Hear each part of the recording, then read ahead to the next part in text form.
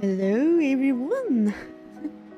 Hello, welcome back into another day, to another adventures. I hope you are all fine, hope you are all having a nice time, that you are comfortably seated, because we're gonna get comfy and developing today. So hello Pokemon Cool, hello Bathrobes, and I think Haku is lurking around too.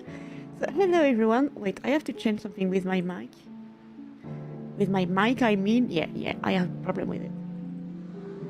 There we go. It should be, yeah, you should hear me more clearer and better because I was with a setting where it happens when I have the AC, I have a mic setting that is differently to when there is no AC. To have something where you can hear me more clearly today. Oh my god, it's gonna be hard. It's gonna be a hard Sunday morning. I absolutely just woke up, so sorry for making you wait a little while in the new starting soon screen, it seems. I'm doing well, thank you, Bathrobes. I am doing, yeah. I'm dead tired today, but that's for another reason. I was doing shenanigans in real life yesterday, and so I went to bed extra. Should I say late or early at this point? I have no idea.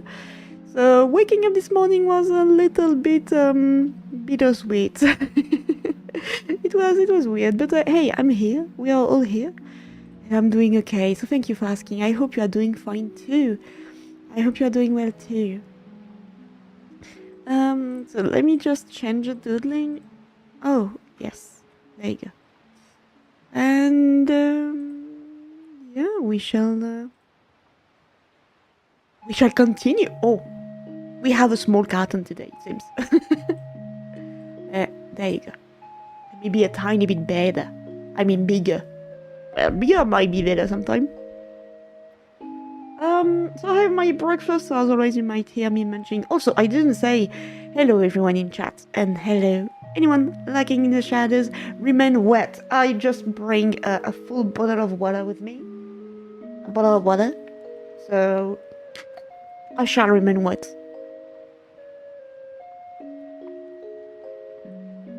But the water is too cold for me now. It was in the fridge and it's still cold.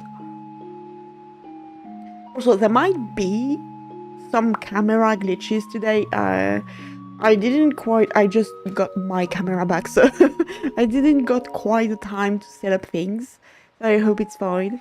Yeah, welcome back to the camera. Camera is making a good comeback today. The camera is back. Unexpected list of things to be done today. At least you have a list of things to be done today. I hope whatever it is unexpected, that it is not unpleasant. I hope it still stays, nice, comfy. And if it's not, I'm sorry. I hope it will be better soon. Alright, so I think I've posted, everything everywhere, so I can just close Twitter, and so I have 2 playlists on the background if I need. And I don't remember how I do that when I'm doing game dev. I think it's this way. Yes, it is this way. Water too cold. Sounds like someone's scared to burn 4 to 8 extra calories. Does it? Does drinking cold water make you burn more calories? Because it is too cold, so your body has to, eat a little bit more? Problem is not burning the calories. The problem is my teeth. Problem is that when something is too cold, even the apple comes from the fridge here, and even eating the apple, I cannot bite the apple with my front teeth. Cold water burn 4 to 8 calories than room temp to warm. Oh, okay, that's good to know. I hope you... There you go. I was like, I hope you see what we are going in, but I wasn't showing the screen.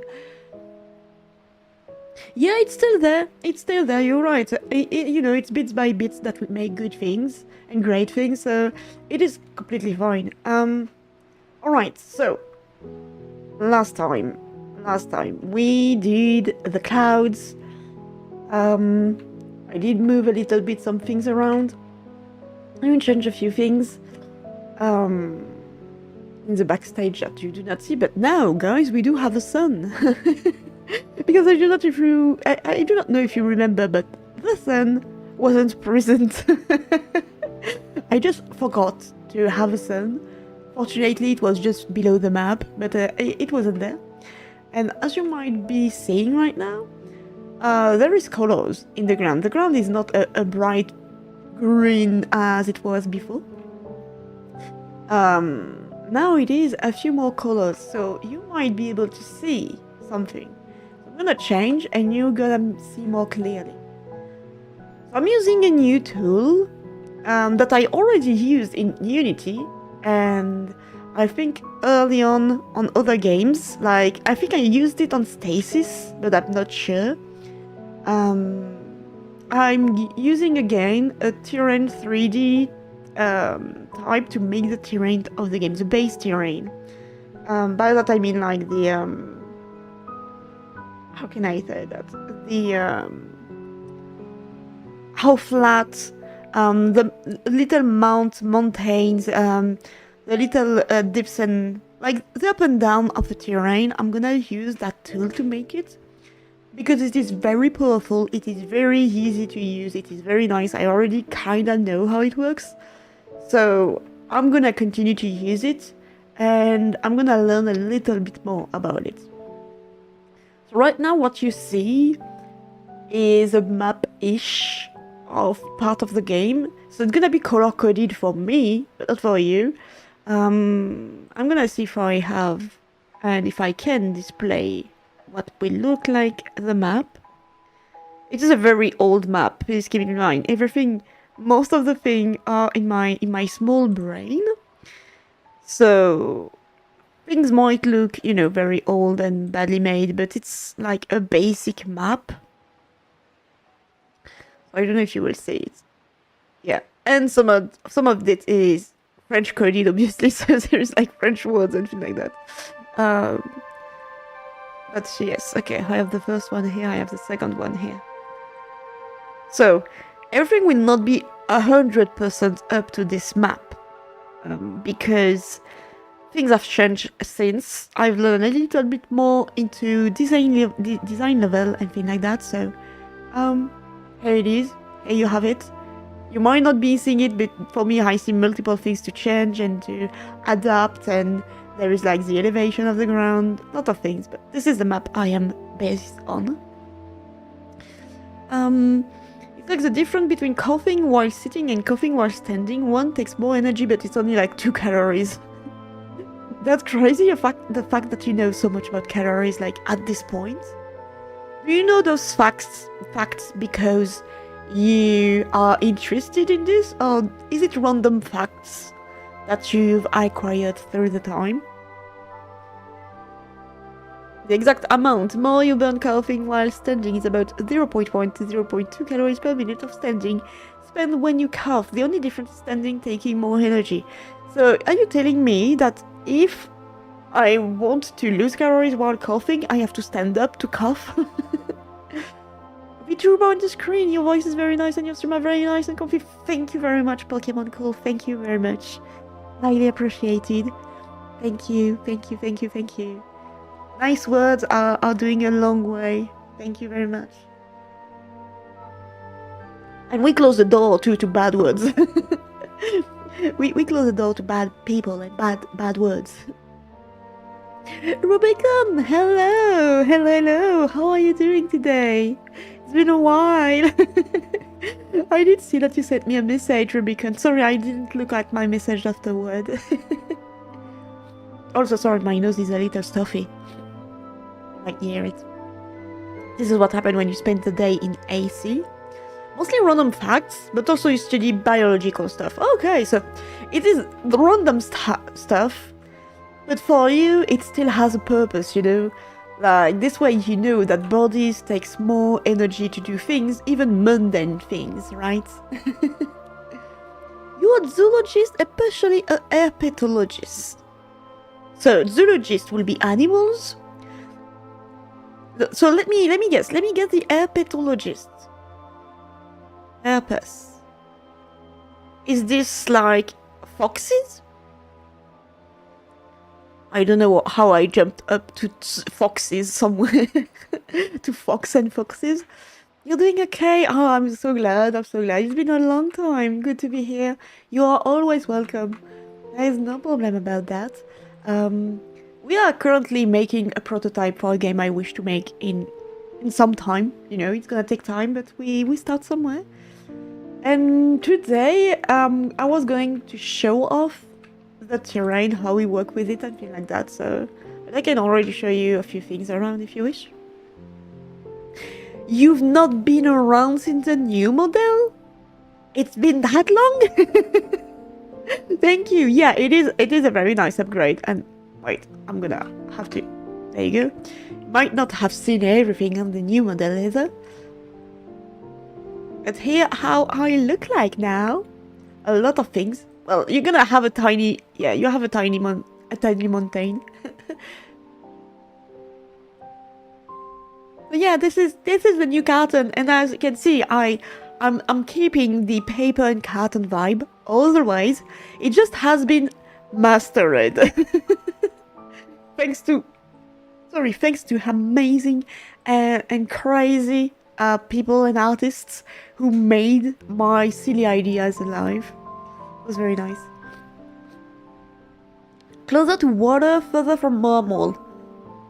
Closer to water, further from normal. So something that lives in water would be dolphin? I think it wouldn't be dolphin or something like that, like fishes?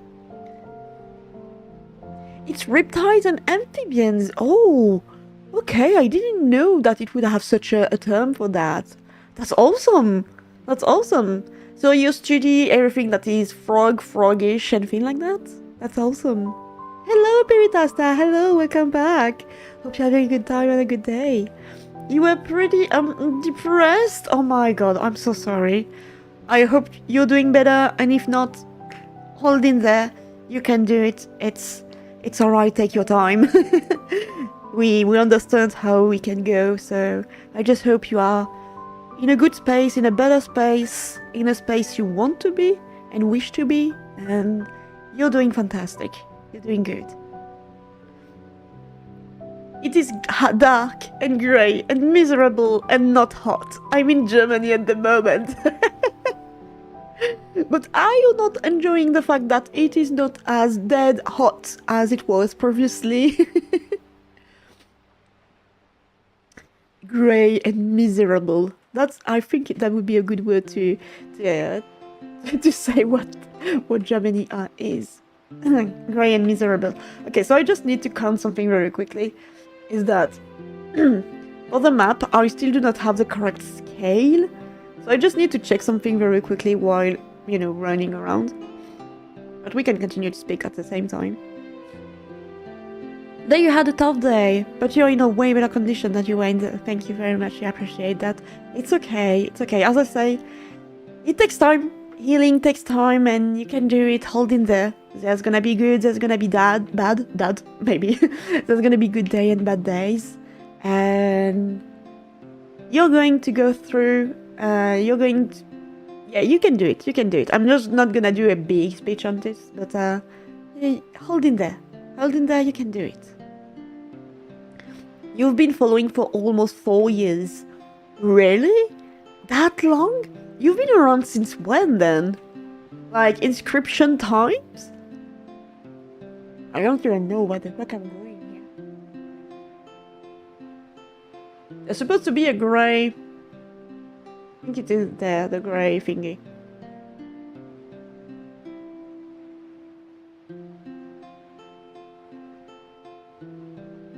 You're enjoying the fact that you're feeling cold by aiming on the t-shirt, shorts and sockless. Obviously you have to be sockless in Germany.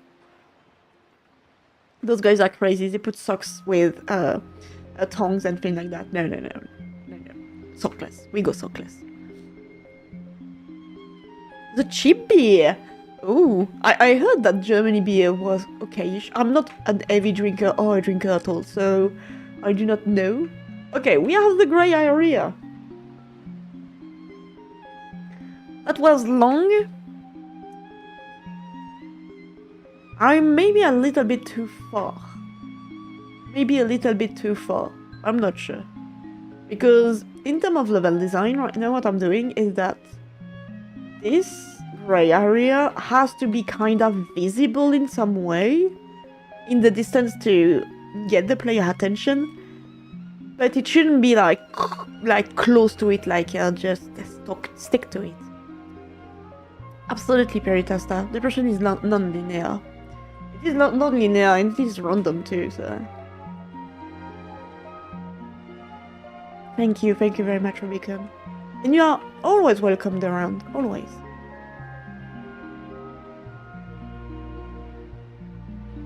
You're wearing some sandals, so you refuse to wear socks. You don't care if your feet get hypothermia. Same. The only times where I put socks with my sandals and tongs and things like that is only when I have to put my big shoes, like my big adult shoes, at some point in a few hours or something like that, and I already have my socks on, because I don't like to put socks on. So oftentimes I put them for like a long time, and I keep them, and then I do a lot of things with this. And then I get rid of it, like, no, I cannot stand you. Sorry for that sound. But, yeah. Oftentimes I just have the dogs out. I'm someone who is often barefoot outside, so I don't like socks, and even more with sandals. Okay, so this place might be a little bit too far, as I said, so I'm gonna see. It's gonna be bigger, so I can make it a tiny bit bigger this way. It's only because like this, it doesn't look like it is very far, but it is. It is a lot. So right now I'm just using colors to help myself. And normally oh, it didn't save the swatches and recent colors. Oh, that's bad. Okay. That's annoying, but should be fine. Okay. You kind of have to stay in the same colors, but it doesn't have to be exactly the same. Alright. Now in terms of size, I need to know in terms of size how it will go, but for that I need to put her directly in there. I'm not gonna walk my way all the way here. No. You've followed for that long, but you've only watched since roughly the beginning. Okay. That's been a very long time, Pokemon.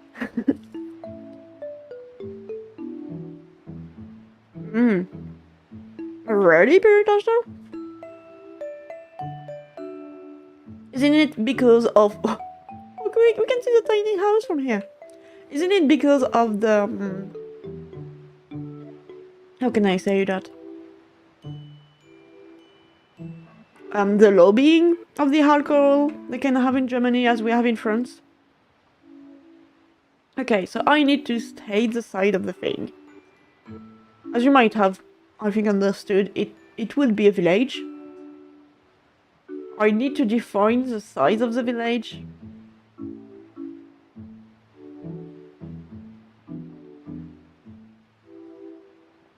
Yeah, it's way too big. Way too big. Would be that long. Yeah, it is way too big. Alright, we go there then. That village is too big. To tone it down. So sorry, I need to still work a tiny bit. I will watch messages afterwards.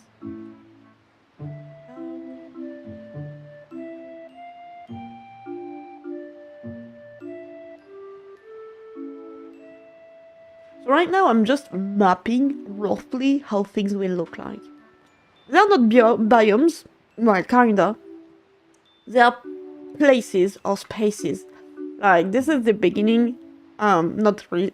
might be the beginning. Yeah, it is the beginning of the game. It's here. This should look like a forest. Those are forest areas. This is not a landslide. I don't know how you say that, but the face of a mountain. A cliff. A cliff would be a good word. Kinda cliff-like.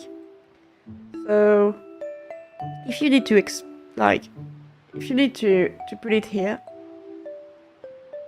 Currently, we are doing this area. But I need to scale it, kinda. And I need to change a few things along the way. Wait, let me read. Putting sock on is a humiliating struggle where your balance gets tasted. I have no balance. I sit. I have to sit when I put my socks. Otherwise, it would be hard. That's annoying. You looked into it, yeah. You've been watching you since the first stream. I just followed a bit later because I was a shy, very game person goober back then. Oh, I understand that sometimes you want to hide. There's a lot of people who follows and lurk around, comes and go.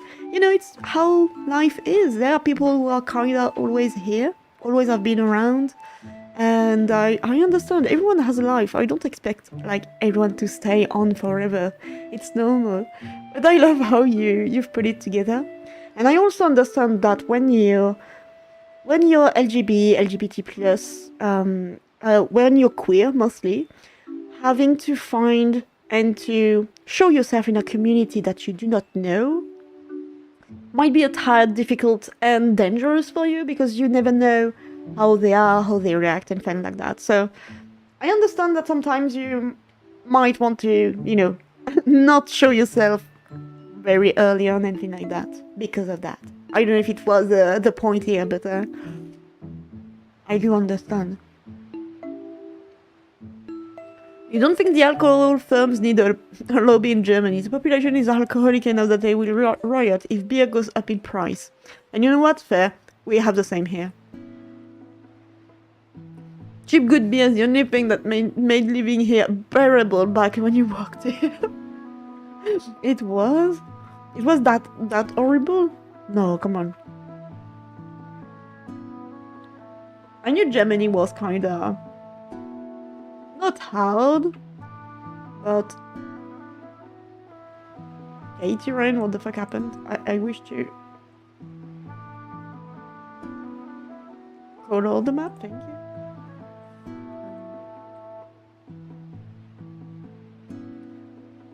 So this place would be kinda oval in some way.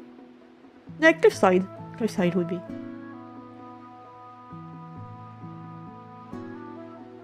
Alright, yeah, it does seem better in shape, because in this village there's gonna be tiny houses and shacks and things like that, walls.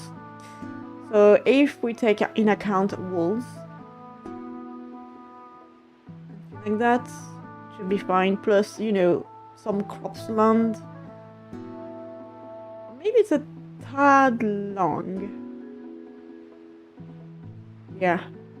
Because this village is gonna be a crowded place, a crowded, secluded place. So it has to be condensed.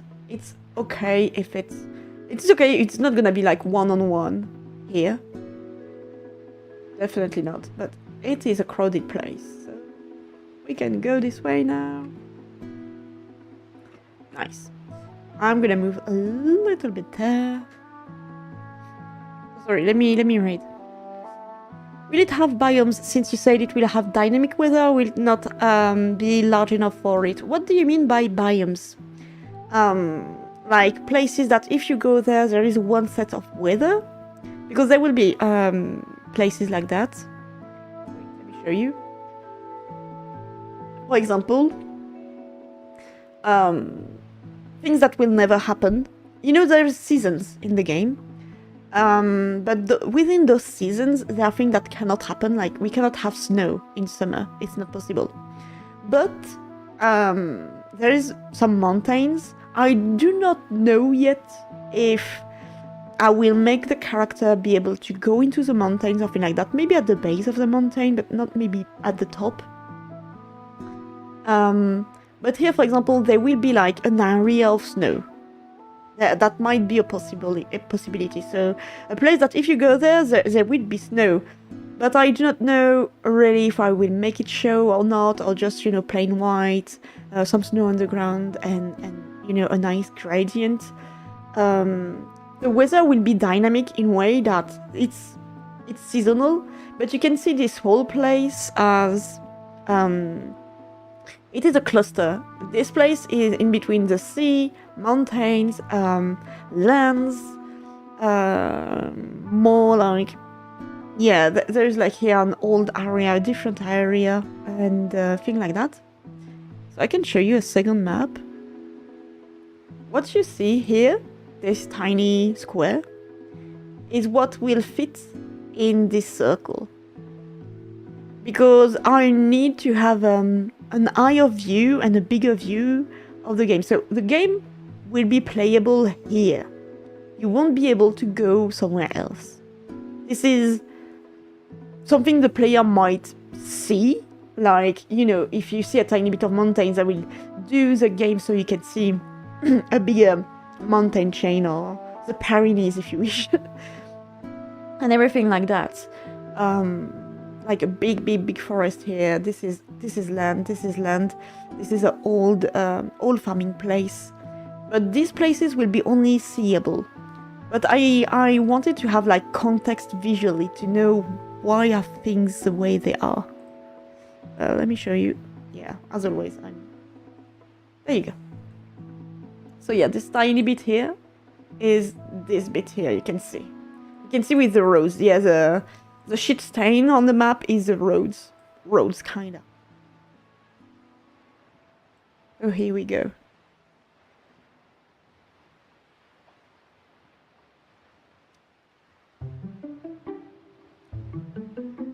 Germany has a much heavier cultural and traditional root in the alcohol for its alcohol content and effect. France has cultural and traditional roots in alcohol, mostly because of its culinary applications. Oh, I wouldn't say though, Pokemon. I wouldn't say though. Really, France has a huge problem with the alcohol content and effects.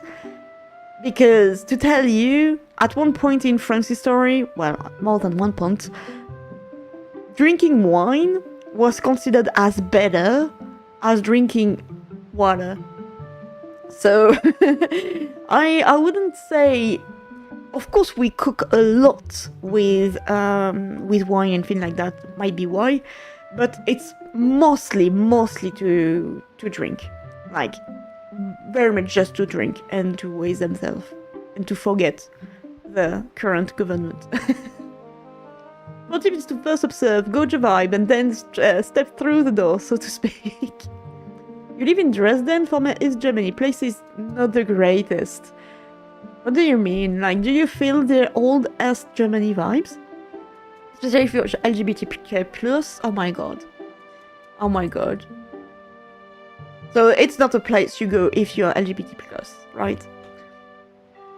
Mostly alcohol in Germany is very much generational things, whereas somewhere like France has its mainstays that kind of stay the same, but a lot of expensive products as well.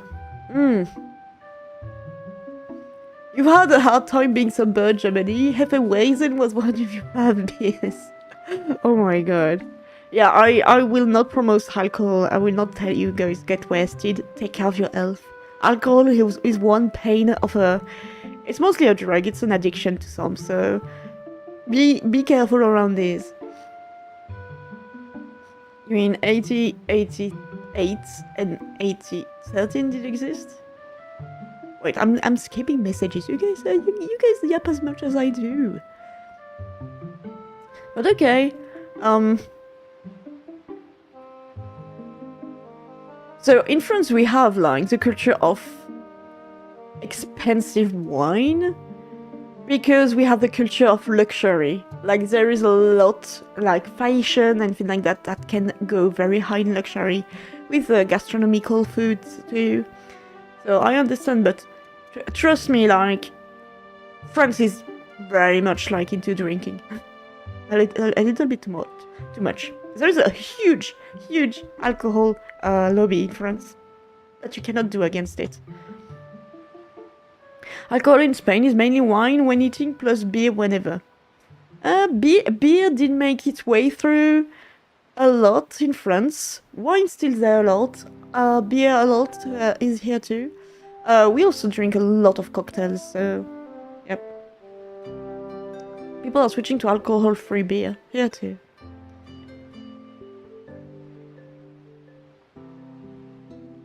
Out of bounds, but still modeled to give illusion of bigger world. Absolutely, absolutely. You do not have to seclude your world to what only you want the player to be able to walk on. So there is like a walk-on area if you would like, and there is like the, as you said, out of bounds, what the player might be able to see far away. Like when they go to one point, they will see that there is a sea, but they won't be able to go through it, to cross it. You know, it also gives like an idea of a living world outside of the character's life. Okay, I'm just painting very quickly. It's okay if I munch into things. Because last time I had a oopsie, I forgot to do it. I'm gonna do it now.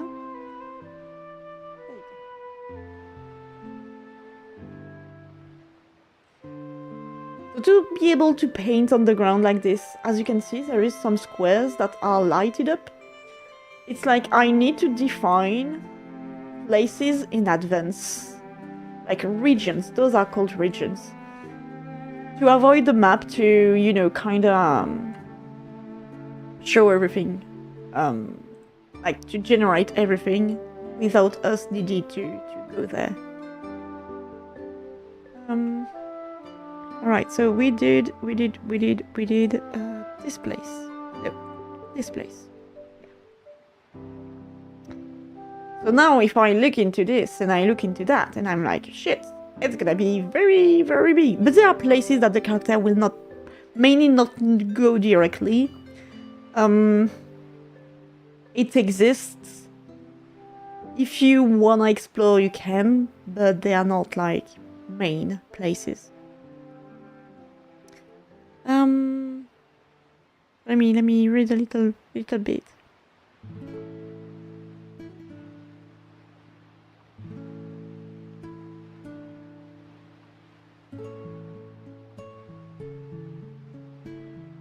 I'm so bad about anything that is historical or historic, even French history. I'm so bad at it, so I'm sorry I cannot help into your discussion, guys, about Spanish occupation and things like that. Caffeine has kicked in, the yap has been engaged. I do see that. You know the alcohol addiction. You have been in recovery for nearly 4 years now. Awesome. In October, you had to quit. You went to detox twice and treatment. You're doing fantastic. You're doing fantastic. It is nice. It is nice. Alcohol is very hard. It is a very, very bad addiction. And I understand so.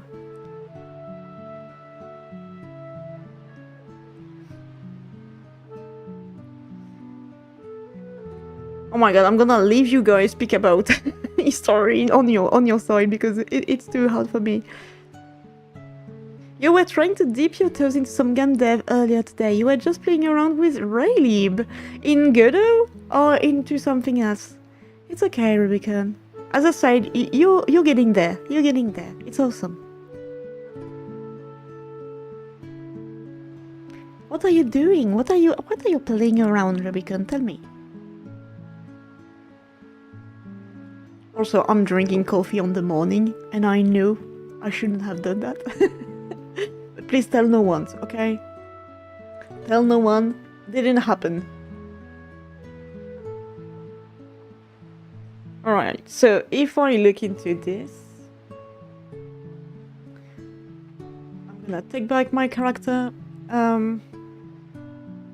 First, no, map might be a tiny too big, in my opinion, but at the same point, things shouldn't be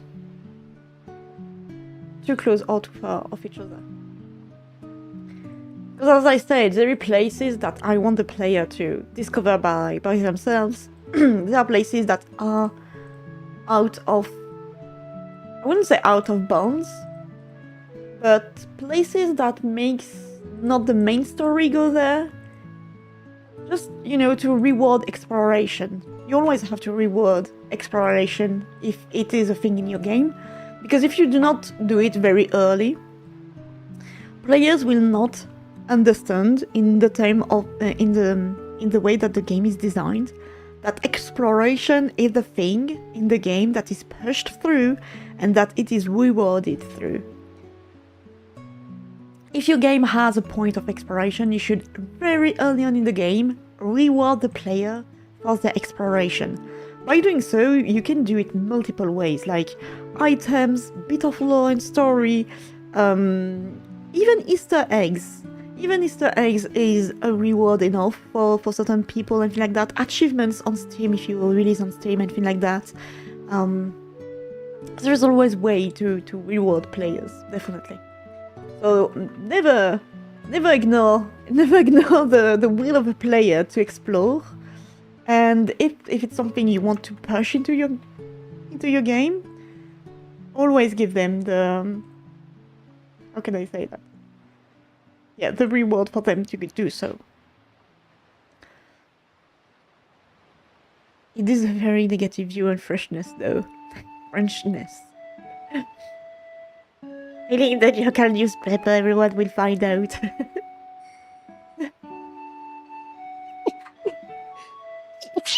Oh my god. See? This is what happens when you spend the day in the AC, guys. You get sick. From what you've heard of game dev, the others, thank you. Thank you. Hello, Haku, also. Hello. Hope you're having a good day. The hardest part is to get the player to do what you want them to do. It depends. Mostly would be, I wouldn't say it's to get the player to do them what you want to do. I would say is to contain all type of players. By doing so, I mean, when you do a game, obviously you're gonna create the game the way you see it, so you're gonna do inputs the way you see it. Like, how can I say that?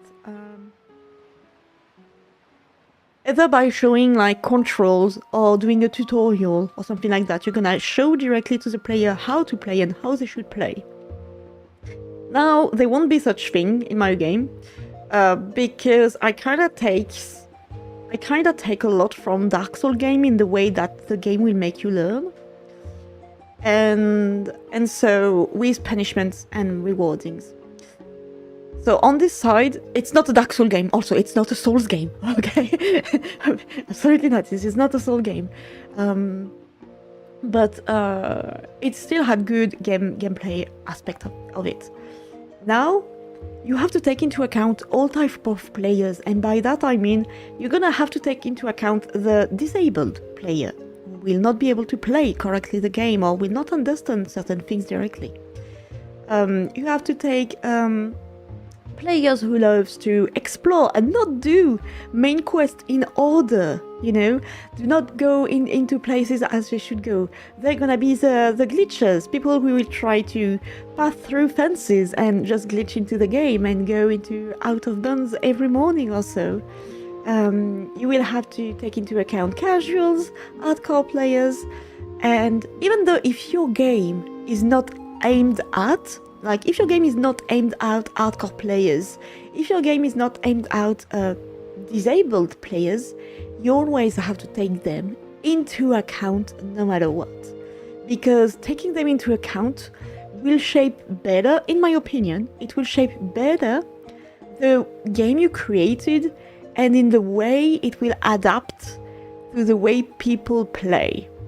Now, of course, if it is a casual game, I will not make a Souls-like boss in the middle of nowhere that you have to fight. Maybe there would be a tiny boss hidden in somewhere that will be hard to kill with a little reward at the end, but it will be like mostly an Easter egg more than just the gameplay point of the game. If it happens, I'm pretty sure it won't happen because it won't fit in the game lore. It could fit, but it won't fit in my brain, so... But yeah, as I said, you have to adapt. So I wouldn't say that it is hard for having them to do what you want to do, but I think it will be harder to make them to not do what you didn't plan to do.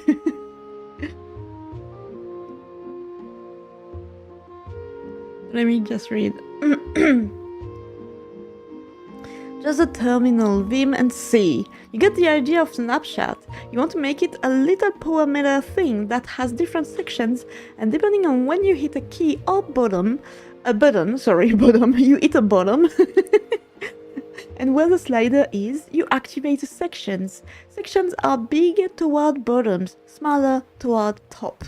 The goal is to activate all sections without hitting already activated section. Probably explain that badly.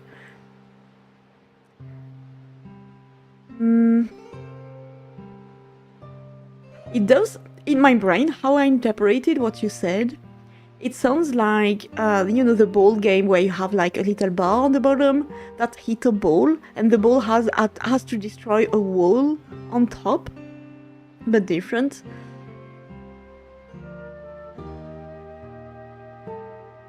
So are you explaining something like kinda like a lock game where you have to activate sections and the more you activate them they are like kinda like a rhythm game, but maybe without rhythm, where they have to like click faster and faster depending on reaction times and things like that?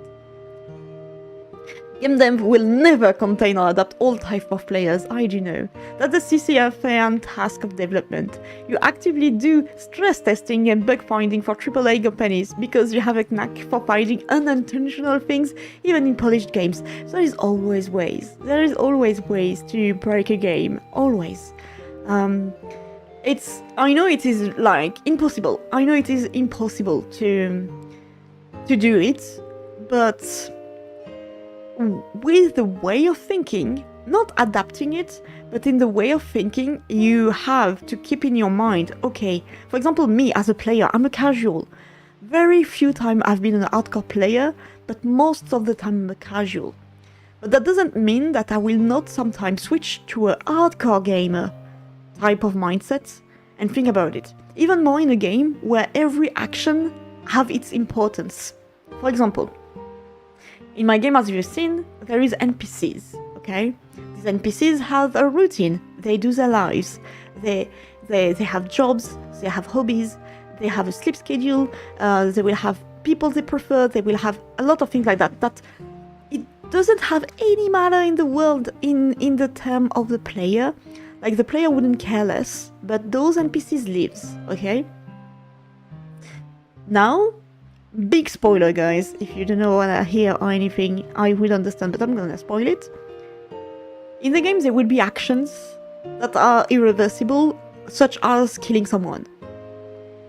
So, if maybe perchance, well, it's perchance, permalchance, I do not know. If you do kill an NPC in the game, the whole game will react because of your killing. Or you're saving, depending on what you do.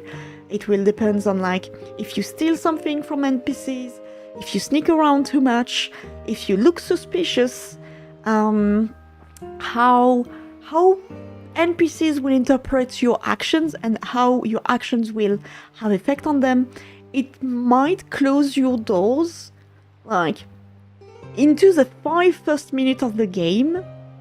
You will have actions happening here that will shape the ending directly without you even knowing it. Which is why I will try to always give the possibilities to the player, and they do what the fuck they want to do because it's gonna be planned. But at the same time, I know a lot of players are like, I'm gonna kill everything alive. So I have to take into account that the game still have to continue and lives, even with no NPCs around, for example. how the game will continue to live when there is no character to exchange with, when there is no one to help you get through the story and things like that. It is something that has been thought like in the game. It's a main core element of the game, so it's fine.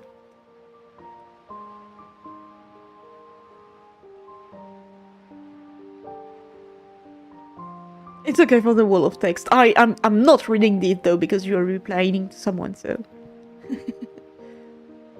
The lazy way to get to players' notice is just putting big glowing arrows. Yeah, the yellow paint on walls. But yellow paint, I know a lot of players hate the yellow paint because it is funny and unfunny at the same time.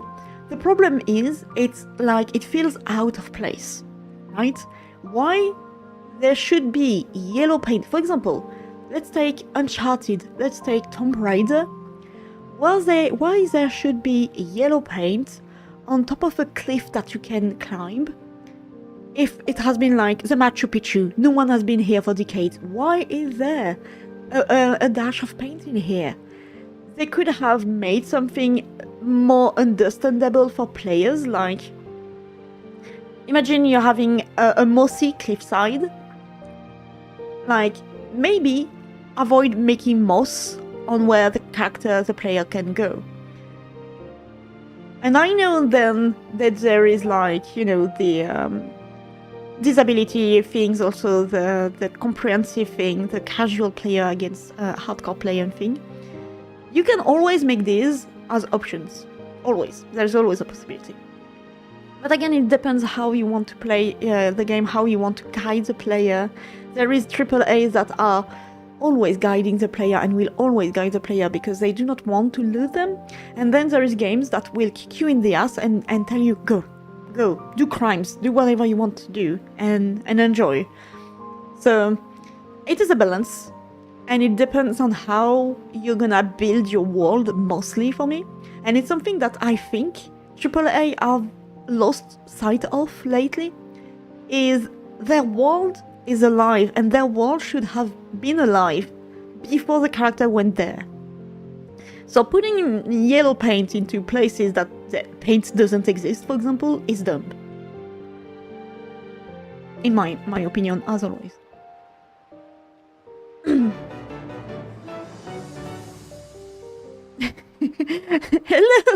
Hello, Hazio0. Hello, welcome. Welcome. Thank you. I don't know if I should read the second part of your game. So, hello, Hazio0, Lewd Game Maker. I wonder what you're doing. But I do. You're working on the same phone. No! My dream! I love how you justified your name instantly, Hazio. So hello, welcome. Hope you're having a good day and a good time. So if someone starts murder hoboing, will they softlock themselves? No.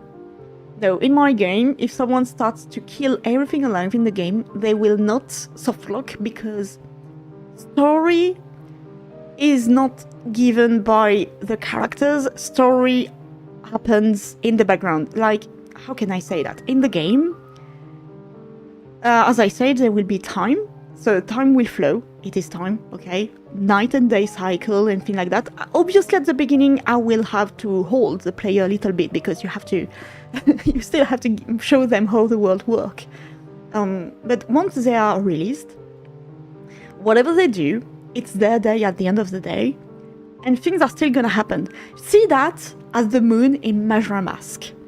No matter what you do, in 3 days, the moon falls. Alright? Here, it will be like, you live your life, suddenly, there are gonna be events that happens, no matter what you were going, no matter what you were doing, and things like that. You cannot, and I think you cannot softlock yourself, because I will do ways to prevent you to softlock yourself, even if you go into murder hoboing and things like that, because part of the game are locked behind infranchissable walls, so you cannot, those events are still gonna happen and you cannot softlock yourself. As I did say, it has been 15 years in my head, everything is set up. Okay, it's a 2D power bar. like in a golf game where you select the power of your shot, okay, and a slider that goes up and down by itself. You wish you could send the picture. Nothing very complex like 3D or involving cameras or meshes. It is a good start. It is absolutely a good start. I did a lot of 2D games. I did 2.5 games, and I know every games, all of them have a different art style, and you know, you always have to adapt your type of game, so 2D, 2.5, 3D, anything like that, to what you want to convey, to what you wish to do, and not the other way around. I did choose 3D because I am dumb, and I am too much holding into the 3D idea of my game. So, yeah, unfortunately, I'm stuck into there. But I do understand what you're making, then, Rubicon. I do see more clearly. I understand. It's kind of more like of a mini game. Is it for training you're doing? Also, it seems nice. I know I won't have like the reflexes to do so. Even in mini games where you have to golf with a power and things like that, I never do it correctly. And on top of that, you're not super into history unless it relates to scientific stuff. You seem very well versed in history and things like that, Pokemon. Oh guys, we have two chatters that are lost in a history loop. All the games did a better job of signposting the past. Absolutely. Absolutely. And we have to relearn that back. Absolutely, 000. Sorry, I'm keeping up with chat. You guys are yapping. I'm trying to keep it up. I'm trying to keep it up.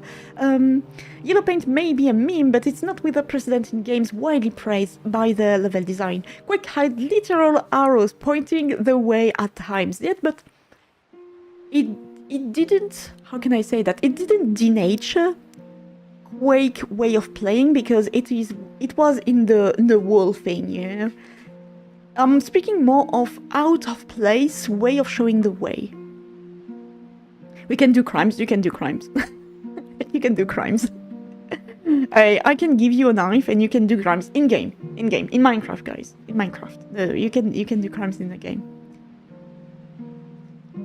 Azure 0 was taken when you needed a new account. No! So you went with Lude Game Maker, even though you were doing a safe for work game? Imposter!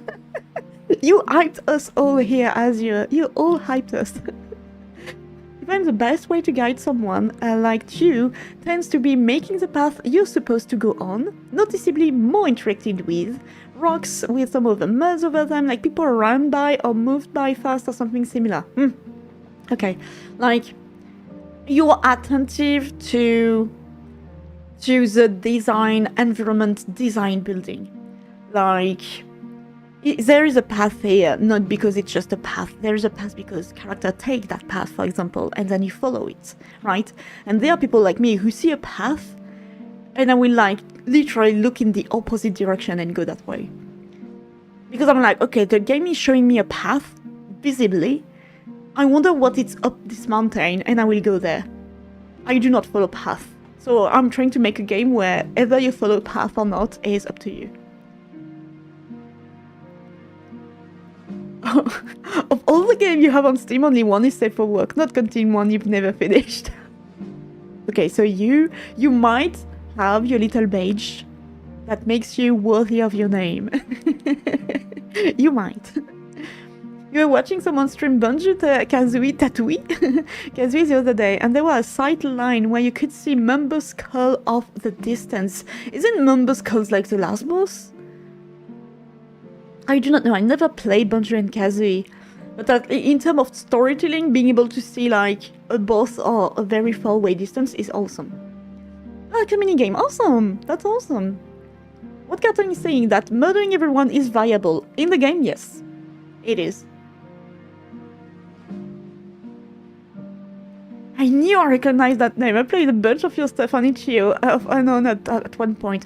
I do not know you at all, I'm so sorry. I'm so sorry. They took your buy buttons away? What? Oh, because they are not safe for work, what? Right?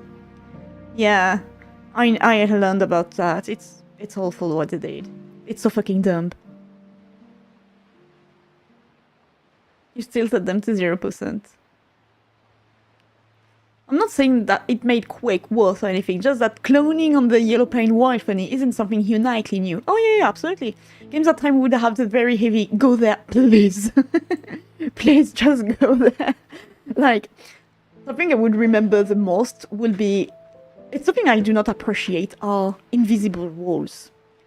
And, for example, in invisible walls that are kind of not explained and where you're like, I do not care, I do not give a shit.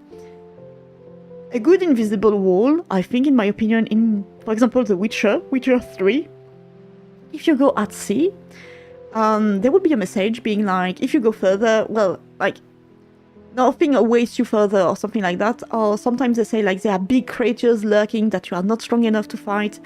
For me, it's a good way of saying, like, no, you cannot go there because, and they give a reason. It's not like, oh no, the game is not planned for you to go there, so don't go there. The account was made years ago. He hadn't made a safe for work game yet. So what are you doing then? Well, I mean, what you are creating right now. I'm interested into. Level design that doesn't become a labyrinth is legitimately hard. Depends.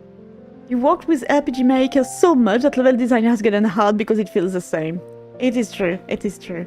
It is true.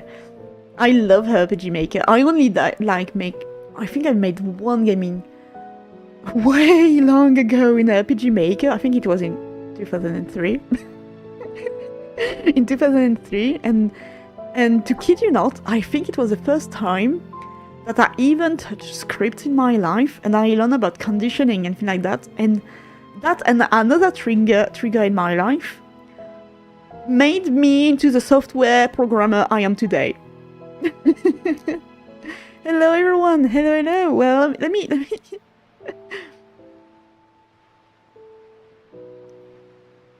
if you're given multiple paths, you try your hardest to figure out which path makes progress and which is for exploring, getting extra stuff. Then leave the progress for last. I do the same too. I do the same.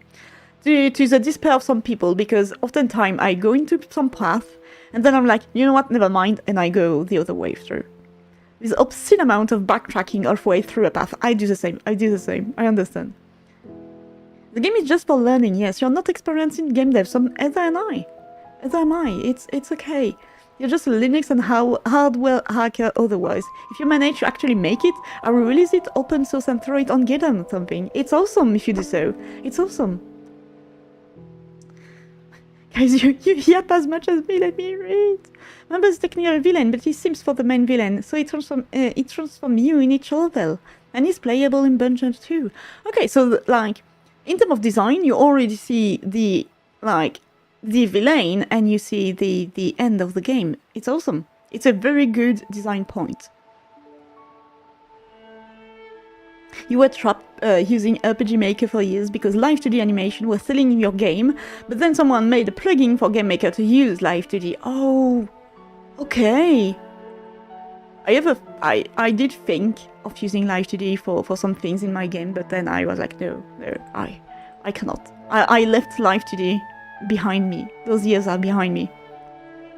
A good invisible wall is one you'd never truly see. True. Hello, Amaz. Hello, Car. I was like, hello, Carton.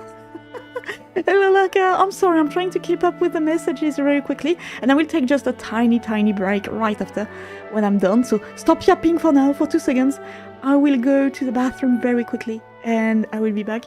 So hello, Amaz. Hello, Car. Hope you're having a good day, both of you. Hope you're nice. I know you're nice. I hope you're having a nice time, I mean. I always do the same mistake. You're working on a safe for work puzzle game with a chibi Medusa. Oh, that's so cute. And also have started a new and not safe for work game with a science lady trying to repair a space station while avoiding horny mutants. If you need someone to play test, I volunteer as tribute. I volunteer as tribute. I volunteer. Hello, Carton. That's it. I think invisible walls are the same to you. Whether they explain it or not, you don't care. You know you can't always have physical walls, but you also don't always have to want to let your player wander off map. Absolutely. Which is why, as long as it is kind of like... Sometimes what I do not appreciate is just having an invisible wall in the middle of a path that you know you can go. Like, at least try to block the path, at least try to block it a little way, make it like not being able for your character to go there, and it's fine. But having a straight, invisible wall in somewhere that your character could walk on, this is the frustration I was speaking about. A new game dev follower has earned my follows on multiple platforms. Also, I have multiple milchers following you, and now I feel like a goober for not following you. I'm on my skin so hard greeting myself. So, fun fact, before streaming, because I am French, before streaming, I always warm myself up by speaking to myself in English. And oftentimes, I do my whole intro in English in my brain before starting, and I always like, hello Carton, how you doing? And also to avoid using my own name. So oftentimes when I do shit things around, I'm like, oh, well done Carton. So it permits me to avoid saying myself my own name. So I'm always in my schizo arc, always. Never changes. Mutant game isn't ready for playtesting yet, you're stuck on the level design. You got some later puzzle stuff made, but you haven't made enough rooms for the start to introduce the only scientist girls with very long tongues. God damn it. Well, hello Cat Block, hello. Cat B-Clock, oh, why did I call you Cat Block? Cat B-Clock. Raiden? Was it Raiders I didn't see? Hello, Cat B-Clock. But Cat B-Clock, yeah, it's gonna be hard. Hello, welcome Raiders. Hello. Hope you're having a good day. Hope you enjoyed. I hope you had a good time. Let me shoot you out. It is a raid. We are raided, guys. So welcome them in. I hope you had a very good stream, and thank you for interesting me for your lovely community. Hello everyone. I am Carton. I am a dragon. Cardboard paper-ish. I love crafting and I love doing cozy things and indie games and things like that. So currently I was more yapping than game deving, which is something that happens often. I'm working currently just on the terrain map, very quickly, like very prototypey. But I hope you are all having a good day. Let me shout you out very quickly. And yeah, I hope you were no game. Wait, did I give the? No, it was the emote. Oh, did I just shut your emote out? I think I did. Yeah, I did shut out your emote. I didn't know it was possible, but now we know. Hello. You are also doing game development. I hope it went well. I hope it went well and that any bad and very nasty bug and glitches were corrected, and if not, they will disappear magically overnight. Just know that. So hello everyone, hello. So we're just chatting with chat, yeah, obviously, with game dev elements, mostly into game dev design, into how to do certain things, what to avoid. We spoke about the yellow paint, we were speaking about the invisible walls, the way to carry on a player, making them do things and what they shouldn't do. It took forever to speed up your script. Rubicon, thank you for the beats. I appreciate it. I forgot that we had this. I forgot we had this emote. W stream for making my night better. Thank you. It's all because of you guys. It's always because of you. You make the day better for me. I'm trying to make it better for you. It's mutual. Thank you very much. Highly appreciate that. So you said it took forever to speed up your script. Yeah. If you're like me, I guess like yapping take 80% of the stream, and then it's just like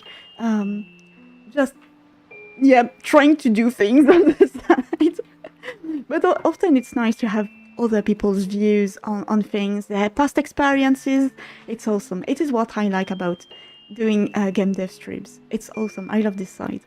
Also, Cat B Clock, I'm so sorry, it's so hard for me to say.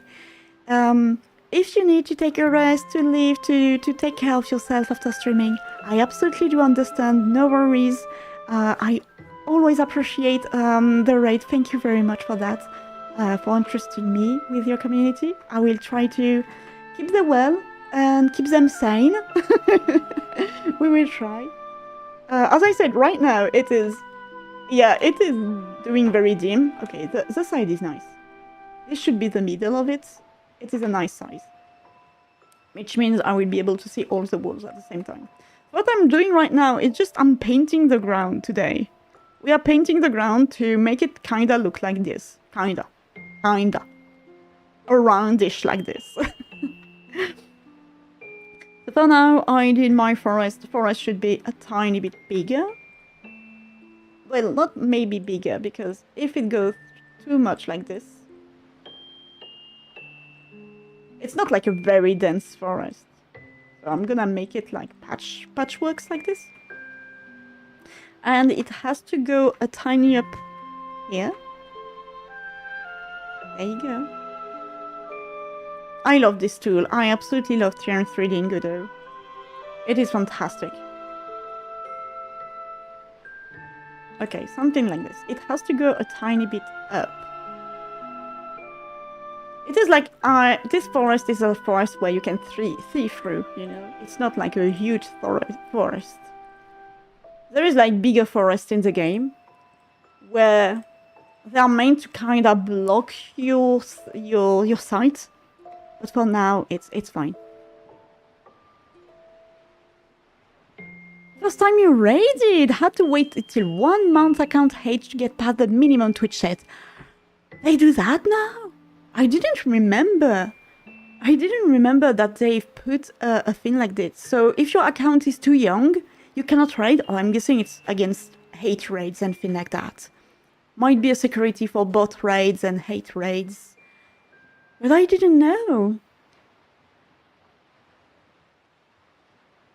It's a problem that never comes up. It is?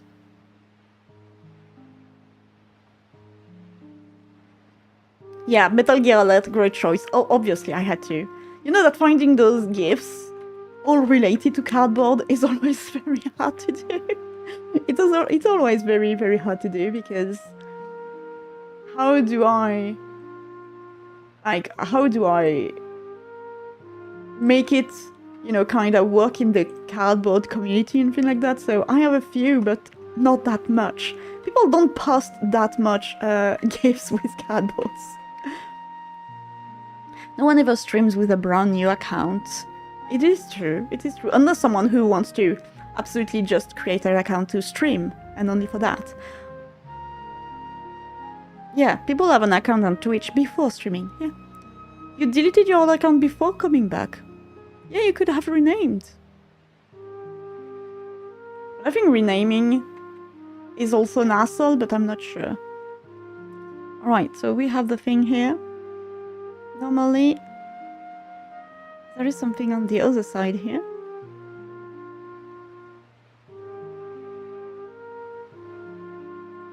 Okay.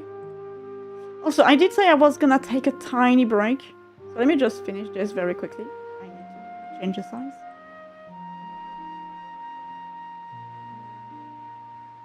There you go. Yeah.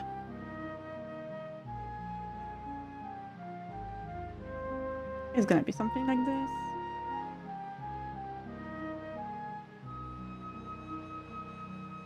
It is not... I know what you see, chat. It is not what you think it is. You wanted to reduce your online presence for like a year or two ago. Oh, okay. I understand. I understand.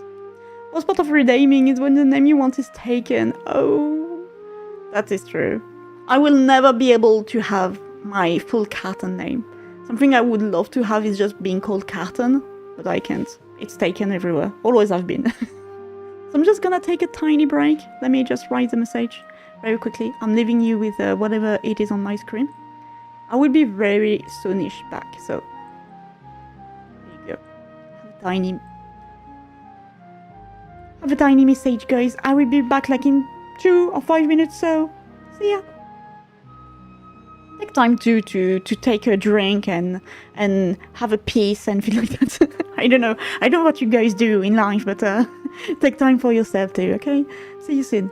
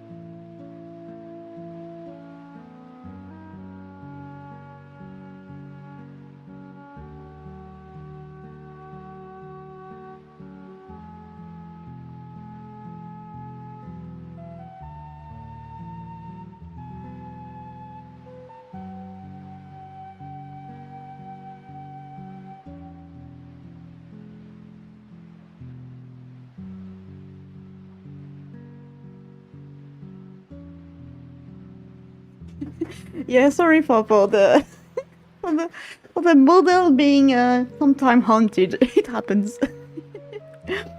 I'm gone forever. Time to riot. Riot. No, no. If you do riot, you guys will be like punished. No more cookies for you. No more cookies. Oh my god! I just lost an apple slide. I was in the flight trap mode, was I? I resurrected. Cookies or riot? Okay, okay, okay. Don't burn everything down. Okay, I'm gonna... Cookies, cookies. Where is the cookie? I think the cookie's on the plate now. Wait. My god, I zoomed. I zoomed too much. Here, guys, cookie. Cookie, cookie on the plate. You're eating cookies right now, and you're not sharing. Lurker, where are the cookies?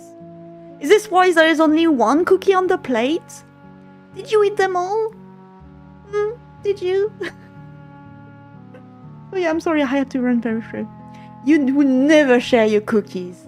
Okay, I see. I see. I see how it is. The cookie thief! Definitely a cookie thief. Wait, so I did paint here, and it didn't go there, so why? What happened? Am I too out of a region?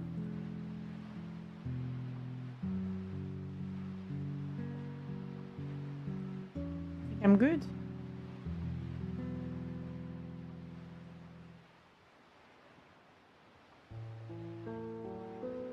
Generally, I'm good.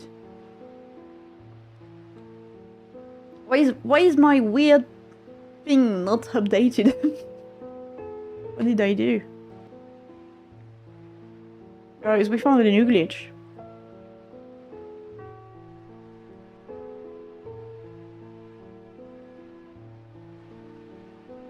Yeah, okay, I have the regions. They are all here.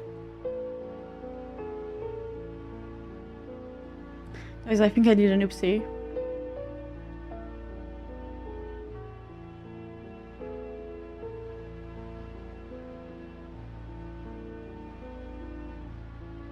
It doesn't want to update. Well, so far it did work. Oh my god, my voice. So far it did work perfectly, did it? Why suddenly it doesn't work? What did you do, guys? Before you look and attempt to sleep, I want to remind you all that you're wonderful. Keep it up. Thank you, Pokemon Cool. You are amazing and wonderful too. Thank you for being around. Hope you have a very nice sleep. Thank you very much.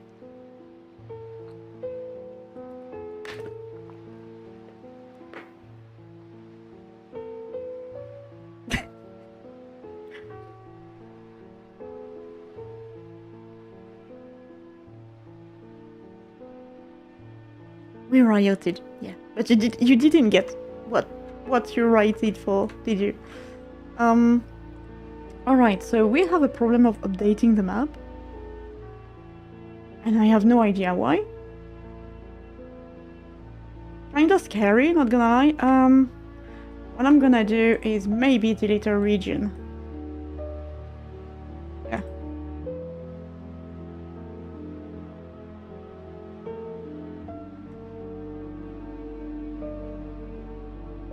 That's strange.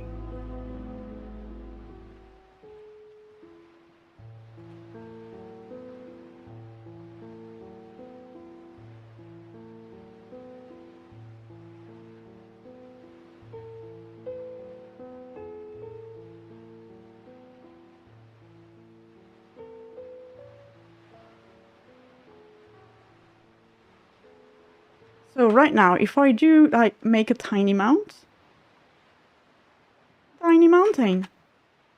it won't work. Suddenly, without any reason. Something is wrong. Something is wrong. Something is not working correctly.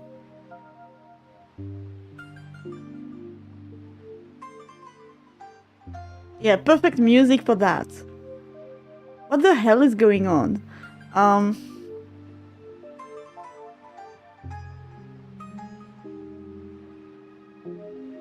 Alright, I think might be a different of update in terms of items and item display. Okay, it did write the regions. Something I didn't look into with this is that the maximum of terrain you can have, maximum of regions you can have. Let me just check very quickly. You don't have the 3D modeling skills to consider Godot, and you only got one really dumb idea for the 3D game. Hey, it's still an idea. Nothing's dumb. It's still an idea. You can... So, you're saying that I do have 3D modeling skill? I have none. I have none. As everyone, I'm lurking on the ground on the go. I did use tool to help me. The last time I opened Blender was last year for a character I made. But everything you see, like my character in the game and anything like that, those are free assets. I did not make them. The only thing I did here was a particle effect. Change the color of the materials. And that's it. This is free assets that are available to everyone. And for now, because I'm doing a prototype, everything is placeholders. I start with the principle of everything should be working on its own. Sorry, my voice is completely leaving today. And wait, you're saying that I should cough while standing. And yeah, it's... Where I was going with that thought, though. It's fine. You can have non-skill on 3D and learn on the go and learn on the way. Scratchy, scratchy.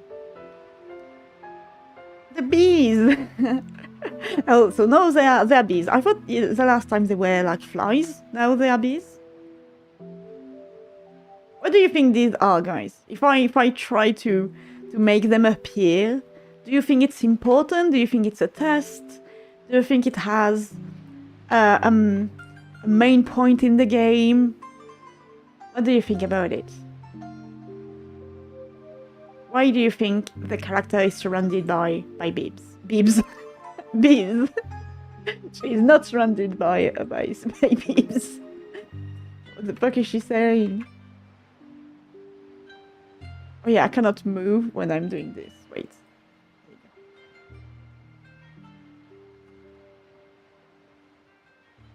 I think this place might be too big too.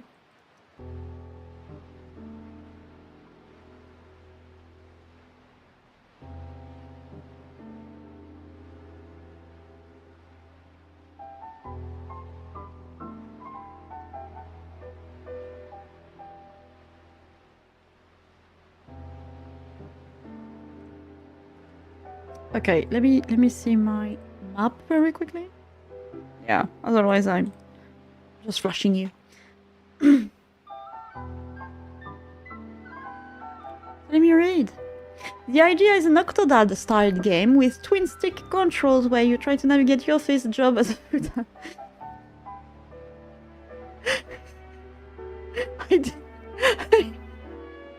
I didn't expect it to go that way either. I think no one expected it. So trying to navigate your office job as a footer, trying to get through the office without letting your pool noodle knock too many things off desk by rotating as you move. I find that idea crazy. I find that idea crazy and unique. It is really, really awesome. I wonder if I personally would play it. But it sounds like a very silly idea. You can make it. You can make it because it will make you learn physics in 3D very easily. It will make you learn to have like a mobile, an object that is mobile and has mobility related on velocity, acceleration, gravity, and things like that. I think it would be awesome. Try to make it. Try to make it as a funny side project to learn 3D. You need to have the modeling skills to make the cute footer. I understand. That I do understand. But hey, you know what? Take Blender. Take Blender, learn how to make a character based on a design and things like that. And you will learn this way. You will learn this way.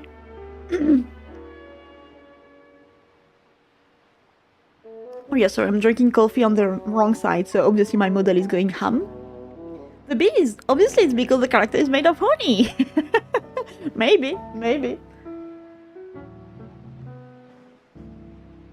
Let me finish my coffee, now it is cold. If it was censored with an actual pool noodle, it'd be stream safe too. It would be very awesome. I understand. Carton 2026 when talking about needing to make cute footer. I understand. You know, I understand. If you wanna really make the character be important, even in a silly game, I understand that.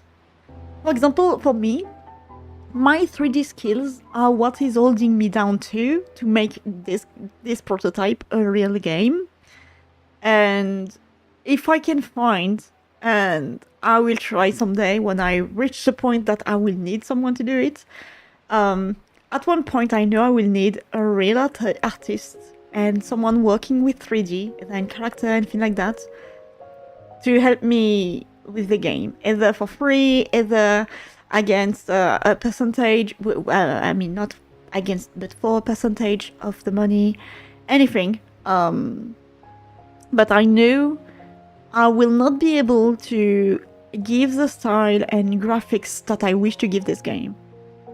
And it stopped me into even developing the game at all for a very, very long time.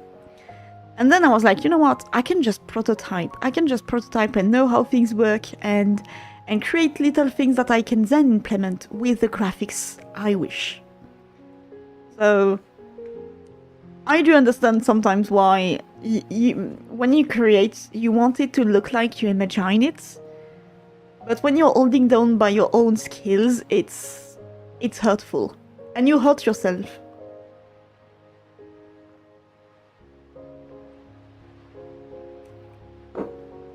Oh my god, it hurts so much. Oh.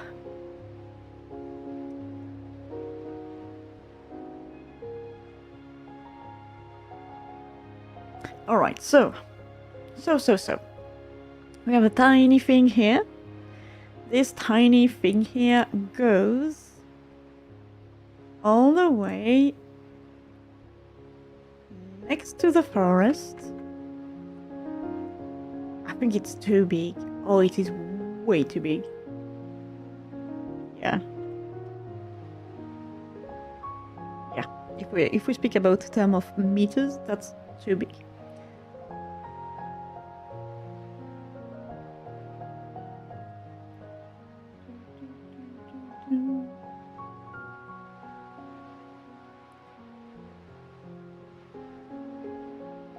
All right. So you do not see right now, but as we spoke about invisible walls earlier, I think you can already see that there is a definition here of invisible walls.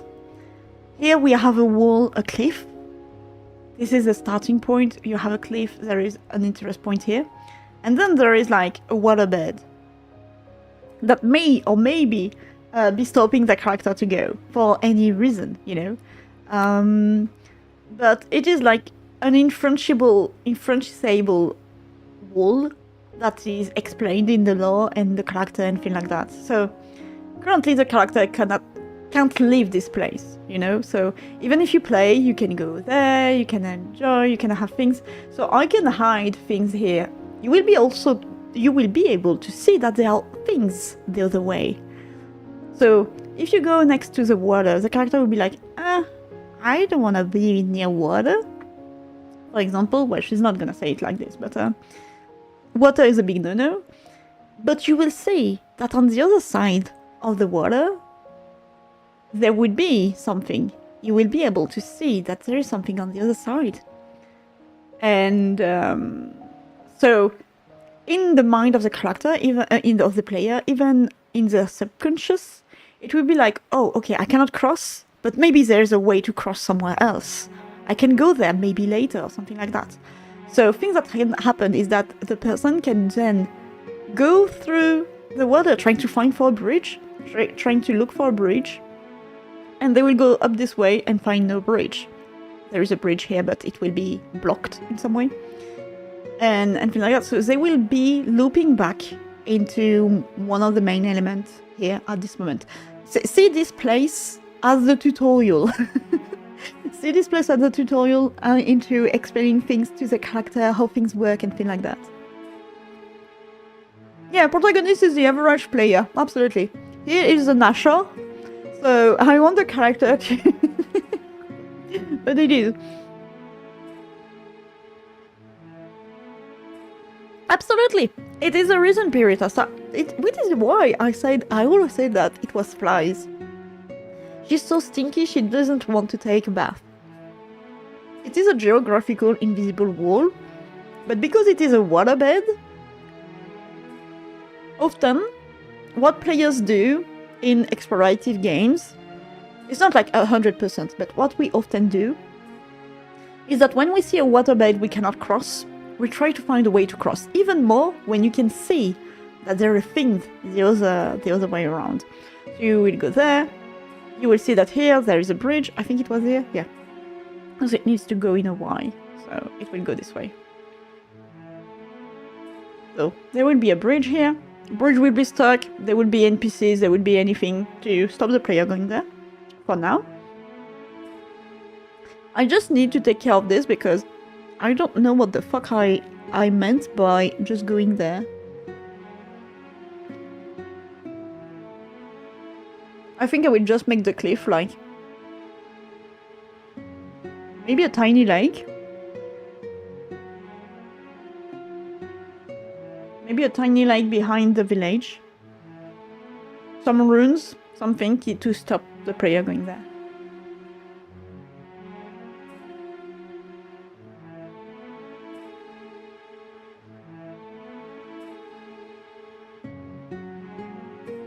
So to tell yourself, this is up on the cliff, this is down the cliff. This is a cascade with a tiny bit of water down the cliff. But I feel right now the scale is not good. Because if I take into account the tiny green dots, I'm gonna put the character in there, I'm just dumb. Come here. Come here, lady. Oh, see, yeah, it didn't update. I think I have an update problem now that the map might be too big. I think. It's fine. It's fine, it's fine. Yeah, because when you compare the size of things, there's something wrong. I don't want the world to be enormous in some way. I just want you to not be able to easily access certain things. As I say, time counts in the game. So I do not want the player to be able to just roam around endlessly and not being able to go into somewhere and going back in a day. So the scale will have to move, definitely. Yeah. Oh, we can see the water. Okay, it is updated when I play. Yeah, this is way too far from the... It should be here. It is way too far. Okay, end of the forest. Yeah. It is way too far. So the scale is not good. Scale is absolutely not good. I need to revise it. And I don't know if I can. That is a good question. I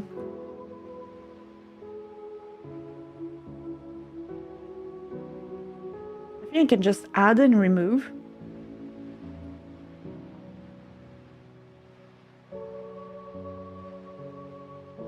I shouldn't have done that, because now I have more scenes. Regions, I mean.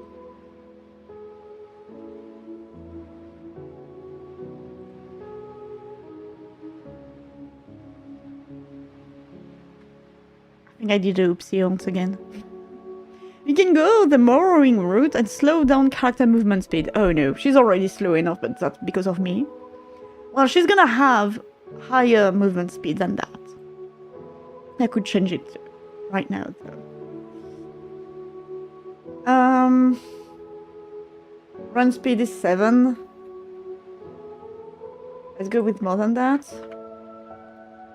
Let's double it and give it to the next person.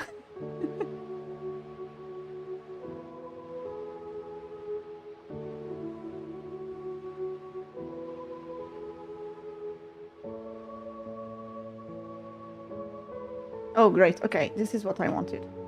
So I wonder if I do reduce... Okay. No, I prefer it this way. It's better. Let's go.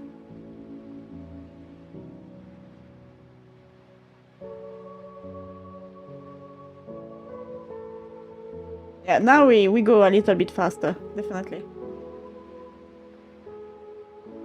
Now she's like subway surfing us away. I was crazy for a second, I thought there was snow. I was like, wait, the snow isn't activated. Why is there snow? Why is it? Yeah, you see, here the corridor of water is enough in terms of space. So I need to take into account the matter of the size given here. Which I didn't, for so far. Which I'm dumb. I'm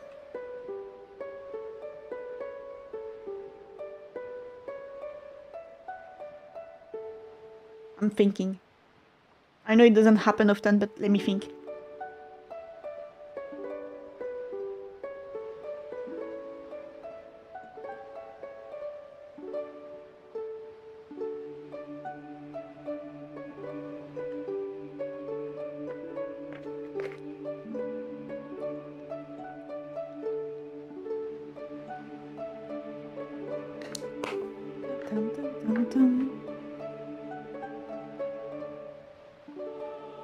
You wish we had more games with Blue Archive chibi graphics, but not gacha games. More Hat in Times. It's true, there is not that much, I think. But you know what? You can be the change you wanna see.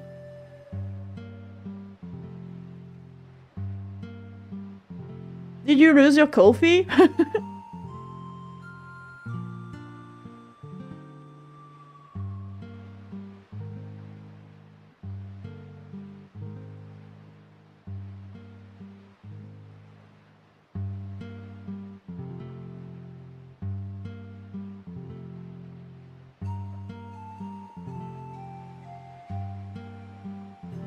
Okay, I understand.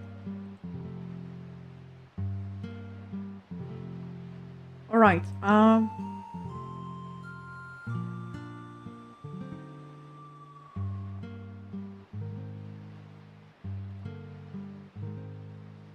I'm not sure I can change the scale. Yeah, it is like stuck. Which is normal, because I shouldn't be able to change the scale of this. Maybe I can change the parent. That would be awful.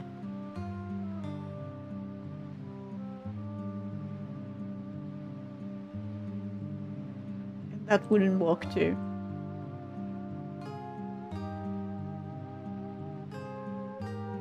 Okay. Yep. Alright, so everything is too big.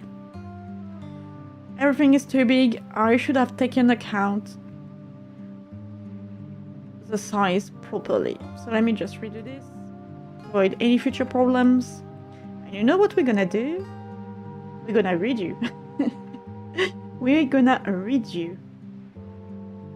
Because if I have a scale problem very early on, it's gonna be a future problem always, at all time.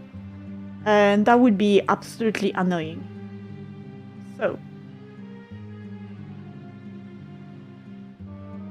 here's what I'm doing. And I will finally, I think, using my 2 brain cells correctly. There you go. Okay, using my 2 brain cells, I will properly learn the size of things. So let me just get rid of the terrain here. All right.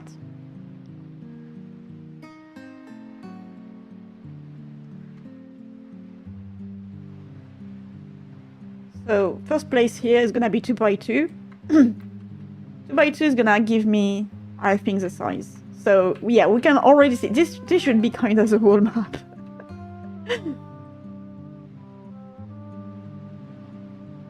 Right, there she is. She's very small. So this is like enormous in terms of size. So now, so this is here. I'm just gonna do magenta. And in terms of size, I will do 2 meters. So we've seen that this was the begin area. So I kind of know that with this scale, a character is like a dot into this area. There you go. So now I can scale properly. Your spoon is too big, your baguette is too soft, the cigarette is too smoky. No! What is happening?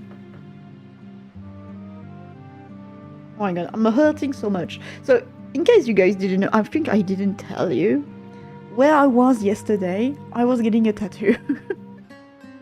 And it hurts. But it's fine. It's a very pretty tattoo from a very, very, very, very pretty lady, so... I was like a child all day yesterday. Nice, yes. It is my first tattoo. It is my very first, and it's not gonna be the last. Hell yeah, it's not gonna be the last. Definitely not. And I'm so happy. I'm so happy how it turned. Yeah, it was my first, and my first is like almost an arm.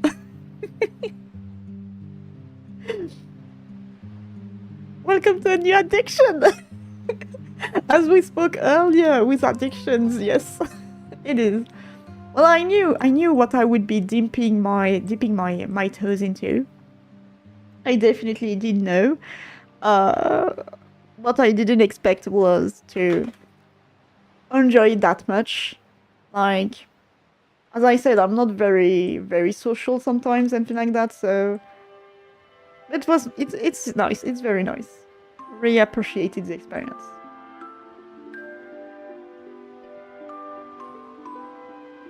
So I'm gonna do this. So in terms of water, this is a good addiction. Might be. It is pricey though, it is very pricey, but I set aside money for that. It was like, it's kind of like a birthday present to me.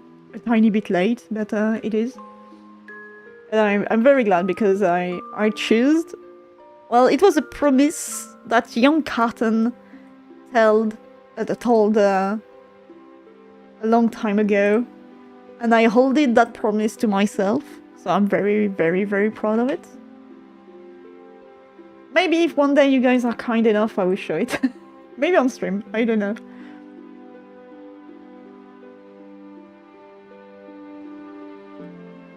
Okay, so we have the shack here. Shaquille O'Neal. I had to do the joke. And yeah, here should be the stream of water. Yeah. It is way better now. I don't know why I was into such a big scale in my brain. Maybe something like this.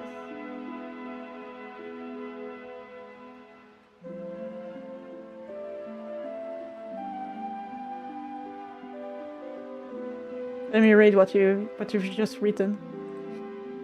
Your right arm is just barely finished. You have so many, and yeah, it is pricey, but if you can find a good artist, it's definitely worth it. Definitely.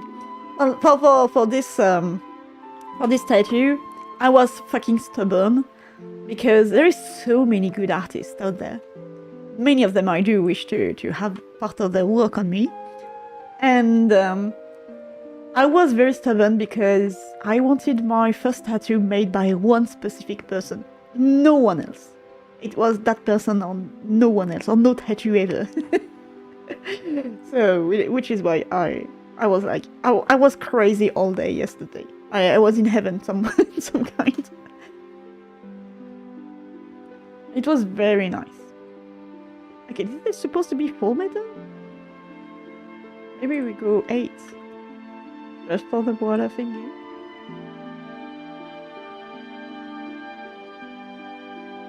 There we go.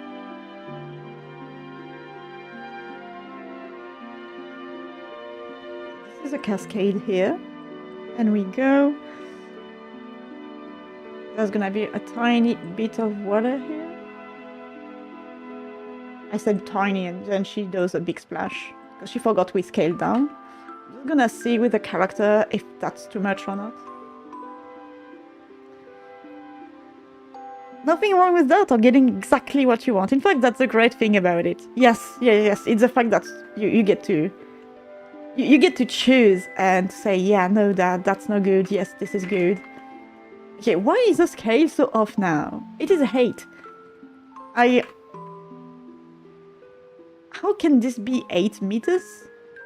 When earlier when I said 2, it was different. I think there is a scale problem in my brain. We didn't change the region side or anything? I don't understand. It's gonna work anyway, so it's fine. So we're gonna have this tiny bit of water here. There you go. But yes, I was very stubborn for a very long time, and because there were so many artists I wanted to have a tattoo of, I was like, okay, I have to accelerate my... because I was, you know, it's getting a tattoo, it's not something that is very mundane, you're keeping it on your skin forever. And it took me some time to just be like, you know what, fuck it, and do it, and you will enjoy it, you will like it anyway, so it's fine. And so I did it anyway, and I was like, okay, now I'm free from my own promise, and being like, okay, I'm free, I can finally go reach other tattoo artists, even though it might be a possibility that the artist who made me that tattoo, she will be making the second one too. We will see. It will depend on how much I can, you know, set aside and things like that, but I'm very happy. You have been blessed with having artists as friends, and I have done work trade for tattoos. Oh, that's awesome! You also have received completely 3 ones. Oh, your last girlfriend is a tattoo artist. I am quite lucky to have some of the one you do, otherwise you would have spent a lot more. That's fantastic. This is so good. I think having artist friends and tattoo artists is awesome. Also because I do, you know, work in VTubing and things like that. I do know how to commission someone to have a piece I wish. So when I send the references, I went like as I do for when I have something for Carton. So I was like, okay, so this needs to be a 3/3. This is needs. I don't want a full face. I want it black and white. And, and I was like, it does feel like commissioning an artist on VGen. But they appreciated all the details and you know, meeting someone you don't know and then sharing a few hours with them. To speak with them about anything and everything and just yapping and getting tattooed. Getting tattooed is a very strange feeling. I do understand. My arm is... Yeah, my arm is like chubby right now. Not that much, but a tiny bit. And it does hurt, but it was scary for me because, you know, I don't speak to strangers. Say the girl who is live currently speaking to strangers. But it's not the same. But having to be like, okay, I'm lending you a piece of my body for you to draw on it, and your draw is like permeable and permanent. I mean, not permeable. So please be kind and things like that. And it was fantastic. I think also choosing your like tattoo artist for your very first tattoo and doing something like this is very important too, because it will definitely change how you view your tattoo and how you relate to it and things like that. But then again, everyone does differently. I have a sister, I think, who she didn't do a walk-in. Like you walk into a tattoo shop and you get a tattoo, a flash or something. She did get a tattoo she wanted. But I'm not sure she like choose the tattoo artist. I don't even know. I don't even know. Hello, Mr. Byron. Hello.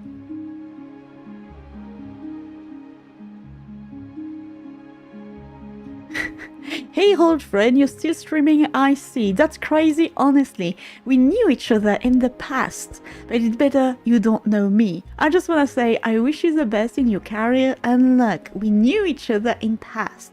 Okay, I wish you the best in your life too, and thank you for saying that and having a good day too. Thank you. I'm still streaming, definitely. I'm still there. You guys won't get rid of me that easily. Unless one of you get like 1,000 million points, I think. But so far, we are good. We are good. It's a lot like a commission. Yeah, the conversation you have are fantastic in my experience. I call it that ink therapy. Ink therapy is a real thing. It is. It is because you get ready to speak and share with someone who is not here to judge. Sometimes they have good advices and you know, you get a new view on your life, and sometimes they're like, but why would you care? What do you care? And they give you a very strange. I would say it's like saying a psychiatrist. It's very far from that, but ink therapy is something that exists. I think a tiny mountain here. It is definitely something that exists and is known of. Okay, forest seems good. It's better you don't know me is hell of a red flag, just saying. Oh, absolutely. it does feel like a red flag. But I don't care. Like, if you want to post a vague post like this, yeah, do so.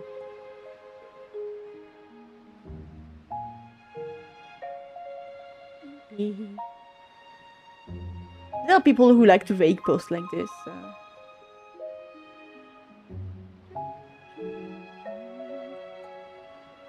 Alright, so forest will be there, with tiny bits of greens here and there.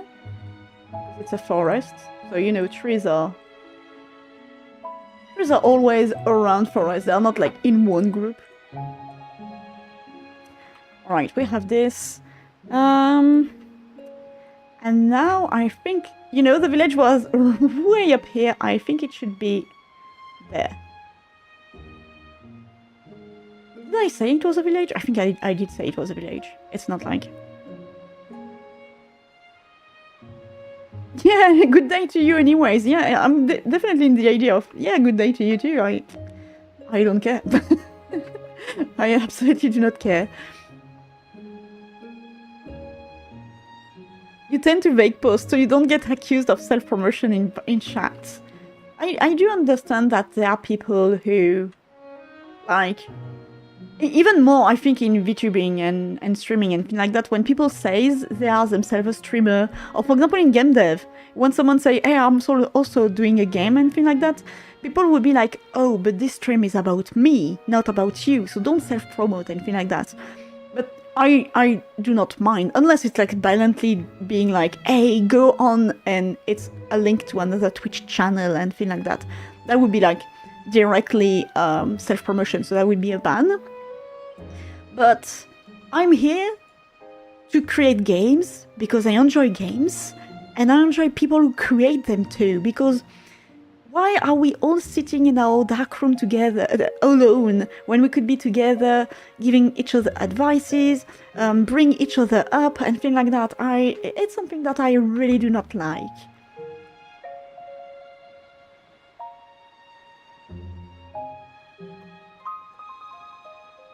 There you go. Oh, I need something darker than that. I won't be able to see shit.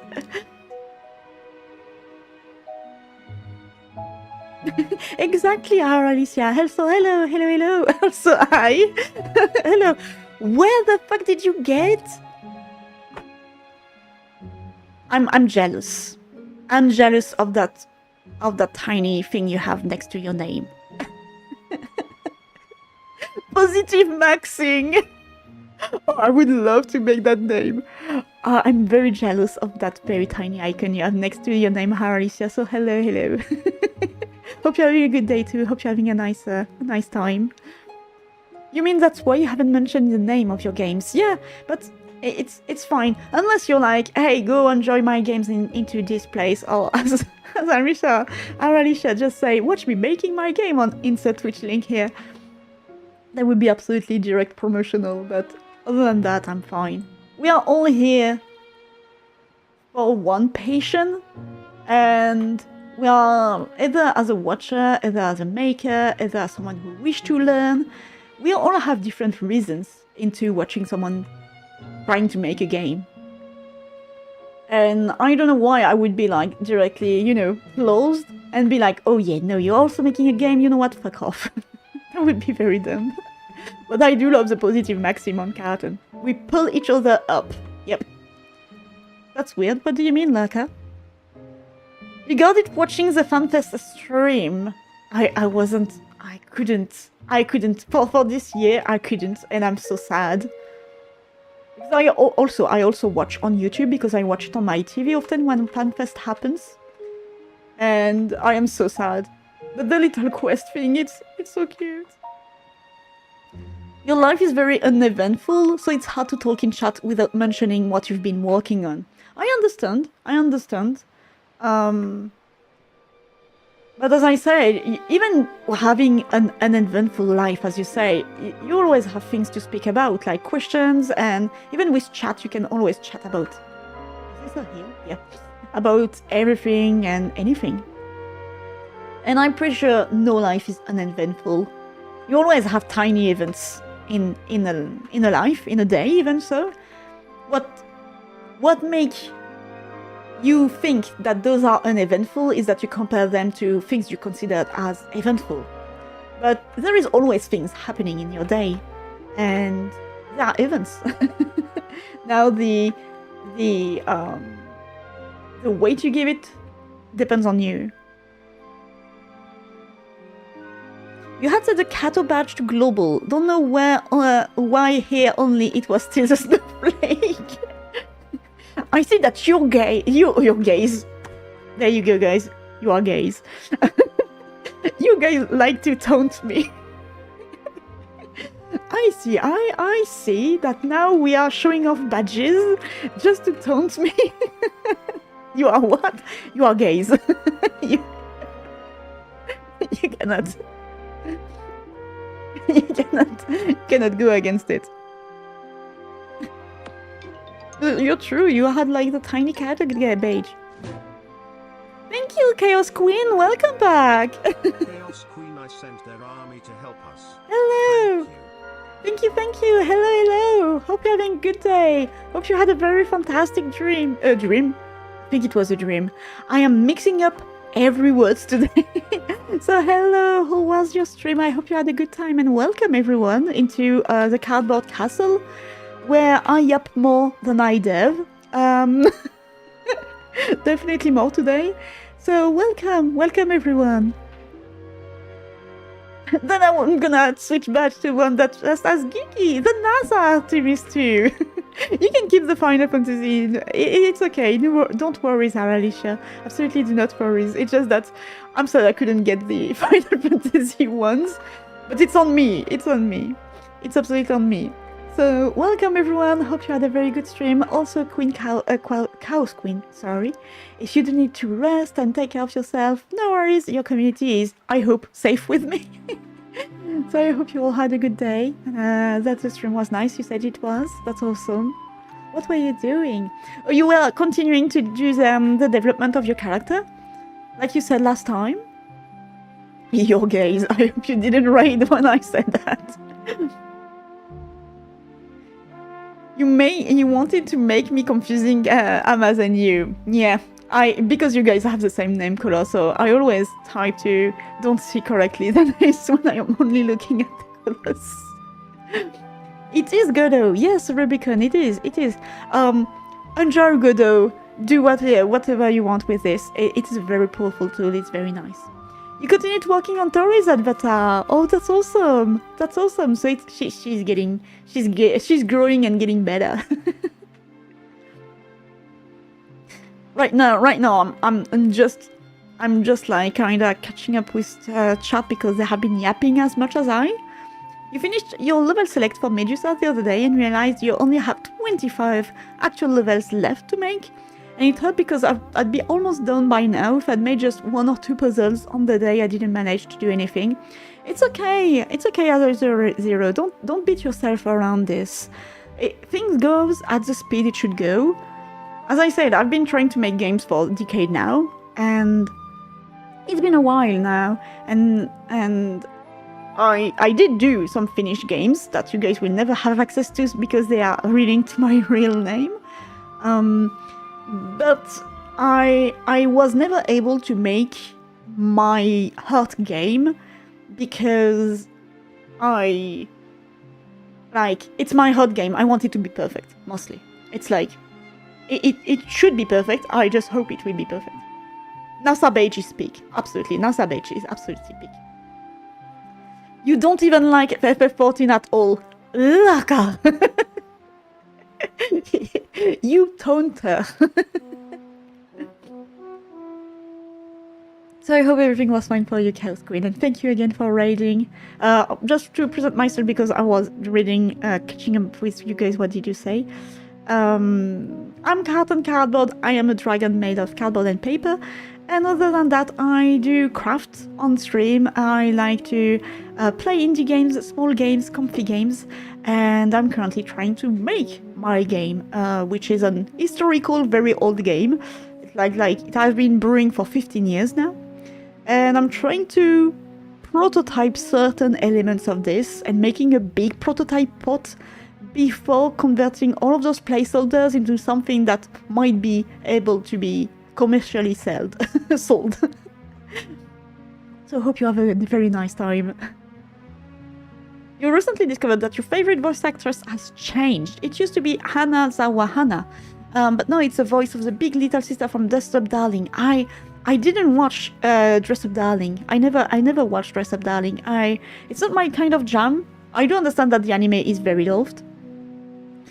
So what do you mean she's changed? Like they changed the voice for the character? It will never be perfect. You know it. We know it. There will always be something you will want to make better. Always. Always. It is the perfectionism,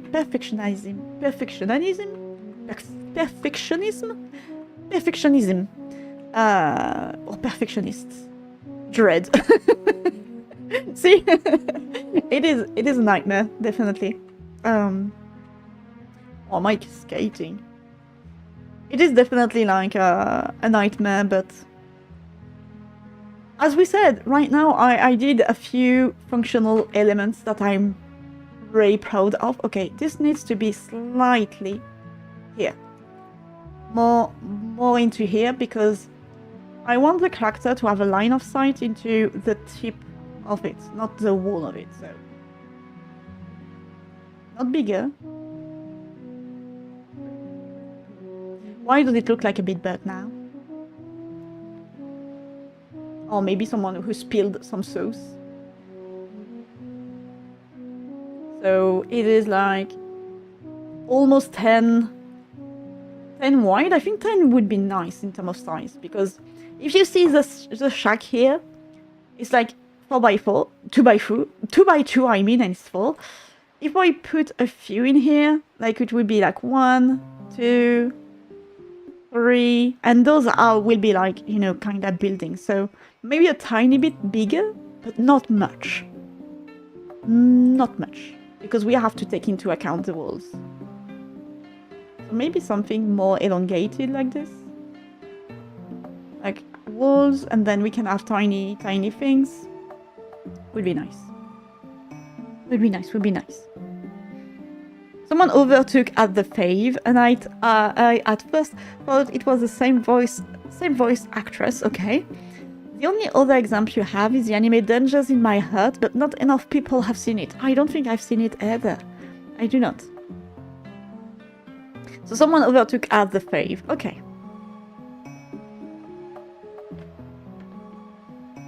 Oh, okay. It's not like it changed in terms of okay, I thought like the character voice changed, and so like they changed the voice of the character you liked. But no, it is, well, it is like you changed your taste in the voice actress voice. Yeah. Okay, I get it. I get it. It took some time. It took some time. This is what you get when you're sleep deprived, guys. Never go full sleep deprived. So I did see that we had some mounts here, mounts and hill that shouldn't be there, so I'm just gonna put it flat back again. Okay, so now the game is smaller in terms of scale, and it is what I want. It is what I want. Now there is normally another forest below. I mean, on top of here.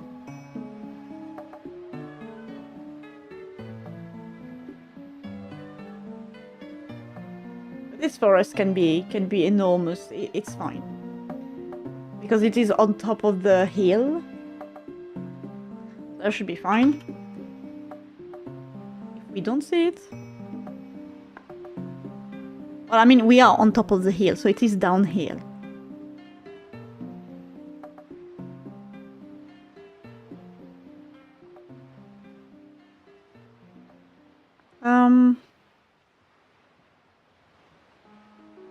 I'm looking at my map, and as I said, I was kind of dumb because I didn't. So we have the zoom in here. We have the zoom in today, guys.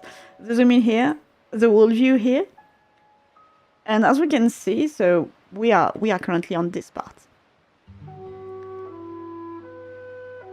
We are missing, as I said, something that could hide in here. Because this is gonna be the downhill and things like that, so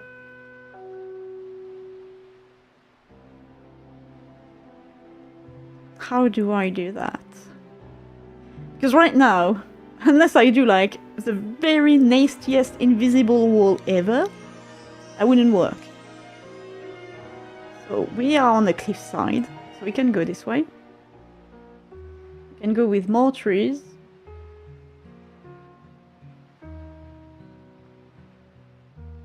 Down trees here. And as I say, maybe we can do like a very, very like strong forest where you cannot see through, and making the character react like I shouldn't go there. or it's dangerous to go this way. But then there is a cliff. So the cliff can be just a point in here. So for now, I just go with the cliff. Can you let me? Yeah, I'm just dumb. Where's my? I hate when now Windows do that if you pass your mouse over something, it will hide everything and just display it. It's fucking dumb. You're going to hit the grid. Yeah, if you wish. You're going to hit the bricks. Have a great rest. Thank you very much, Chaos Queen. Hope you had a very good time. Hope you did take care of yourself. And maybe see you around next time. Thank you a lot. Have a great rest. Thank you. I love how I'm always waving my hands. And you guys never see that. When I say bye-bye, I always wave my hands. And you cannot see them. So let me read. Japanese VA of Shinju Inui Hina Homiya. You fell in love with her as you heard her voice. There are voice actors who are fantastic. Like, you hear them once and you're hooked. There are a few voice actors where when I do hear their voice, I'm like, oh, it's this one. It's fantastic. It's them. You already know that they're gonna do a very, very good interpretation. One voice actor, Japanese voice actor, where I never remember the name, unfortunately because I'm very dumb on this point, is the voice actor in Konosuba of what's his name? There you go. I don't even remember the character's name. Kazu. No, it's not Kazuka. Kazu? No. I do not remember. But the main protagonist, his voice acting is very strong. Like, he can switch very quickly. He has very good intonations, expressions, and things like that. It's crazy. It is absolutely crazy. I love how he make a character alive like this.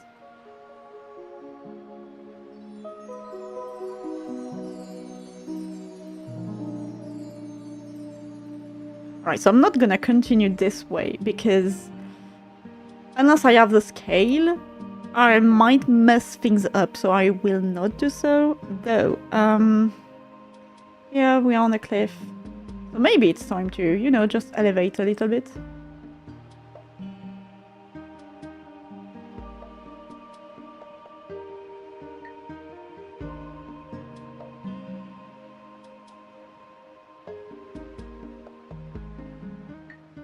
It's gonna be wonky, it's normal. Very wonky.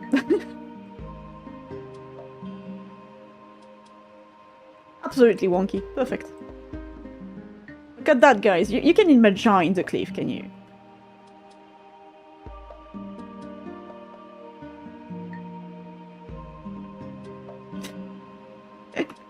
Fantastic. This needs to be better. I'm just gonna continue a little bit the cliff on this side too, so it's not... So for now I'm just doing an elevation, like a random elevation, just to give myself an idea. It's absolutely not final, because that is a very huge elevation right now. Might be a tiny bit too much. Yeah. 8... Maybe a 30 meters. See, 30 meters, it's that height. So I'm just a tiny bit too high, I think. Ah, yes. The mighty square.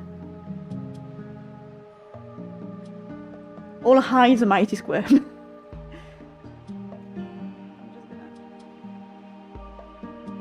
Oh, that is one hell of a cliff.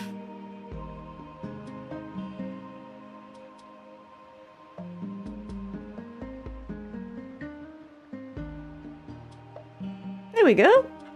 Isn't it perfect? Kazuma, Kazuma, yes. Right. Where am I? Oh, okay. Okay. Classic bug, classic, she didn't think it through. We changed the elevation of the map. So when I launch, I'm like, wait. Why am I under the map? What's happening? And I do know I'm under the map because we can see the line and we can see the little dots. My spawn points are at 0. So of course I'm under the map. I just elevated the whole of it without elevating everything. Which is why. So I think I've elevated for 30 meters. I'm just gonna change the terrain here. Import it. There you go. Of course now it's gonna work way better. And everything is made to work on a 0 transform Y. So I'm gonna move everything. Not the other bound. That should have been at 30. There you go. And even 30, I think I should do 31, but I'm not sure. No, I think 30 is great. Yeah. Maybe that's just the shape. There you go. I want her to be next to the cliff.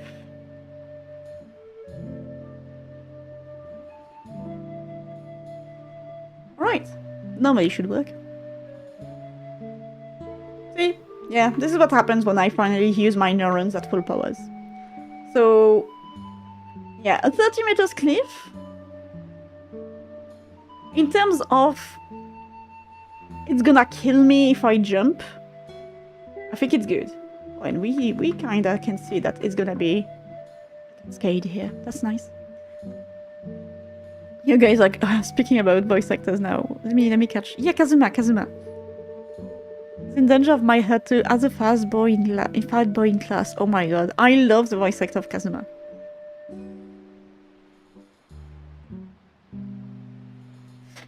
It's awkward to explain that one of your face voice is a female lolicon. Female lolicon? Is this possible?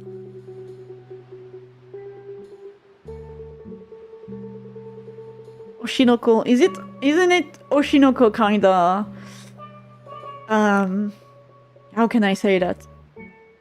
Awkward too, as we should put it in your words.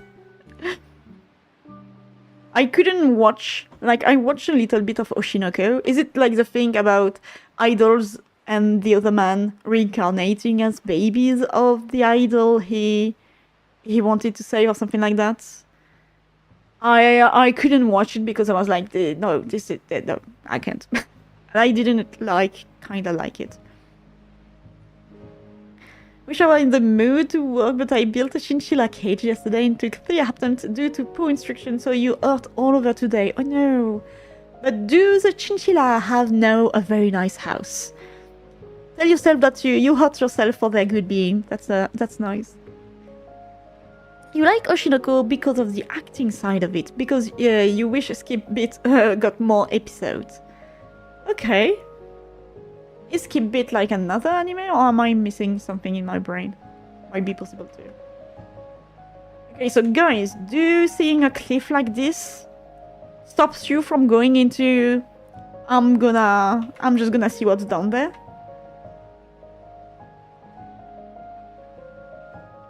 Yee! Okay, it became a slide. Awesome, it became a slide. How do I get up though? Can I get up? But no, she said. Why suddenly I speak with an Italian accent? Oh god, I did tell you I'm sleep deprived. Oh, the slope here is easier. But yes, okay, good to know. Kinda like 30 degrees. Yeah, kinda like 30, 40 degrees I cannot go up. We're getting there. We are coming back. It's nice to know the limits too. Okay, I think I can go back from this one. I think I cannot come back. I think she cannot come back. She's stuck. Skip bit is about a girl who finds out her childhood friend has been using her and her family side, so she decides to get revenge by joining showbiz. It is a shoujo manager about her discovering herself through acting. Okay, I never knew that. Okay. See, a cliff like this ultimately make you go, will I die if I jump? Jumps. She dropped out of school to make bentos for the guy. Okay. Okay, I never heard or anything, or even watched, I think, this one. It's obscure. You've only seen a single cosplayer of the MC. Okay. There is so many animes and mangas and everything that I think, like, there is so much possibilities and people are enjoying different games and animes.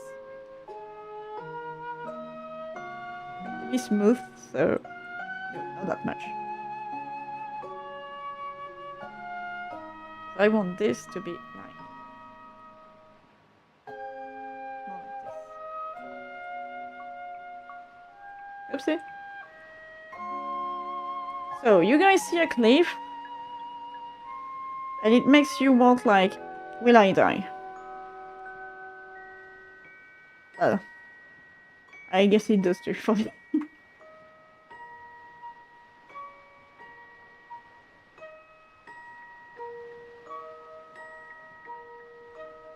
Which means we're gonna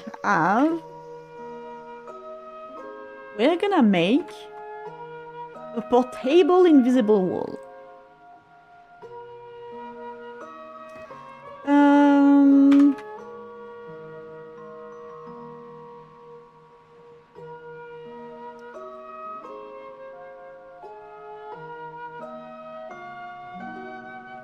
Let's do this. Emoji and symbols? What? I can put emoji in the names now? Wait. Oh, those are the Windows emojis. Okay. I see there is also the clipboard, which is not good. So I can just make you hit the invisible walls crying emoji. Awesome. That is peak coding here. That's awesome. No, I do not want to do this. I wanted to do this.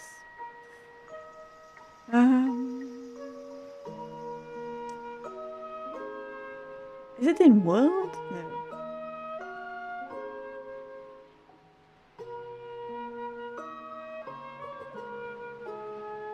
I'm lost in my own thing. Where should I put it?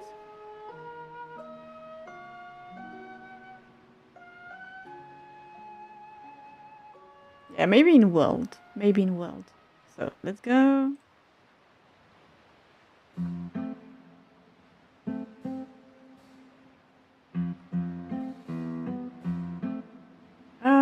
Yes.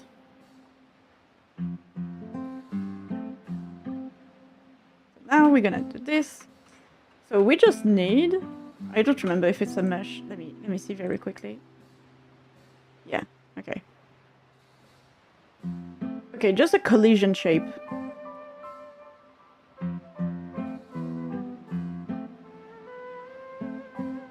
Is this your own engine? Certainly not, Mikey. Hello.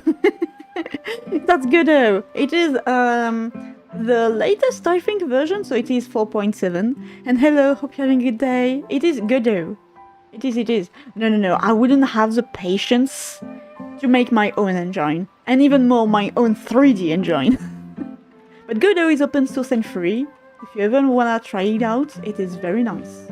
Very nice, very complete. Very up to date. A lot of updates on it. Very nice backing community on it. So if you're ever interested into it, go. It won't be a loss, I think. Okay.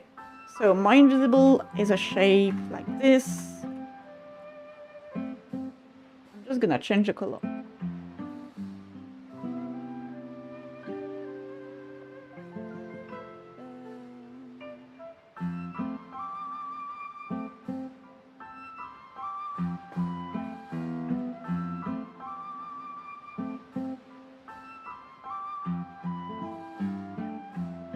There you go.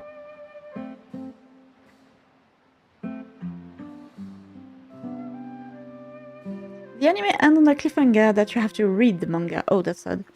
Oshinoko has a bit where the MC was hired to take part in a manga live-action adaptation, but the other guys are all models with no acting experience, so they suck, so he gets one pissed at him, so he will act better. Okay. That's your dev design bias. Knowing if full damage exists is one of the first things you try to check if you have the opportunity. It is okay. It is okay. It is one of the first things I try to do. That and trying to clip. Try to avoid invisible walls, going to places I shouldn't go, and trying to just jump. I think one of the first things I did always in Dark Souls was to know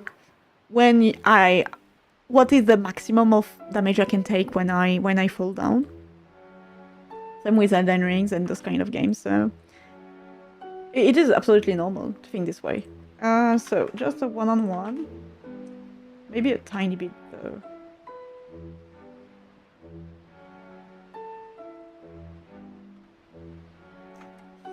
Maybe a tiny bit though.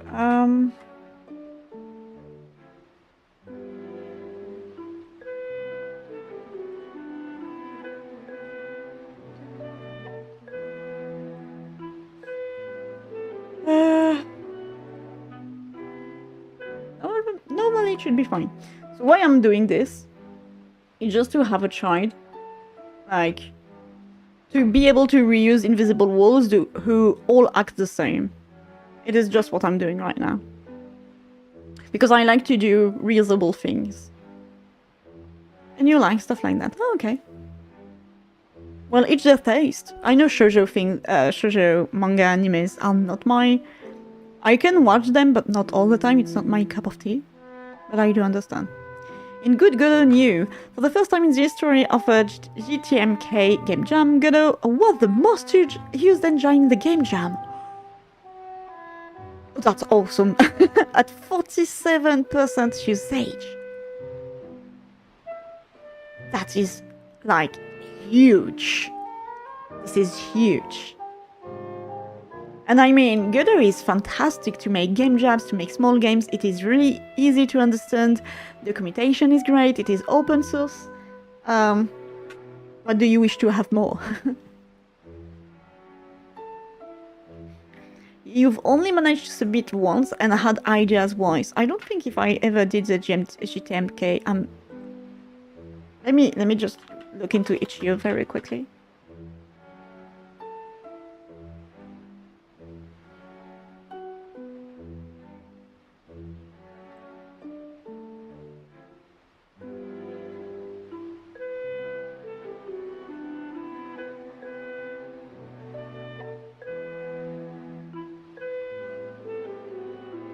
I did other game jams, but I don't think I did GTMK.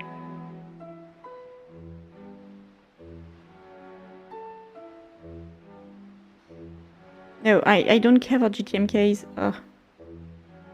Oh, there is a Breakies game jam?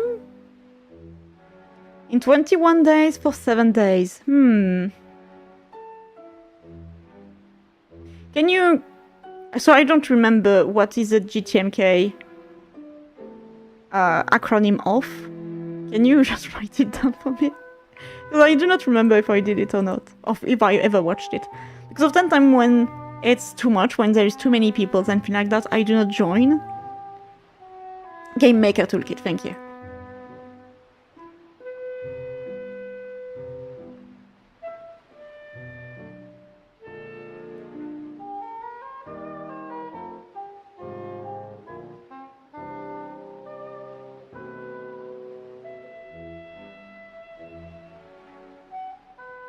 $10,000 entries?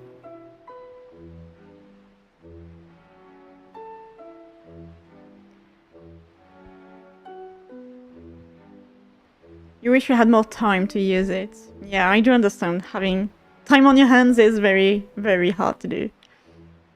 Theme was made to scale, and you had each level shrink into a box in the new level as you escape it. Game Maker Toolkit, thank you. A YouTube channel that does make game design tone. I think I do follow, I think, Game Maker Toolkit. Because it does ring a bell somewhere.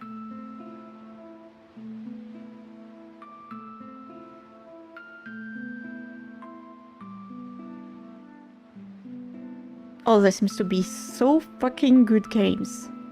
But then... How long was it? Saying the quality of this? How long was this? This year's theme was Countdown. Okay. Was it like 4 days? Wait. 4 days and people get to that level of quality? My god. That's crazy. But then again, there is always a dark side to game jams. There are people who, like, don't create a game jam. Like, how should I say that? Like, they already have pre-created something, and they cover it as a game jam and put it in there when it has been, like, already weeks of work on it. I did see some... I knew it was a problem back in the day, and I did see some of them. But right now, the quality is, like, crazy. For 4 days. My god. Oh, okay, yeah. I see it's a team, like, of 10 people. Okay, so I do understand. I do understand the quality. Okay, 3 people. Pick your freak.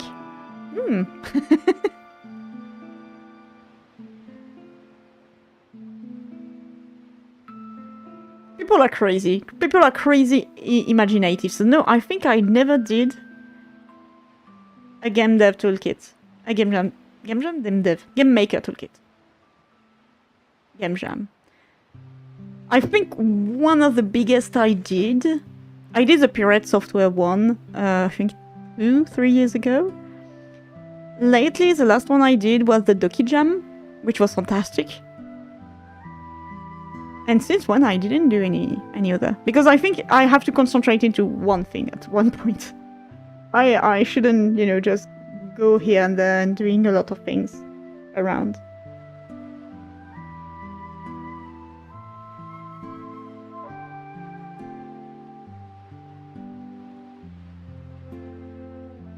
Alright, we need to work more. We need more power. We need more work power, guys.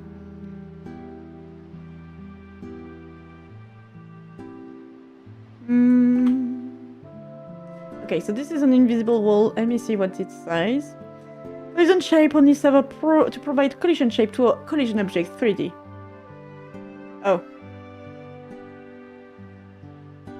Well, I'm gonna make an area because we need to get the signal for when... Come on. No, the other way around. Thank you. We need to detect when someone goes into an area and it shows she's be like, I cannot go this way, or it's too dangerous, or something like that.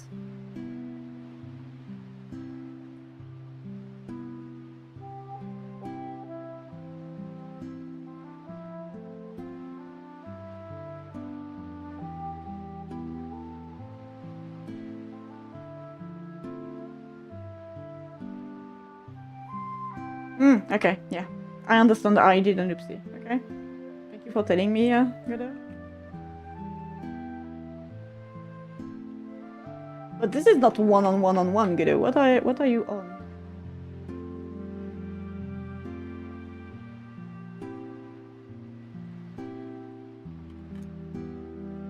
Is this a one-on-one? It might be. And it said to change the box shape directly. Okay. The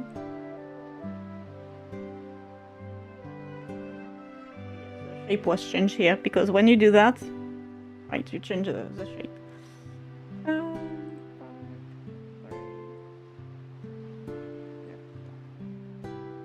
we get a wall here.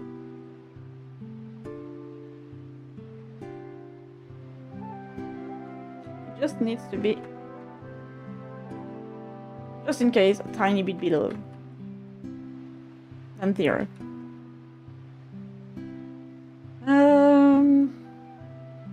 Okay, this is good.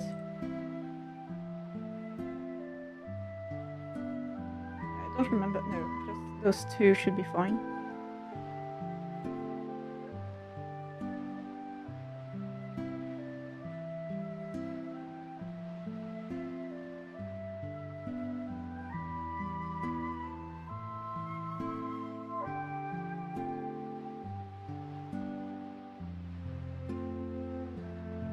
Oh, okay.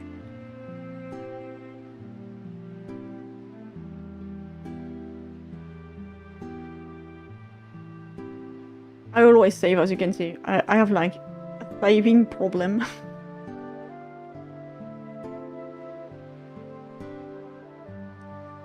So, let's see.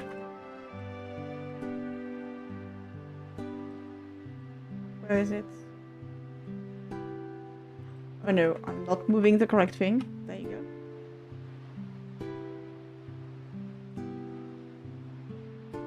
Like here, we said 30. Where are you going?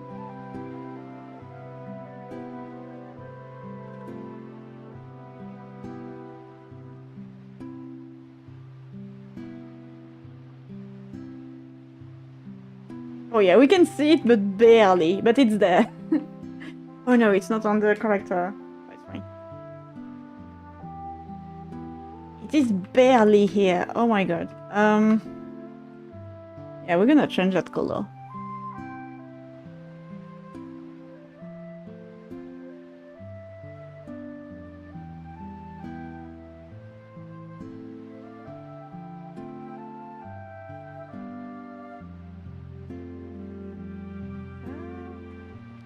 Still invisible in some way. It's supposed to be an invisible wall. I do know, but...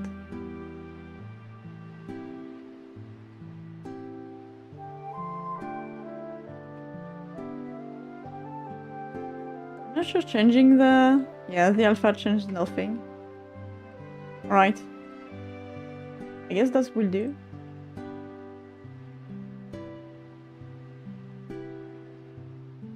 That will do. It's been so long I didn't do an invisible wall that I absolutely do not remember how to do so. I'm just dumb. I did this.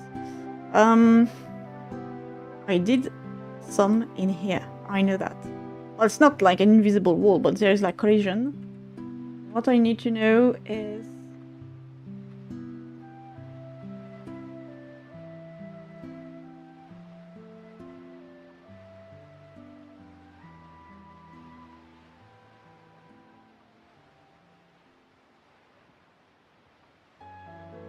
I just did a static body instead. The static body here is the invisible wall. Because you can just do the collision. Oh yeah, okay, I did an oopsie. Yeah, I selected here the collision. So what I gave was like, yeah, you can go through. I'm just done. So it shouldn't be an area then. It should be just a wall. But I need to get a signal still. Because I need to make the character say something when she hit the wall, right?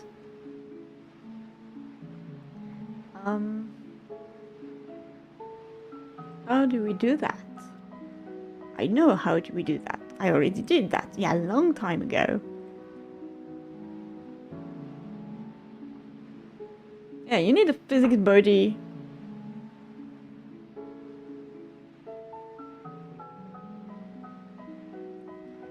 Static body, physics body that cannot be moved. Alright, so we're gonna do a static body. Static body, but I still want her... When she touches static body, I think... Wait, does it have signals?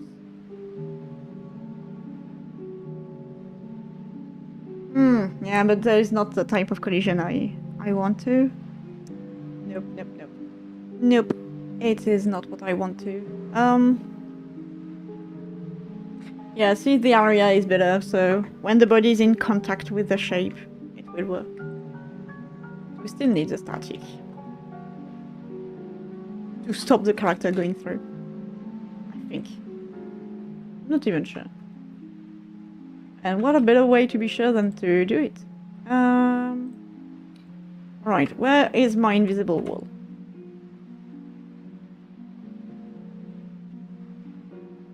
It is so small. So small and so invisible. But I can change the scale, which is nice. Which is what I wanted. So I can just, you know, instantiate a new one, and then I can do the wall thingy. On X. Oh yeah, it's gonna scale it this way. Well, I guess you guys won't be able to jump very soon. Right behind the side. Make her say, oh fuck. I could do.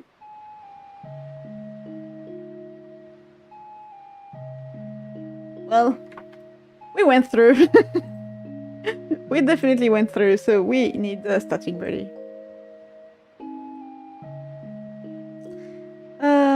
This shoppers, no. Yeah, okay. Now we can do this.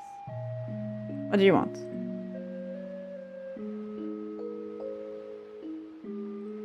Yeah, it has. No worries, area 3D. It has a body. Was it the area where I changed the collision?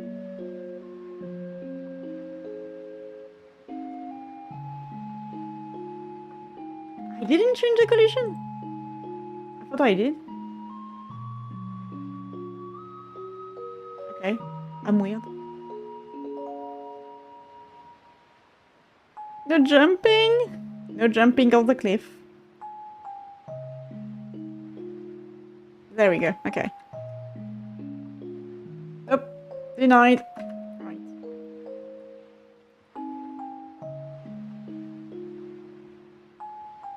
Okay. Yeah, it's there. It was there.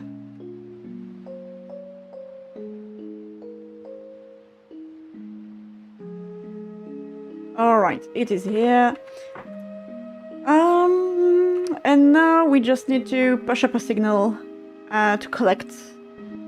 But now, should I put it in a thought system? I don't remember even though if I finished this, if it worked or not.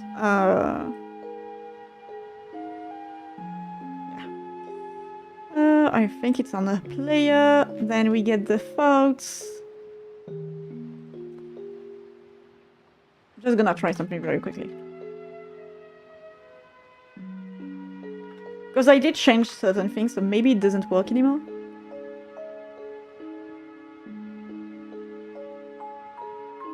Yeah, it works. Okay.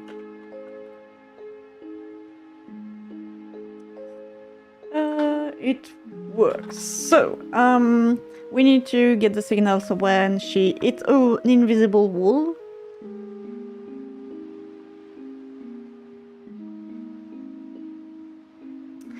But now the problem is that I'm gonna use that invisible wall somewhere else than the cliffs, okay?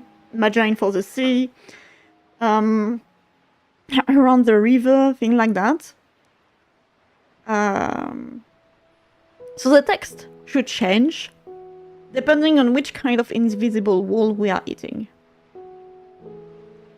I love how I'm just like complexifying something that where I should, you know, in my main world, I could just put a lot of like this, what I did, and just put it in there and that's it. But because I try to always make things reusable, I'm trying to make it like as adaptable as possible.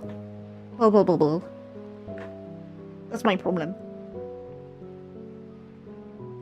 In my everyday life and work. It's my only problem.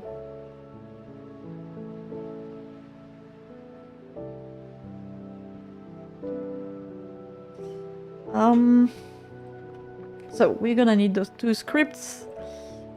We're gonna need, not this, we're gonna need this to send a signal.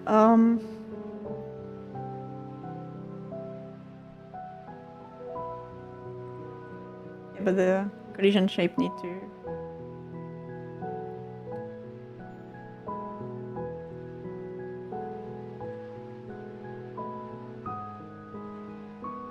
Oh, it's not gonna detect the collision shape inside. Yeah. Oh, that's gonna be a problem. Why am I crying? Why is my character crying? Is it because I clicked on something I shouldn't have? Yeah, I think I did. You guys didn't tell me I was crying all this time. I'm joking. It's been a while. I didn't do invisible walls or even areas signals. So we need to detect that when she touches a wall, it raises a flag, so a signal. Depending on who and what is the wall for, she reacts differently.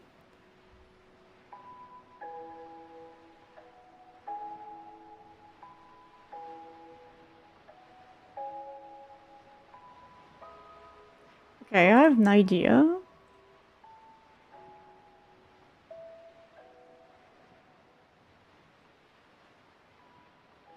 Wait, how? No.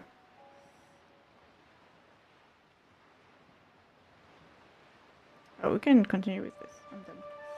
Okay. I know we have an out of bounds somewhere.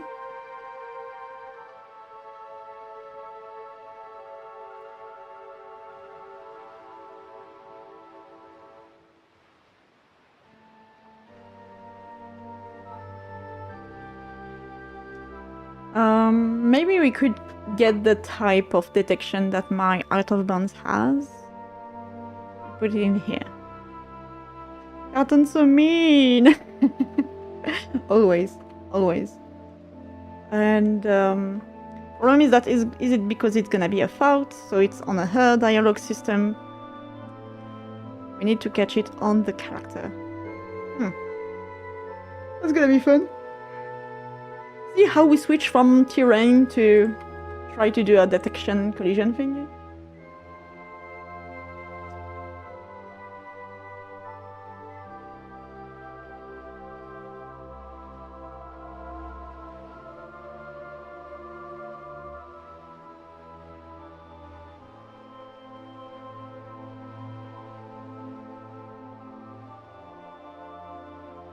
Right, it's gonna be this one.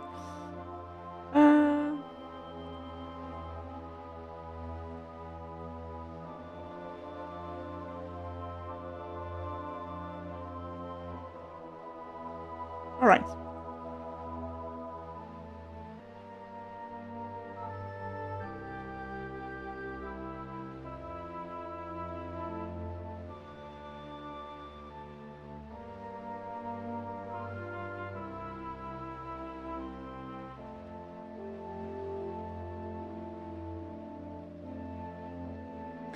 Normally right now that invisible wall has a signal.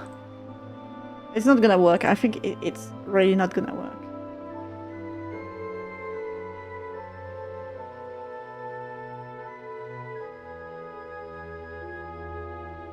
Can I make something like this?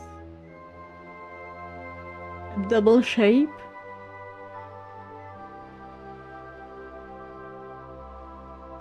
So I just have to be careful that it does scale properly, I think. Right, so let me... Okay, body detected, static body 3D, so it's its own. It's its own and the terrain, because it was in contact with. Yeah. Also, I changed something for the inventory, which is why now it's like this. It's normal. So because it is touching the ground, it is detecting, like, whatever. It's fine. No, because my area is the same side as my static body, it will not detect anything that is outside of that body.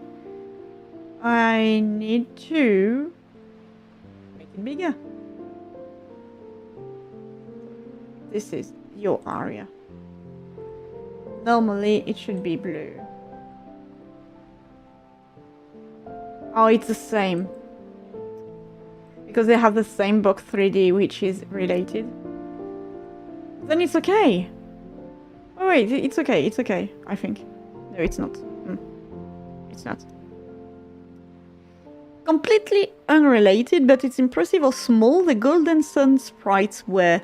You've been studying them a bit to understand how they work. The non-battle sprites are like 27 to 20.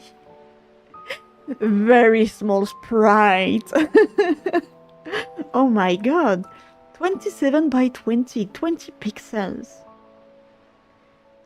They were geniuses. They were crazy to do this. Really. Like, how are you able to see any details and elements? You wonder where your copy is? Where did you lose it? Where did you left your Golden Sun copy? Hello, Exodrift. Oh my god, I'm so bad at words today. Hello, Exodrifter. Hello, hello. Thank you for following. Hope you have a really good time. Hope you have fun. Hope you have a good day too. Thank you very much. Thank you for following. I don't know, in a box somewhere. Oh, so it's still within reach. It's not like lost. It is like somewhere like reachable. Hey, bonjour! Hello, Exodrifter. What am I making? I'm making currently an invisible wall that I can replicate anywhere else with its own way of signaling the character which type of invisible wall it is. Other than that, I'm working on a prototype of a game. So currently it's just like a huge sandbox prototype thingy where I'm creating elements one by one and adding them to the game by just, you know, a full, like making it a full working prototype before going to the next step, which be making the real assets, making the real game, the real things that will be going inside. And so far, so good, I would say. We discovered a lot of new things, thanks to Godot, things how Godot work and things like that. So right now it looks like absolutely shitless ugly like this. But it works. So right now I'm doing an invisible wall here that I can instantiate on the go, and maybe just being able here to say which type of wall it is here. And depending on which type of wall we have, the character will say something different. I'm doing so to avoid player who wish to go fall a cliff to go fall a cliff. So far it's gonna be like this. And I was thinking of the area collision problem because it is the same reference. Oh, it's nice that they did this, so now you directly see if it has been unique or no. That's awesome. There you go. Now both of them are unique, which means I can make my collision shape area bigger. Yeah. Also, this one should not be blue. There you go.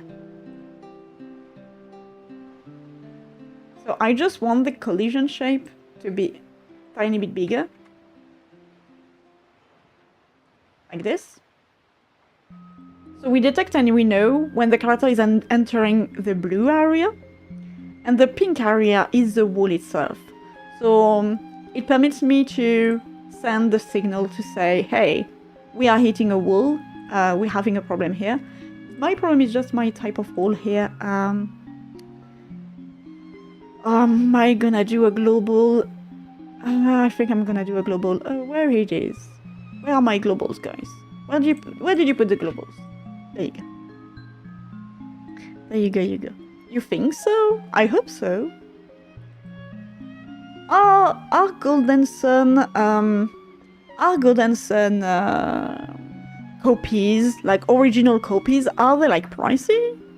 Do you want the sandbox to have any particular theme, story, goal? It does. It does. It is currently a sandbox for a future game, so it already has everything has been written for decades now. It has a theme, a story, a goal. Everything is written. So, if you want to know, the future game will be narrative type adventure game, non-RPG. I know sometimes everyone tries to put RPG in there, but it is not an RPG. And it will be about the character's life and how they evolve in an environment that is always living and changing all the time. By that I mean, for example, every NPCs will be unique and they will all have a day-to-day life basis, as we can see here. Currently, this one is auto-generated. It's just for me to keep in mind that we have one here and it is generated. But every character and NPC will have their life going on. Most of them. Some of them might not. I will see that, but most of them will. And yeah, it will be a game. I cannot explain too much of the game because, you know, we always try to keep the story like evasive as much as I can. Mostly because I do not know if I release this game. I do not know under which name. I do not know if I would release this game under Carton name and brand, or if I do release it under my own name and brand, like currently I am. So, which is why I'm not doing a lot, and everything is like placeholders. So even the name of the prototype, it is a placeholder. So you guys will never be able to link up this game up to another game you would see in like a few years. Not sure. Sealed copies probably are valuables. You had the box at some point and the manual. God knows where you put them. You have a lot of boxes to search in that case. I hope it's just like, you know, comfily staying in a cardboard, just sitting for its time to come. I just hope you still have it somewhere safe. I did lose some games that I was very proud of and to have the physical copies of. Unfortunately, I lose them through time. Like, for example, I had like Final Fantasy Tactics Game Boy SP game, and I only have the box now. I do not have the game. I don't know where the game go. Same for, I think I had Legend of Zelda Spirit Track on DS. I lent that game to someone. I only have the box. I don't have the game anymore. I'm so sad because I love those games. Carton Games trademark. I don't know. Maybe something as a Cardboard Castle Studio. Cardboard Castle Amazing Greatest Studio would be a perfect name, but I don't know if people will accept that. Okay, I'm just making an enum here. Wait, in match. Invisible walls types. Why I'm doing this is to be able to always get the same types. Like, to not mistype, to avoid the mistake at maximum of creating an invisible wall that doesn't exist and that the character will not be able to interpret. So at least I can put them in here, reuse them directly in here for her thought system being like, I hit an invisible wall. Which type it is? It's this type. Okay, so I say that. It's this type. Okay, so I say that. Now, where were my globals? Okay. Invisible wall types. And we're gonna have... So I did say water. So mostly it's like... what I'm gonna define here is a word, a keyword, that will be related to what she's hitting and will avoid her going further. And which is nice with this system is that imagine in a few weeks and things like that, I wish to add a new type of invisible wall. And we just have to add it here, add it directly into the invisible wall items selection. So I can create any invisible wall. I select the type of wall it's gonna be. And then I just add into the character how she reacts to it. Bam, that's done. It's over. You have a pristine copy of Legend of Dragoon. You have? Oh my fucking god. I have the Japanese collector edition, like the anniversary edition of Dragon 3, so Dragon Guard 3. For PS3, with the wall box, with the art box, with all the dialogues. There is like, I have books of all of the dialogues in the Dragon Guards, all in Japanese. And I have these books. It is my prized things collection. It is awesome. It was my part of my birthday present when we were in Japan a few years ago with a husband. And I did see the box and I was like, fuck, I cannot get it because, you know, it's like, it's PlayStation 3.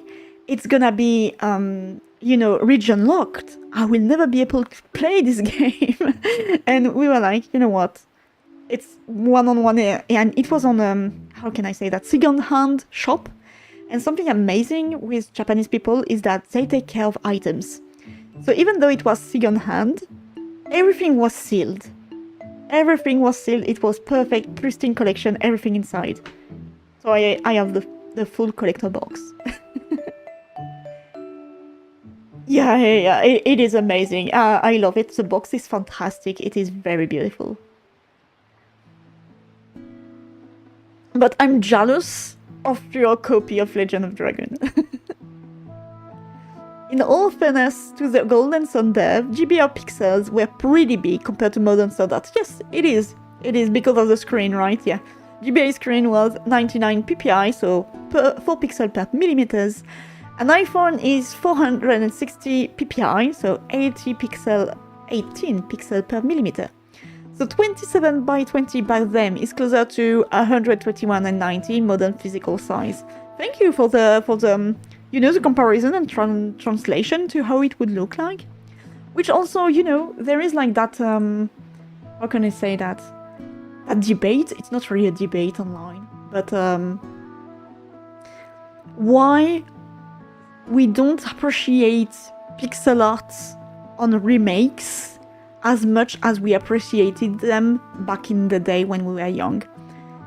And it's mostly because of is it CRV, CRTV? I don't remember, you know, the very old TVs. And it's because of how pixels were, you know, displayed on those old TVs. It's the same problem as the GBA versus iPhone type. And it's funny because it is true that, yes, an old pixel on those TV won't look the same as a pixel on our current TVs. And it has been like a huge, you know, not controversy, but a discussion online about, of course, if you try to make a remake of a 2D pixel type game, it won't look as good as it looked before, mostly because of the screen.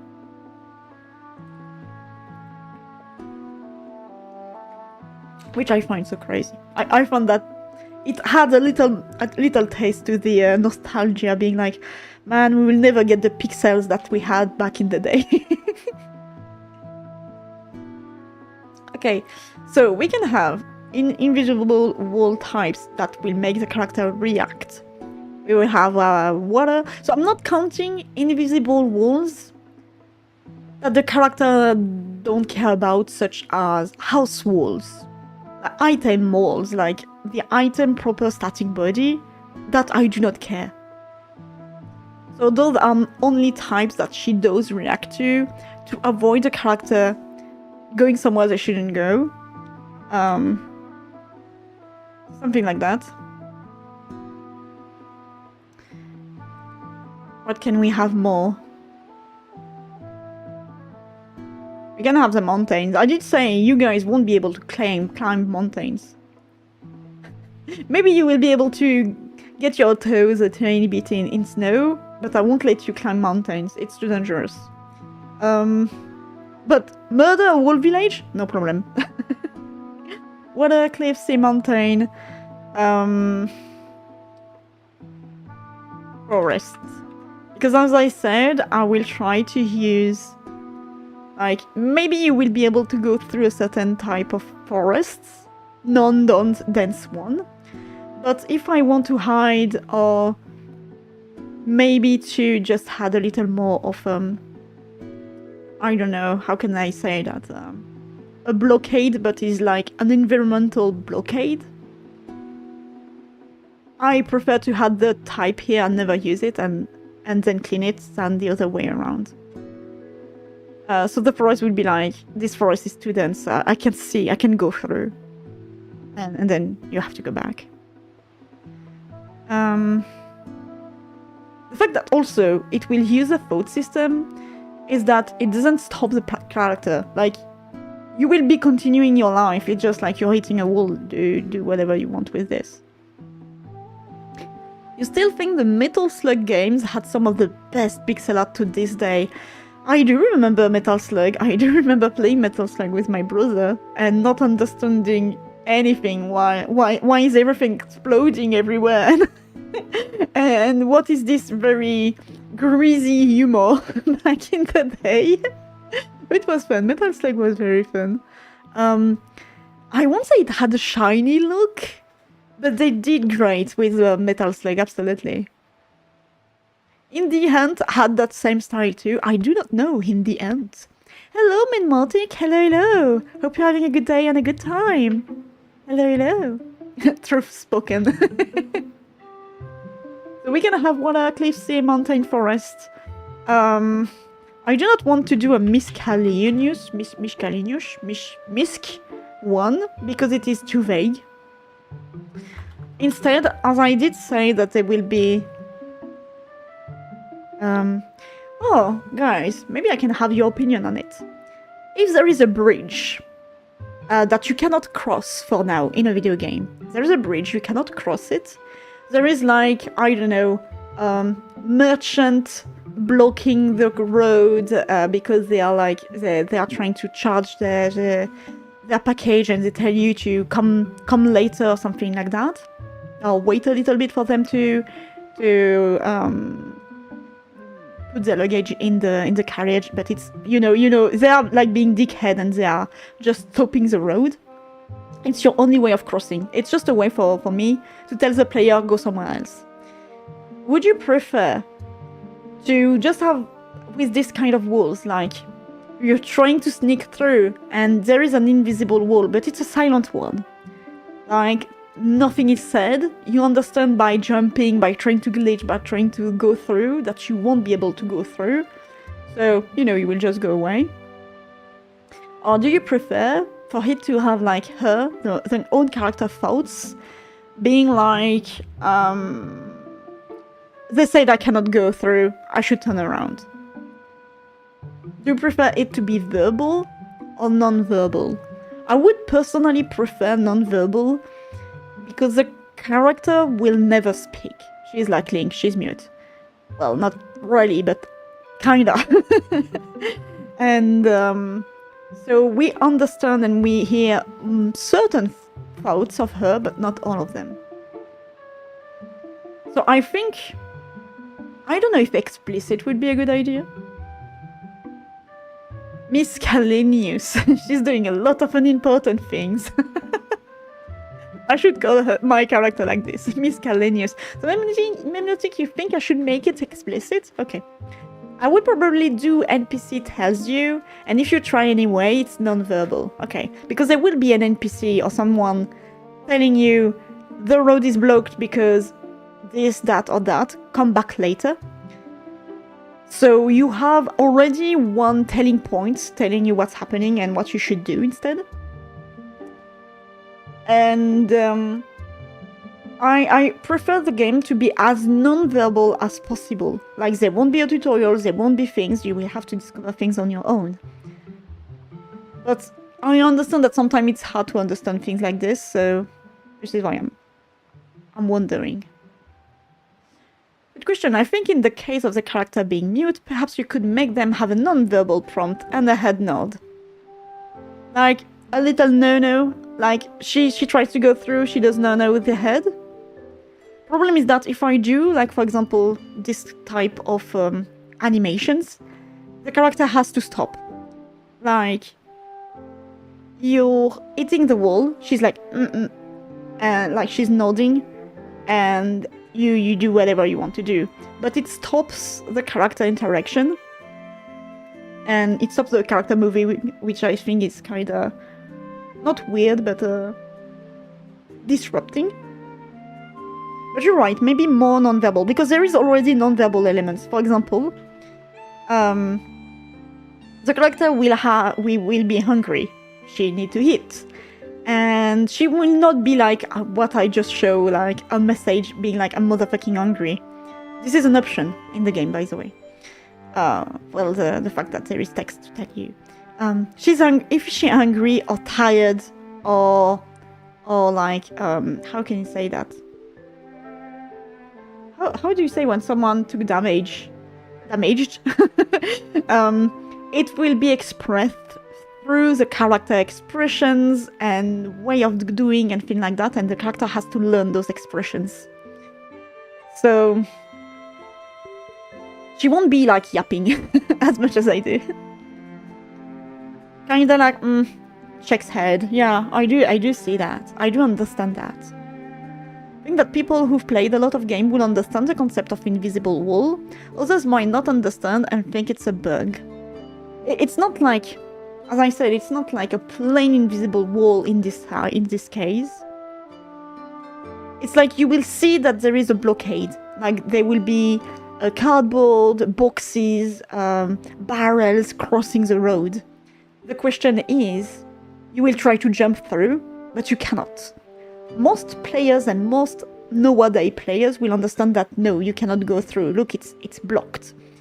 But as I said, you always have to take in account all types of player. Well, for my game, it's mostly casual, but you never know. Wounded, thank you. You personally dislike invisible walls. It's the same for me. It is the same for me, which is why as I said, those walls, for example, for the cliff, it will be an invisible wall, but because I have to, maybe I will make changes in the environment and things like that to make it not like this, but she will be like, I'm gonna kill myself if I jump here, for example. It's not like, let's be sure for that moment. Or maybe I should had how can you say that, bushes and things like that, and she cannot go through, because for now it looks like barren as fuck. But obviously they're gonna be like rocks and bushes and things like that holding it here together. So it will be more looking like you cannot go through the bushes more than anything. It's not like a plain wall. You agree with Exodrifter. If the player tries to go through anyway, block them and have I shouldn't bother them, let's come back later. Okay. So kinda having like an explicit thing. So non-verbal, but still having an explicit way of knowing. What about an invisible wall? A pop-up just saying, this way seems blocked. There won't be any pop-ups in the game. Like, how can I say that? The UI will be mostly clear. There won't be anything visible in terms of screen. Maybe just a game menu and things like that.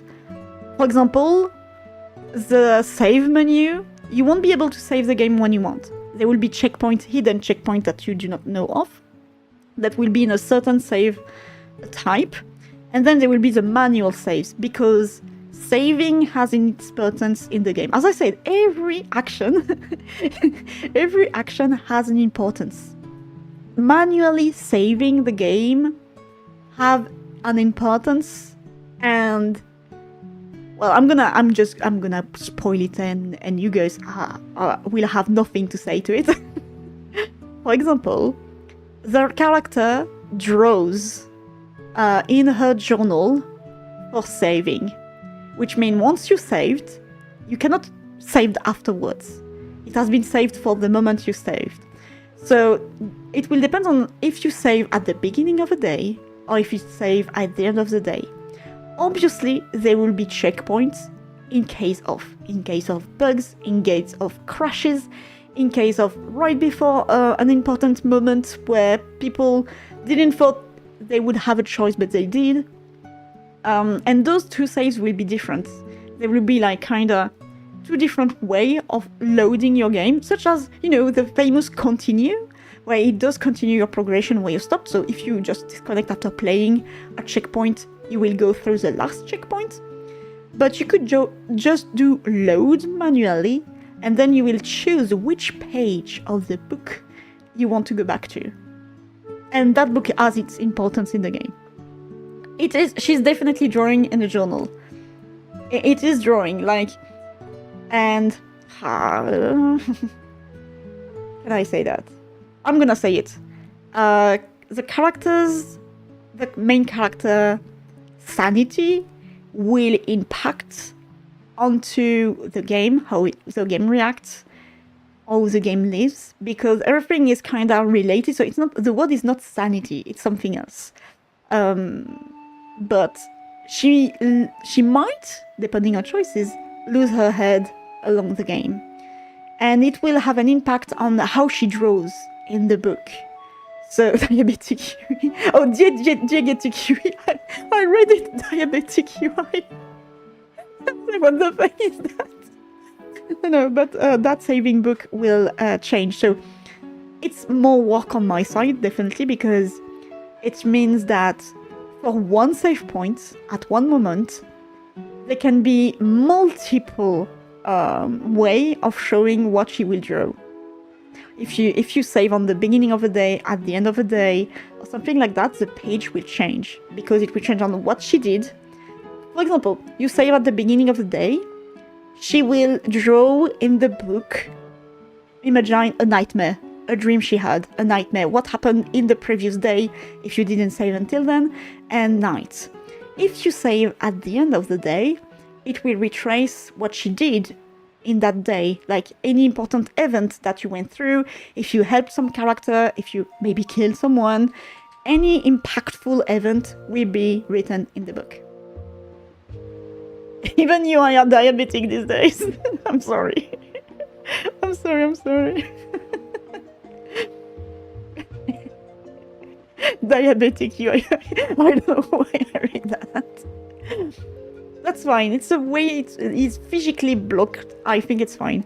Yeah, it is physically blocked. I will try to not make any harsh invisible wall. Even for example, the only place where there's gonna be harsh invisible wall might be around water, because the character can't go in water until a certain point in the game, but she cannot touch water at all. Kind of scared of it, not really, you will see. And so they're gonna be really an invisible wall there, where if you try to go into the water, she will be like, nope, won't do, and you will have to turn around. It might be the only place where you will see a direct invisible wall in some way. Is it called diegetic UI though? Then UI. There you go. You have the French carton popping out. I mean, I've never learned anything about UI. It's just, for me, I am always more into the less is more, and it's a storytelling game, and characters will have to see through the character's name. Like, player will have to see through the character's name. Life. Play. I don't know how to say that, but I don't like nowadays games where they're like always the time popping text, a lot of UI elements, a lot of things here and there. No, it will be like really simple. For example, for the only type of UI, so I did tell you it was like a mixed UI. For example, for the UI, she has an inventory. You do know that she takes items with her, and she has them with her physically. When you look at the inventory, there will be, I can draw it. There will be like, maybe I can make it smaller. But imagine here, you click on the tutorial button, and here there will be like, I don't know if it will be tiny bubble, I do not know, but something like this, like popping somewhere. But you will still be able to play, right? So as long as you're holding the inventory touch, you will still have your items here popping on and off. You cannot have too much within you, because it's like you have pockets and your pockets are not unlimited. But just like if you trigger the inventory system, it will just trigger a type of UI containing the item you currently have, and then when you unclick, it just poof, go away, or it will resolve. I don't know which type of animation and thing I will do with this. But it will be... Man, she has a nice cake. It will be... Oh my god, she's good. Yeah, she goes again. And it will be that kind of type.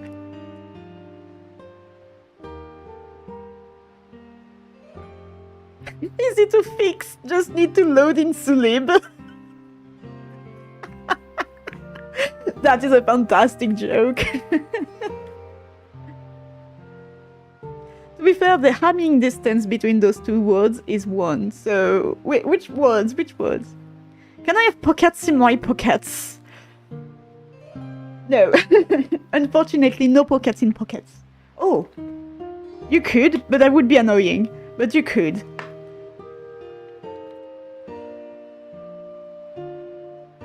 A bag of holding.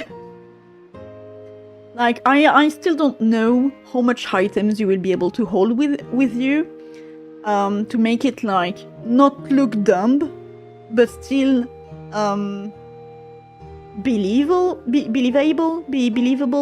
I don't know. So for those very tiny elements, I still haven't walked it through, because for me it comes with the full package of when I will continue to create the game and add more elements to it.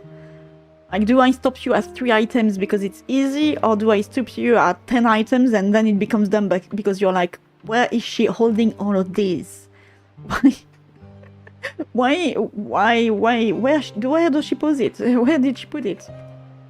It's not like I want it to be hyper realistic, but I want it to be logical in some way. So we'll see. You can see the snow and the rain here. Awesome. We were still into our invisible wall thingy. You guys tracked me so far away. So we did say, and thank you for answering too. Very appreciate that. Thank you very much. We said verbal interaction to show you sometime when a path is blocked or something like that, and then non-verbal to avoid repetitiveness and avoid things like that. So I don't need an invisible type like misc or blockade or something like that. It's gonna be a globals invisible wall type. There we go. No process.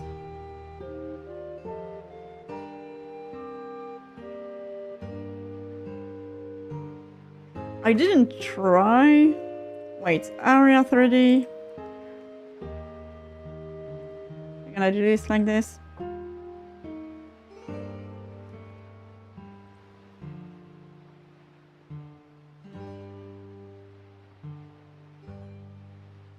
Something like this, so I know what is eating what. A bag of holding in a bag. A very, very long bag. Okay, so I'm not detecting anything. It does detect the wall static body, so that's because of the area 3D and the terrain. So maybe the invisible wall is not thick enough.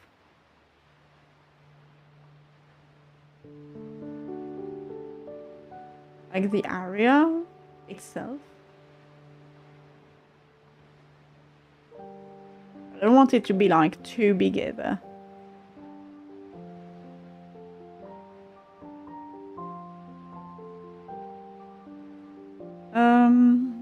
It's 5. 5?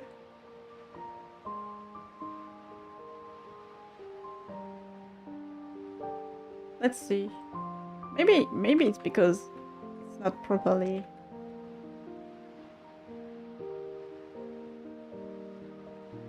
Why the fuck can't I see the invisible wall in here? Oh, it is type of water. See, this is what I meant. So right now I can directly choose which type it is, and depending on its type, it will say something else on the other side.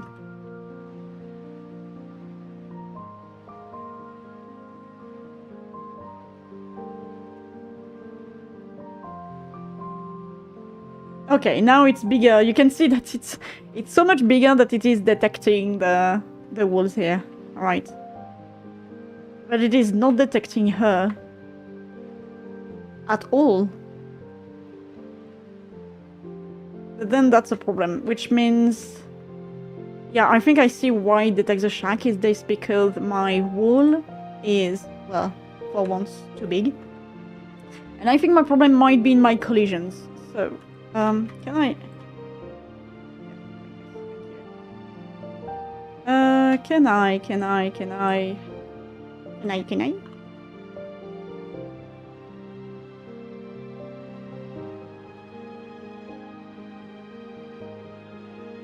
Also, the wall definitely don't need to be that big. I'm gonna reuse it after.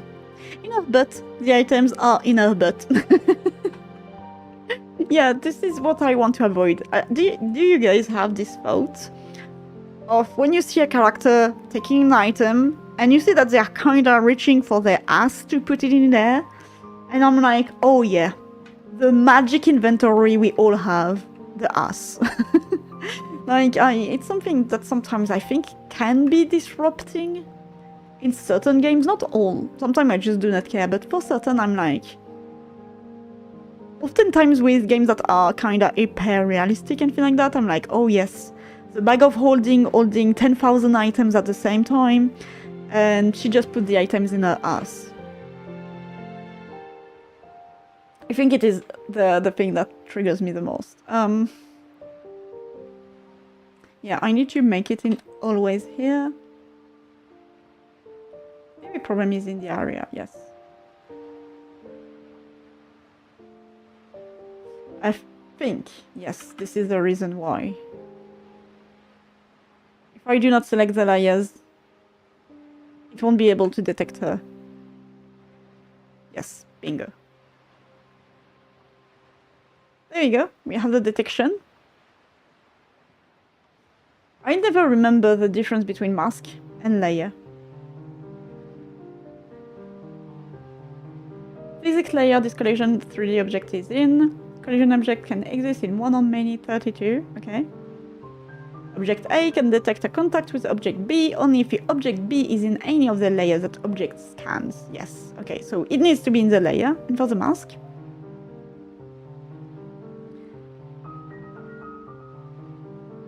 it doesn't help. It doesn't tell me the difference between mask.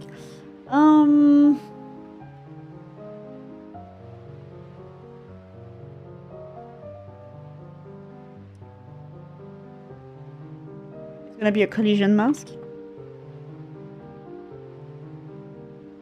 Not for Terran 3D. Let's see for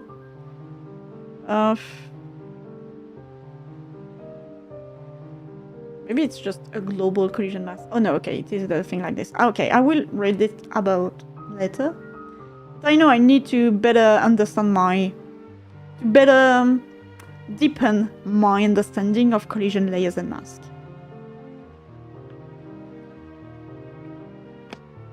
My magic inventory.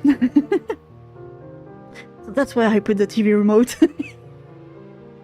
Oh, come on. Didn't we all sometime just sit into the sofa and suddenly phone disappears, remote disappears, and you're like, ah, yes, it entered the void. Doc, I just sat on it. I swear I fell on it. I didn't do anything. I just fell. I fell on that very luxurious TV remote. And then people are surprised. Yep. Yeah, the X-ray scans thingy it's crazy, interesting, and disgusting at the same time. Like, how? No, I do not know when I know. It was a question that shouldn't be answered. Okay, so we do have this. We have the body detected, we have the body, so we're gonna check on if body.name equals her. And I will do it this other way.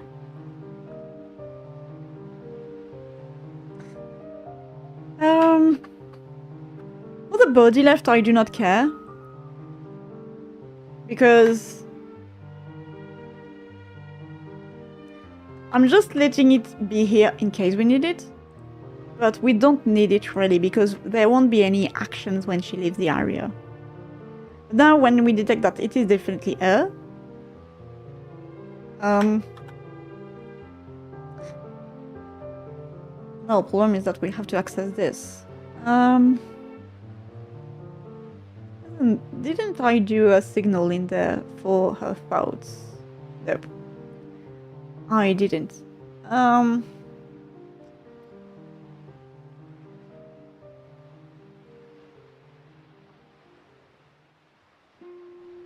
I'm thinking. So you know guys, when I'm thinking, I go silent. But just for me to listen for 5 minutes my own thoughts.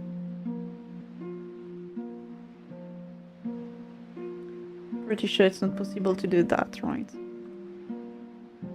No, it's not accessible. But I'm dumb. I do have access to it.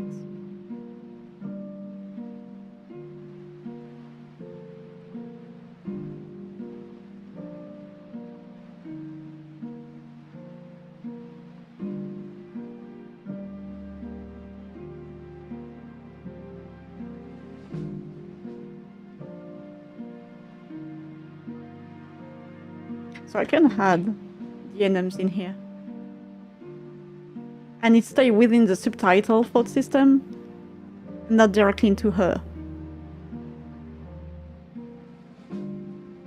If I can.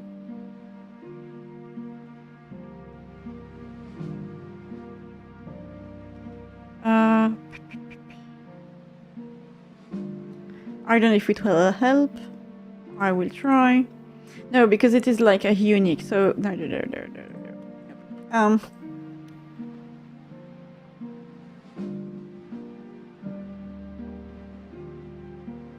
Maybe I can just call the script directly. Being hard is here. I can feel it. It's so weird. Those stories of people putting things in places you shouldn't. It's, you know, as I said, it's always crazy and disgusting at the same time. Because you're fascinated, but at the same time you're like, oh, that's... oh. It's always a weird mix. How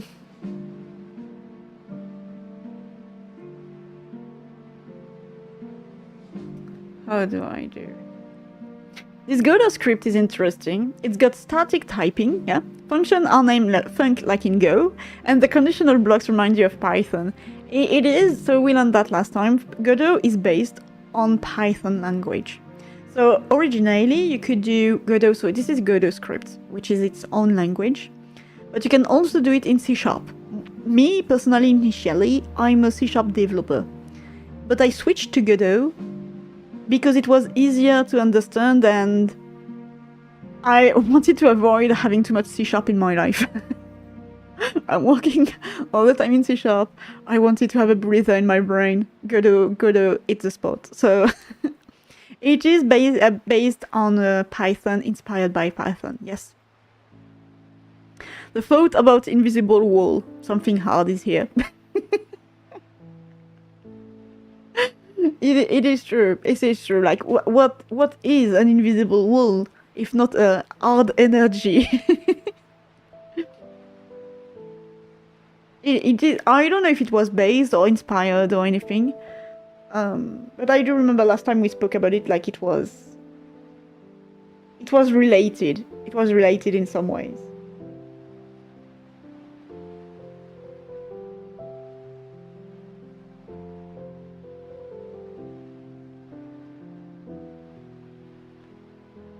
It is gradually typed. You wouldn't call it statically typed.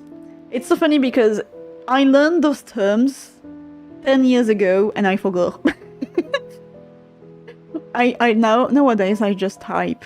I just put in private or in public whatever it needs to be, and that's it. Static typing and Python not very related, indeed. They took the best of Python, I think, and mixed it with more object-related type of typing and developing, and it gave a good mix. Godot script, yeah.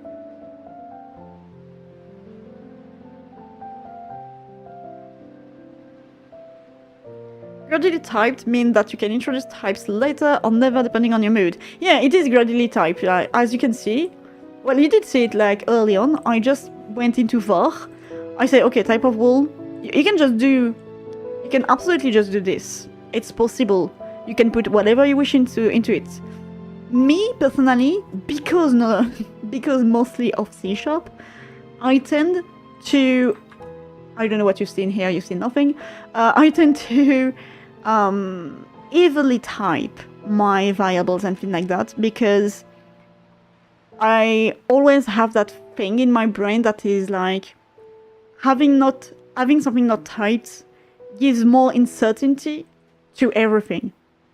So as much as I can, I try to type, but sometimes I forget because also, you know, sometimes brain turns off and things like that, but I try to heavily type. If one does not particularly care about typing system, it is critically important to use linters. Yes, so that benefits the type system are not lost. Absolutely. I do remember using linters with, oh my god, back in my day, I think it was with Angular, JavaScript? Was it JavaScript? JavaScript Angular? I do not remember, but I do remember using lint when I was in web, so it was weird, but it was web mobile dev back in the day. Very long time ago. I will never return into mobile again, dev ever again. It was a nightmare. And I'm pretty sure it's even more a nightmare now.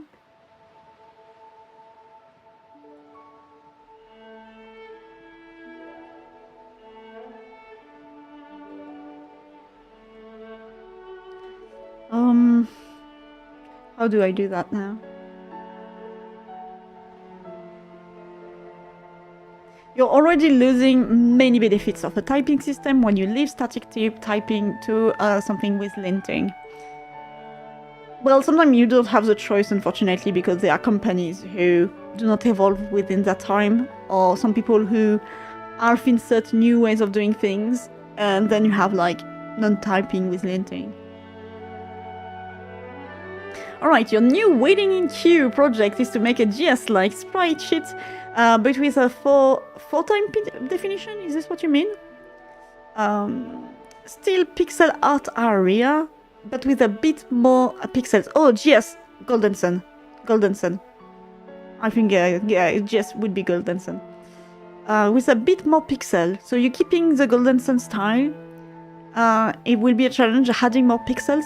So by that, do you mean like more definitions to your sprites?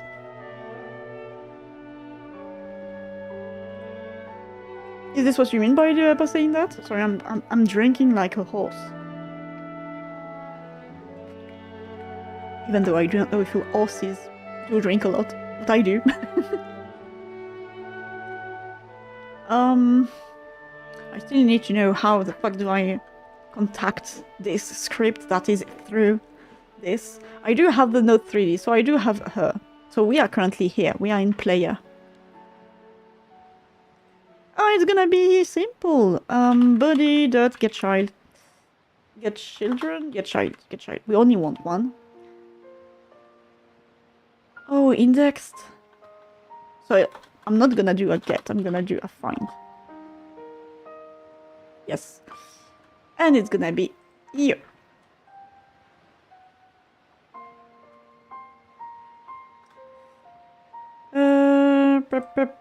It is a node 3D, but I want to access the script. I don't remember how to access script of a node 3D directly.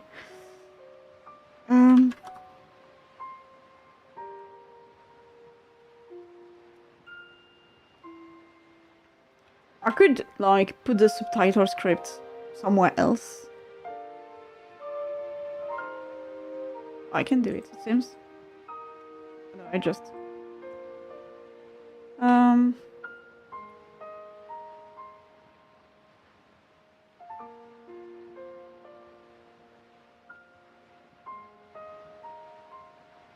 I can create a signal.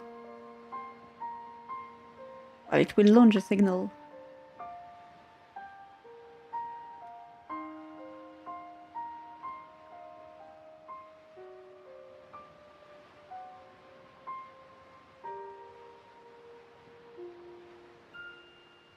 Huh. I'm wondering, I'm still learning, so I'm wondering how the fuck do I do that. So what I'm gonna do is the good old. We'll see what it gives. It's gonna give a nightmare, it's gonna give an error.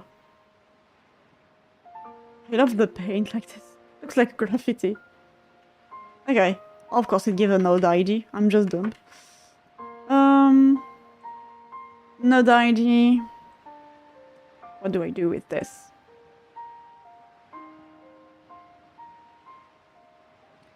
Well, time to search on the internet, I guess. Go to L2D access. No, go to access script.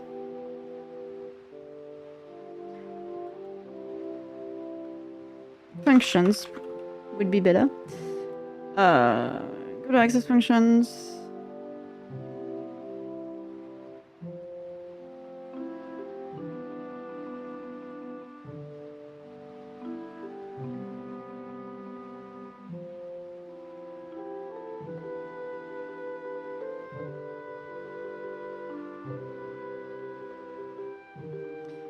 Oh yeah, the reference. Okay. I forgot that I could do that.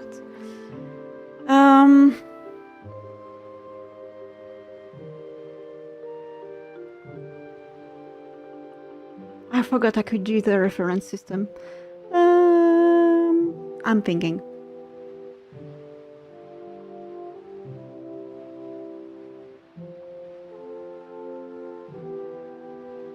It might be. What do you mean with first argument ID or type?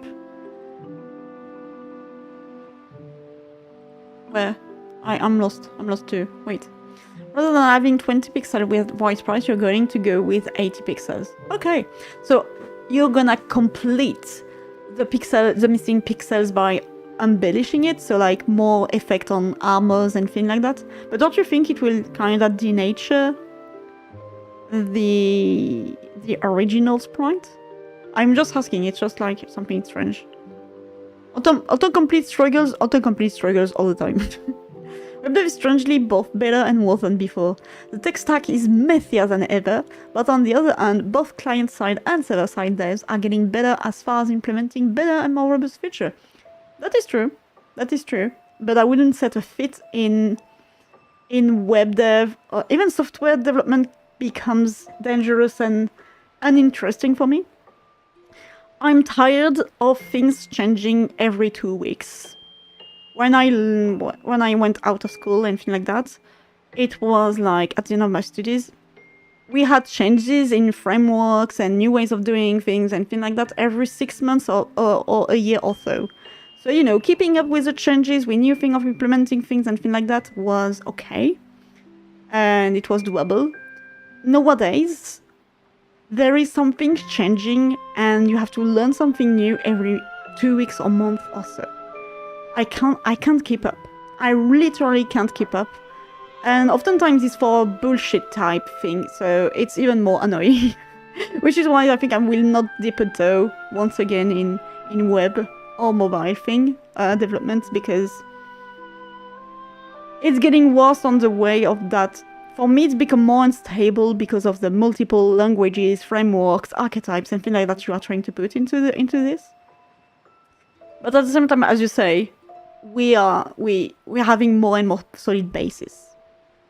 So I don't know. I'm just tired of development in general. Solution: write everything in assembly. No. If you do that, you will lose 2/3 of the developer workforce, because 2/3 of them do not know how to write in assembly. Sorry, caps locks. Oh, it wasn't on purpose. It was not on purpose. Oh my god. That's like a pointer to a node area wherever it's stored, kind of like a reference. Okay, yeah, you were right. You were right. It reminds you of in Perl if you don't do a reference of the reference to a hash or a code reference. Here, for things that are in the same, I would say in the same place, it's fine. Like, if I'm here, if I'm from the script in detection area and I need to go into the camera, subtitles, anything, it's fine because it is in the same group and and thing, but going from another item to another item, you have to reference. It is true. I'm just being very dumb and being like, okay, go fetch it. But I need to, like, how do I say that? Reference it?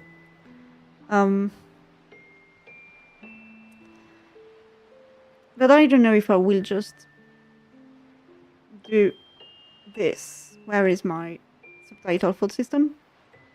Where are you, though? It might be in characters. It is in characters.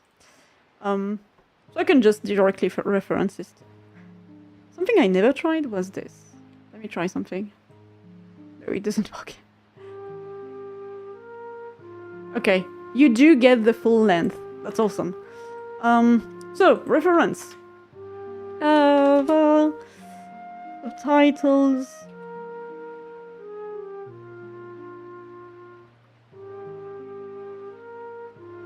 Oh, I'm just fully dumb here. Is it preload? I think it's preload, yes.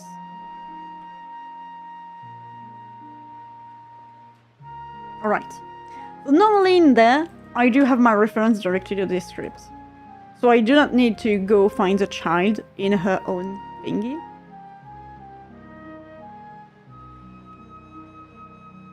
Okay, now we are inside the...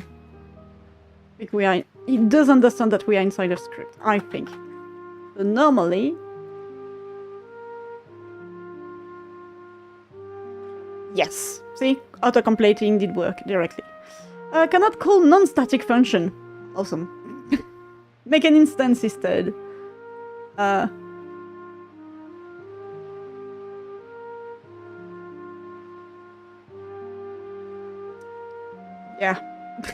I forgot.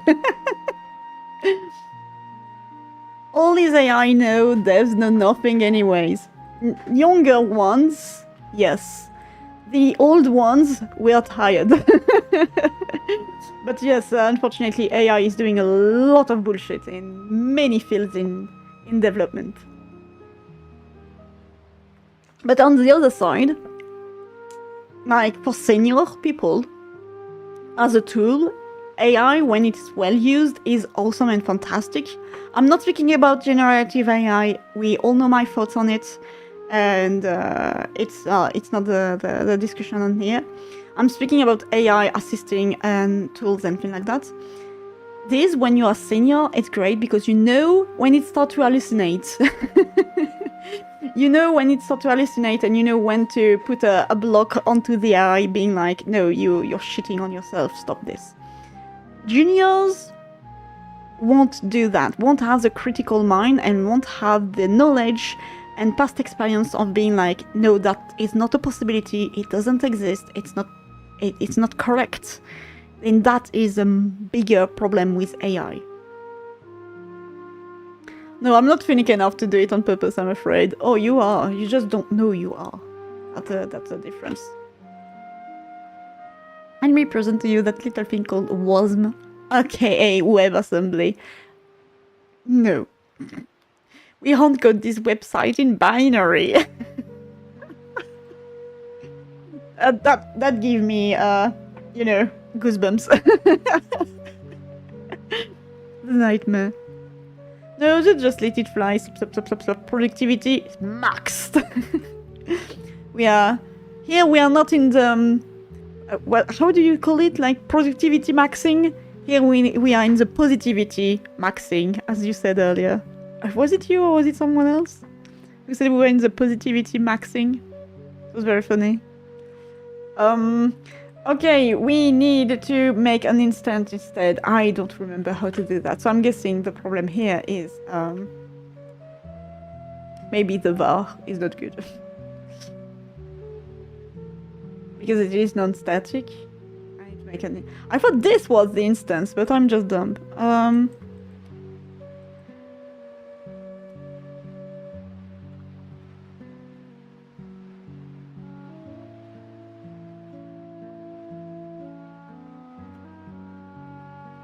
I'm asking internet.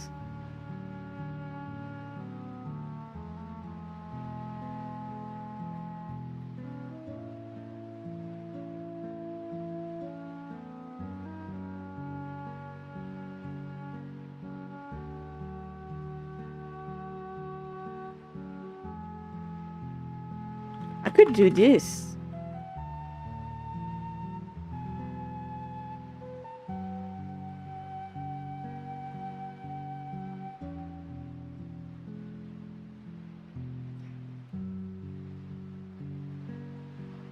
I think I cannot do this.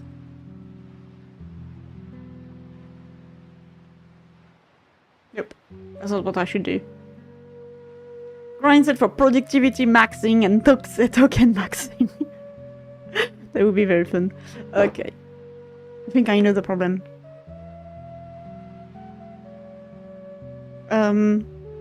Points manager.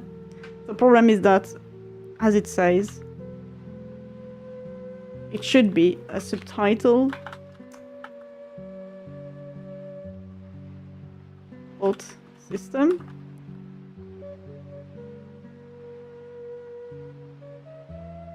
Yeah, of course it doesn't exist, you dumb fuck. I don't remember how we do that.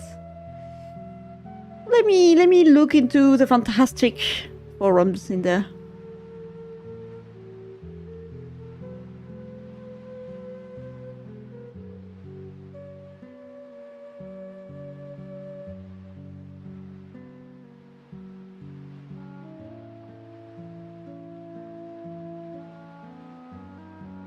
I think we can just do this, for example.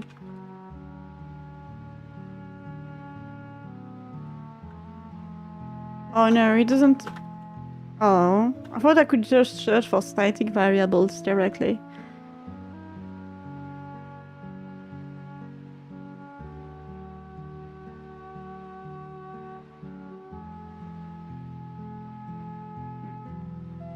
No clue.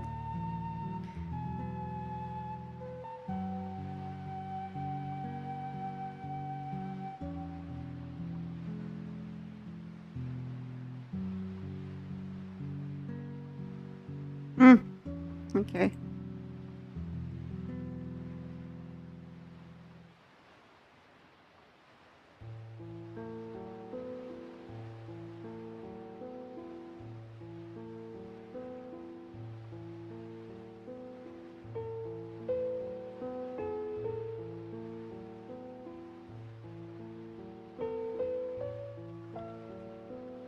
Why do I feel like I've lost a knowledge that I should know of? That's so strange. Subtitles rest seems to represent a module like in GS. It has classes but not instances. You think? Like really, I'm just dumb and I do not know. Like really, right now I think after 4 hours I'm just being dumb. Makes any application portable to web in theory. Ship a whole OS in WebAssembly. Yeah, but by doing so, aren't you gonna hurt yourself at some point? In practice, yes. In practice.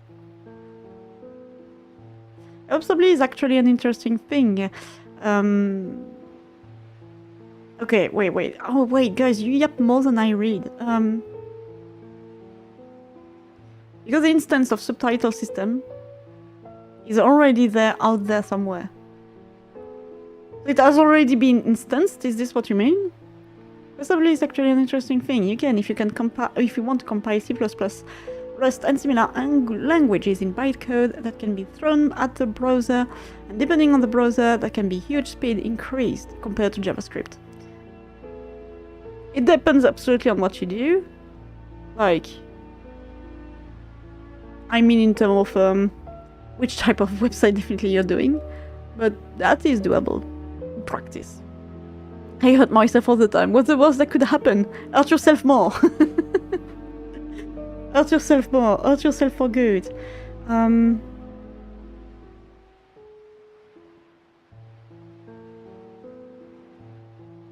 So since Godot script classes are resources, having static variable in a script prevent it from being unloaded even if there are no more instances of that class or no other references left.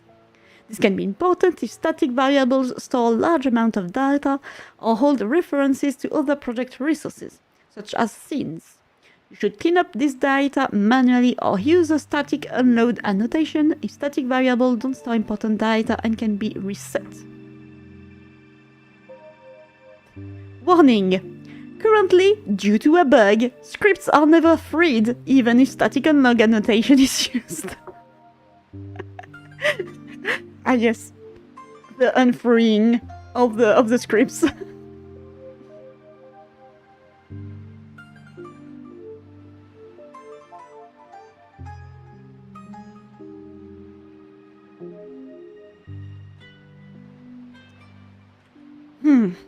It doesn't help. It doesn't help.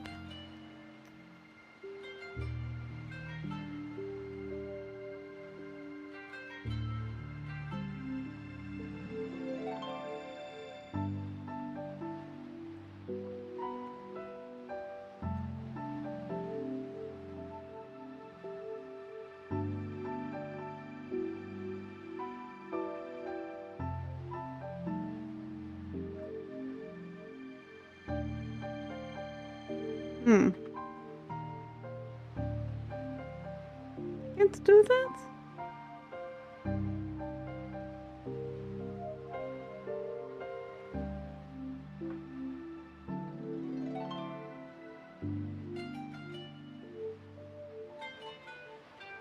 Wait.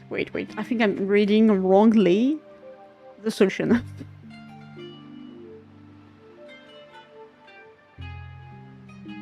Well, the fact that one person has everything in one script is bothering me, but that's not the problem.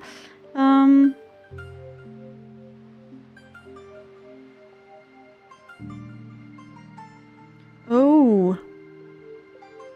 Okay. So you can define a class name.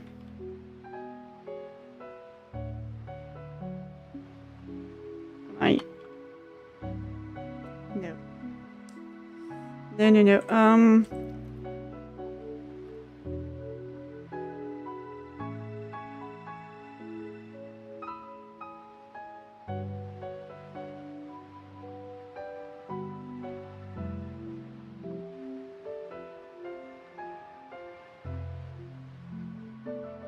Value of type subtitle system cannot be assigned to a variable type subtitle system. You cannot put subtitle system inside subtitle system.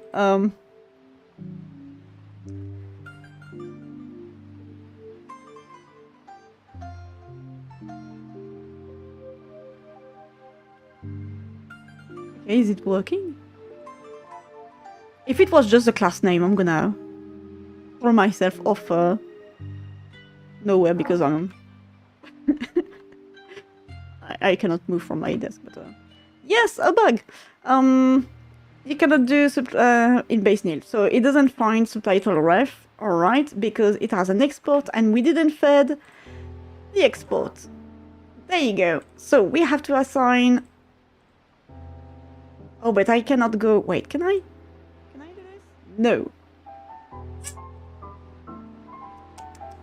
No, because it still stays unclosed to its current node. But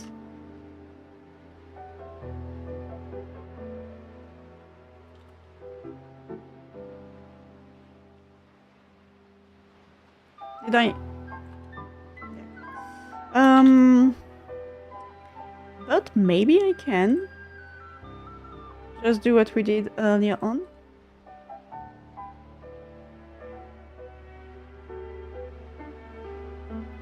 Where was it? Was this?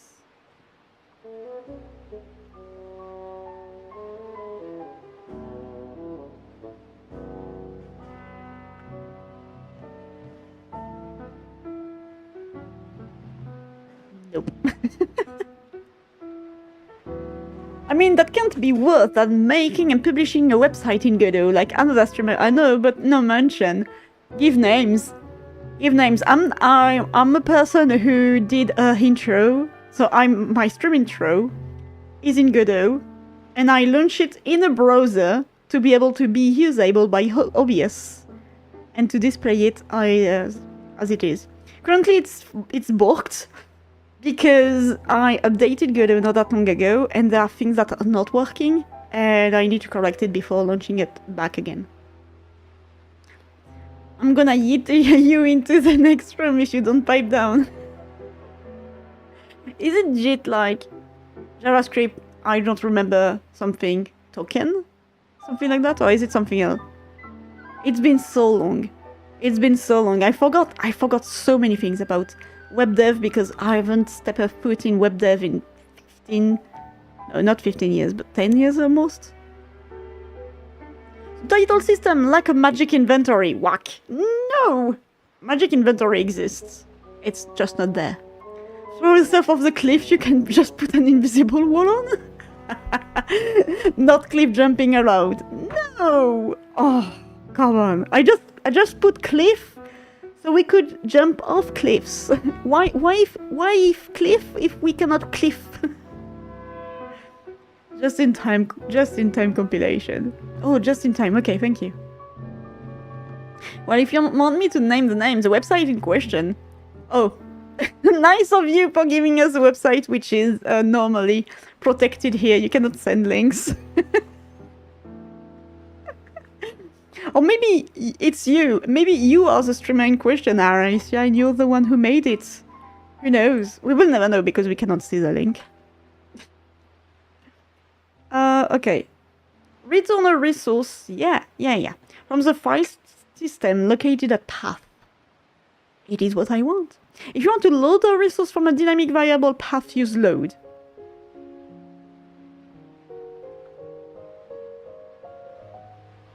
It's not a resource, which is why it's not working. Normally, with this, we should be able to access it directly. I don't need to export it.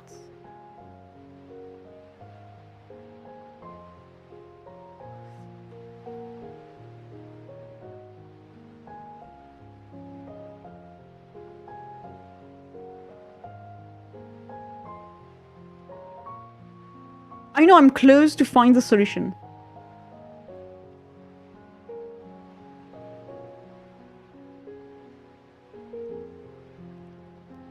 Yeah, most of the example I see is that just put export and then put your script in there. But they are not in the same space. Modern JavaScript is often GAT complied into native code. That's what made modern browsers into application platforms. Okay. Oh, sorry, Alicia. I'm so sorry. What happens when you click assign button in UI? It just gives you the current node you're in. Let me show you. It's gonna be like, okay, select a node. And because the script is currently attached to invisible wall, it's gonna be like, I only allow subtitle system type of nodes. But because the subtitle system is not in my current node, but somewhere else, I cannot do. Yeah, show all is gonna show all of the child. Yeah, multiple child is childs, no children. Yep, that is my main problem, because accessing a script from here to there, like from invisible wall to wall static body, wouldn't be a problem. It would be easy. Problem is that I don't want to turn my subtitle thought system into another global. I don't want to go into the way of when something is being nasty to me, go into the globals. I do not wish that.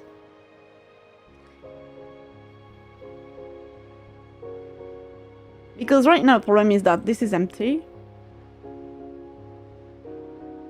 But maybe, because we are currently into the node, so if we do...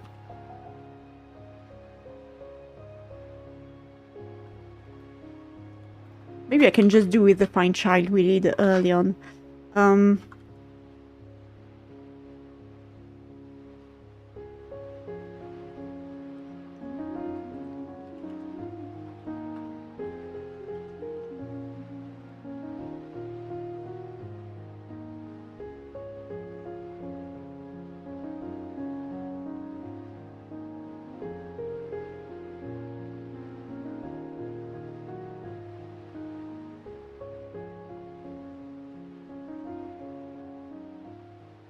I'm just gonna try something else.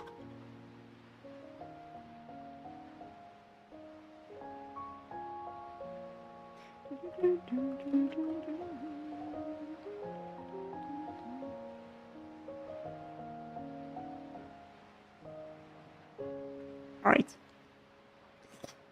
Key name on a base, null. Okay, so this is null. Did I...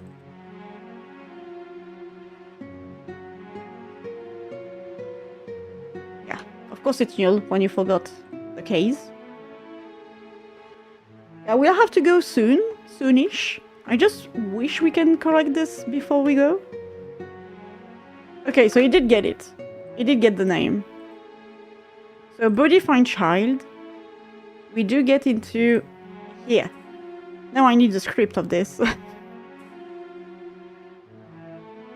My objective is to, no matter what, access this script. Downcast first, then use autocomplete. But it didn't work doing so.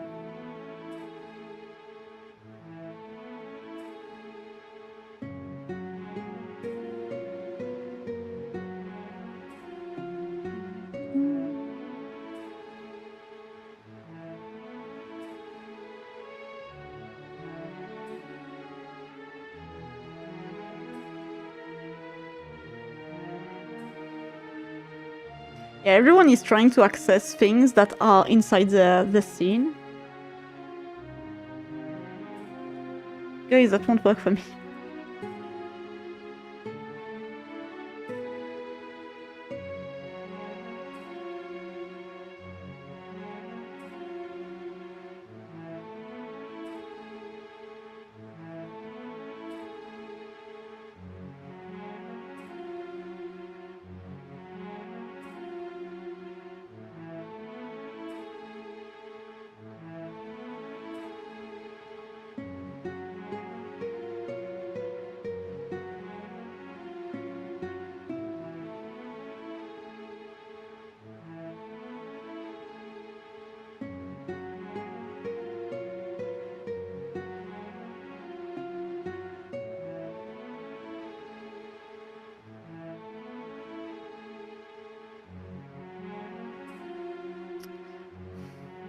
Yep. I have no clue. I have no clue, and it's almost the end of the stream. If not the stream, the end of stream. Oh my god. See? Brain is not braining anymore.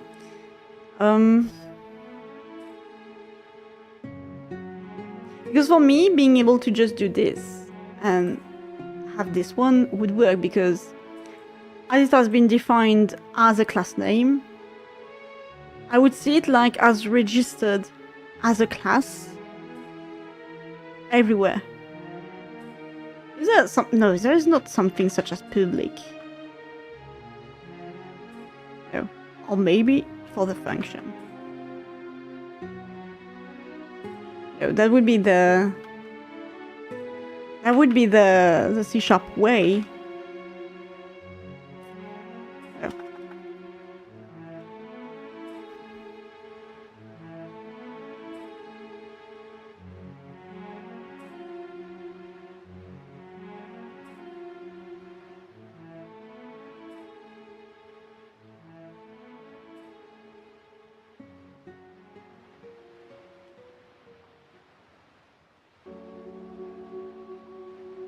I'm pretty sure the already is not gonna do anything. Why am I doing this? The already is not gonna help anything, but we never know. Because maybe it doesn't have time. No, because it's already launched here, so obviously it has time.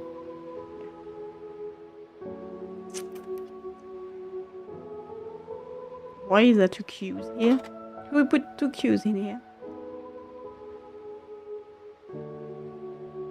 Here's your problem, expecting a sensible behavior from a scripting language. Maybe, yeah. It does have subtitle arrive here. Being empty.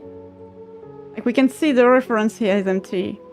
So if I do give it the subtitle thought system, it won't find it, obviously, because...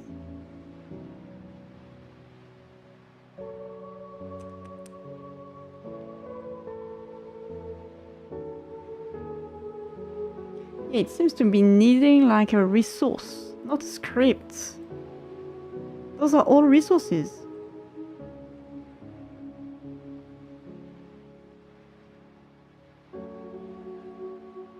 I have no idea. Import? Import? Can we import? Importy?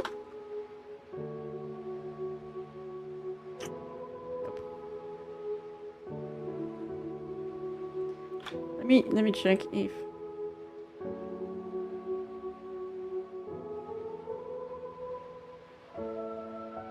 the search help will not the search help will not work here. Go to import script into another one.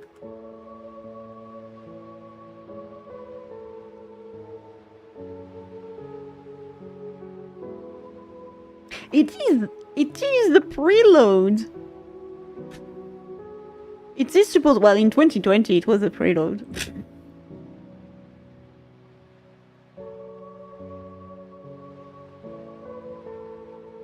At least in 2020 it was.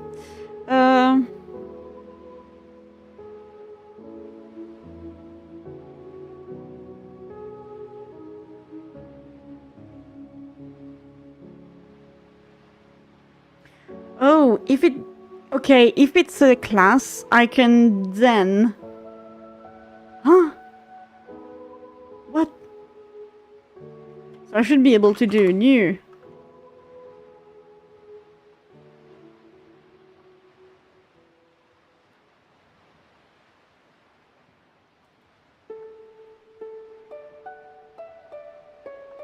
It's the other way around. This is the C# way. Ah!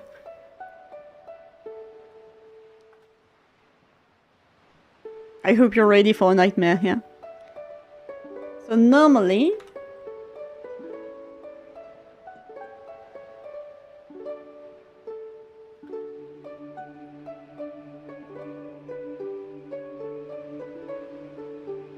it's not gonna work.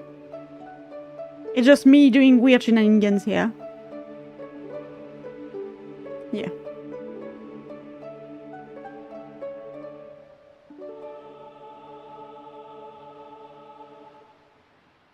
Why are you telling me it's nil when it exists? I mean, you go there.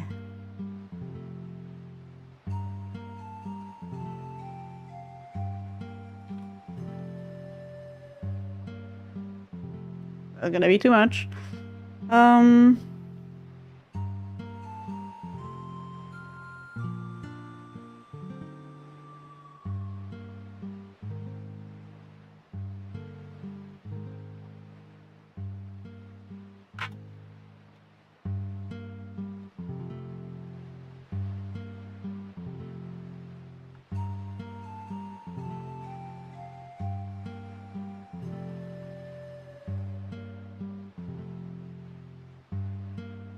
I have no idea. Reminds you of the time you discovered the existence of an undefined behavior and the fact that it exists everywhere. Undefined is the bane of my existence. Have you exported your method or whatever from the class you're trying to access? So you think I should do an export thing in it here? Problem is that I think I cannot do an export. Like, should I do something like this? I'm not sure. I'm not sure it will work.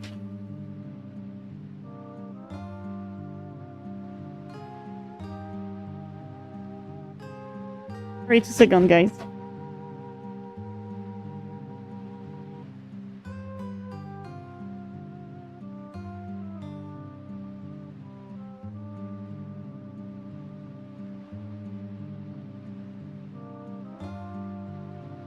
Sorry, a tornado called Little Puppy went into the office and just left. So, have I exported the method or whatever from the class I'm trying to access? It's a problem. I do not know if I have to. Or if I can.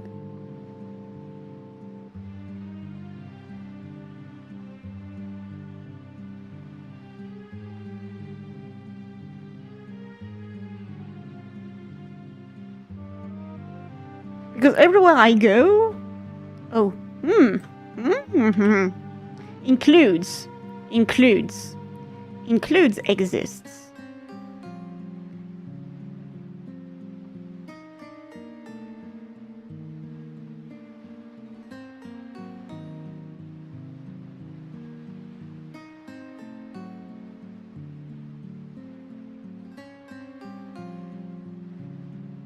Oh no, okay. It's not the includes I thought it was, like kinda like an export-import thingy.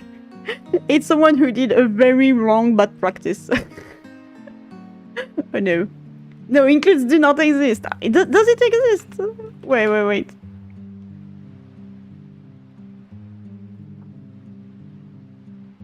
No, it doesn't.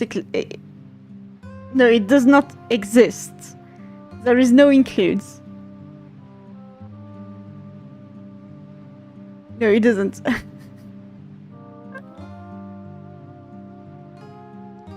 Maybe import?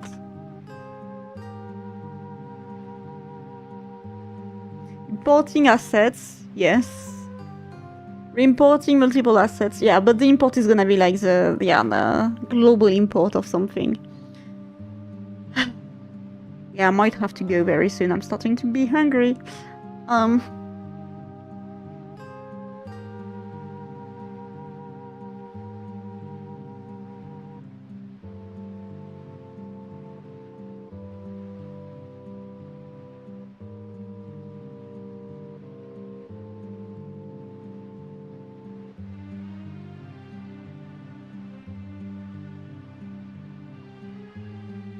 It does say you have to instantiate it, but I did try to instantiate it, and it didn't want to instantiate. Like, how the fuck am I supposed to do it in any way? So that's fine, like...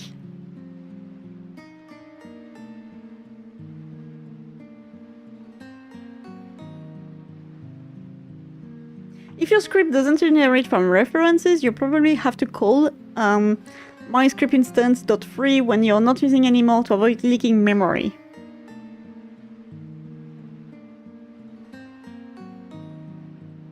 So, it's either you use a class name system, either you use a preload, it seems, from what I've seen. Then for static function, you can just call it normally, and for the rest, you'll need an instance. Right, that I understood. Thank you. So,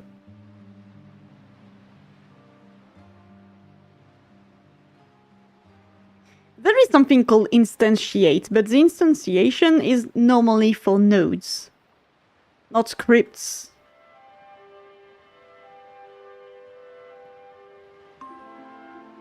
And it says to do a new. And then you can do, like, subinstance. And here I should have my display subtitle thing.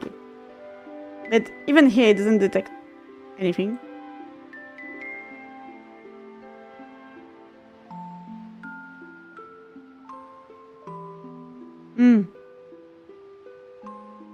You joined to learn Godot script, but frustrated streamer show is also nice.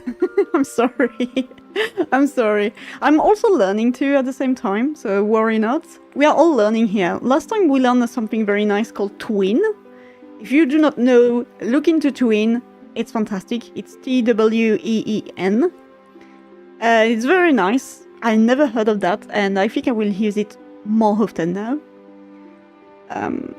But right now, I really feel like I'm losing the grip of something fundamental that I knew and that I've lost. That's it. Aren't scripts nodes? I don't know. At this point, I do not know, because for me, script is more like a resource. But everything is a resource in Godot. So you might be right. 90% debugging, 10% absolutely coding like a boss. You forgot the 100% yapping. The calculus isn't calculating. You forgot the yapping part.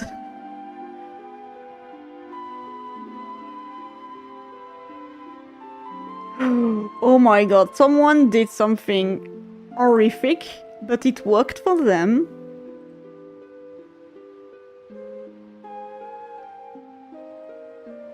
Okay, something worked for them. It seems awful, but I'm gonna see if it works for me. And then from that, I will try to understand what is going wrong. I'm just not gonna type this one. They did this, and they did a preload. They did a preload of their thing, and then after that they added a new.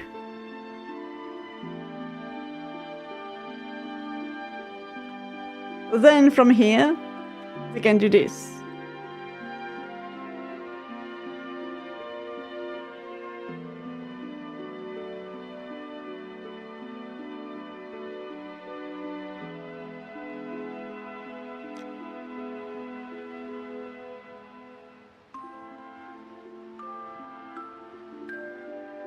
Okay, so now it doesn't detect the subtitle canvas because we are not in... Yeah, you see that we are currently in this local tree. Well, no, we are not in this local tree. It cannot find the subtitle canvas, which is in Game UI, because it is not having the same, you know, range of faults. Now the question is, why does it work? Why doing a preload then a new like this works better than doing a preload here and a new here? What the fuck? Bullcrap language. So what we're doing here, we are preloading the resource, so the script here, but we are preloading only the script like this. And the problem is that it's blind to everything else. So it's blind to the fact that it has to find this. And normally, if I'm not wrong, let me stop. I should have somewhere, I'm dumb. I should have somewhere a subtitle canvas. And I'm guessing it's my UI. It is here. So they are not communicating anymore. But we made progress. We made progress. Should it be a nice time now to leave you on this cliffhanger of having a resource preloaded, then a new, or maybe it was because it's just in the ref, in the ready. Maybe the preload had to be in the ready before this, but that would be dumb. That would be very dumb. Instance dies after the function is called. Okay. So preload is on the go. Okay, so it won't like last. It's like a one-off. Once the function exists, so does the lifetime of the instance. So this is not good either. But which means that this way, it does find the reference. I think I know what I have to do, but it's gonna take time and I will do it off stream, I think. I might have to rethink the way the subtitle fault system works, and I might make it more global for it to be callable from multiple places or somewhere else in the game, no matter where it is, and for it to be able to access these no matter what. That is non-local, this particular one. Okay. So this one was like absolute in some way. It's still scope. Yeah, I think we are having a scope problem in here, that we're having a scope blindness. When I say we, it's me and the game, not you guys. We're having a scope blindness, which means we are having trouble to define a scope, to search something in this scope, and to communicate in between scopes. So I will just read a little more on the Godot script, on the Godot documentation about it, just to learn more about how can I make scripts interact with each other through different scopes and things like that. I think that's my biggest problem, is that there is blindness. Isn't signals the ways to do that? Yes, but not really. Signals is a way of communicating and sending a message and receiving them, and then launching whatever you wished after that. But as you can see, I'm already using a signal of my area when the character goes into it. And I don't know. It's mostly like, it's really a problem of knowledge, I think, here. I don't know if from this I can have a signal, because it is a node 3D, so it will have node 3D nodes. And I cannot so be like, hey, someone called you or something. I don't know how to say that. I know how to use signals with area and collisions and things like that. I do not know ways of using signals other ways than this.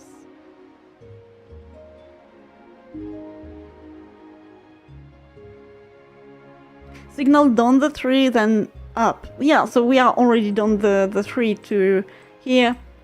We are sending the collision from here. We are going up through the invisible wall script. So we are actually here. So I should send another signal from here up to there. And here I catch it, like whatever signal we get, I interpret it. So I give it as arguments, the type of wall, for example, and the display text, and then doing the display subtitle thing. But how do I say to this script, like, is it possible to make custom signals?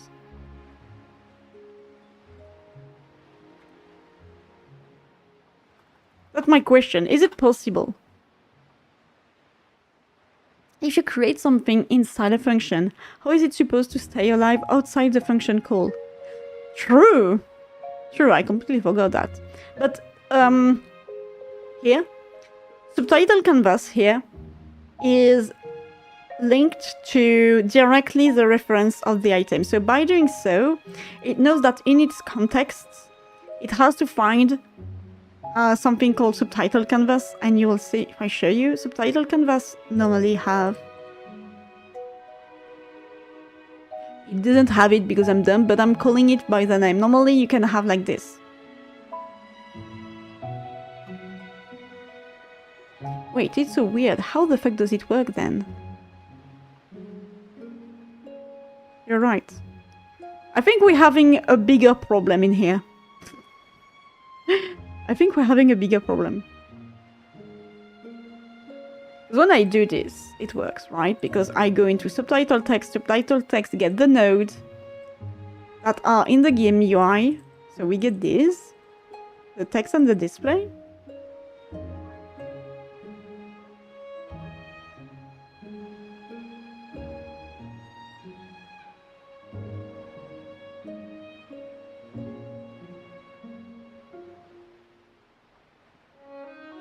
Do we use this?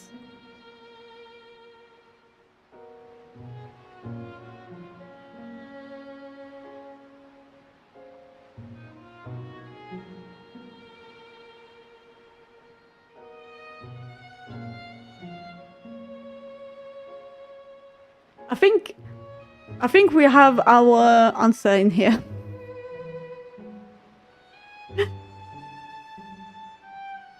Thank you very much for your caring, Alicia. I will leave. I'm gonna leave. I cannot stream more than 4 hours, unfortunately. I'm gonna leave.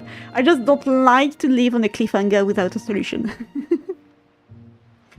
The closure, maybe. I don't know about closure in the encoder script, and that's outside the scope of what's going on here. Just your thought. Okay.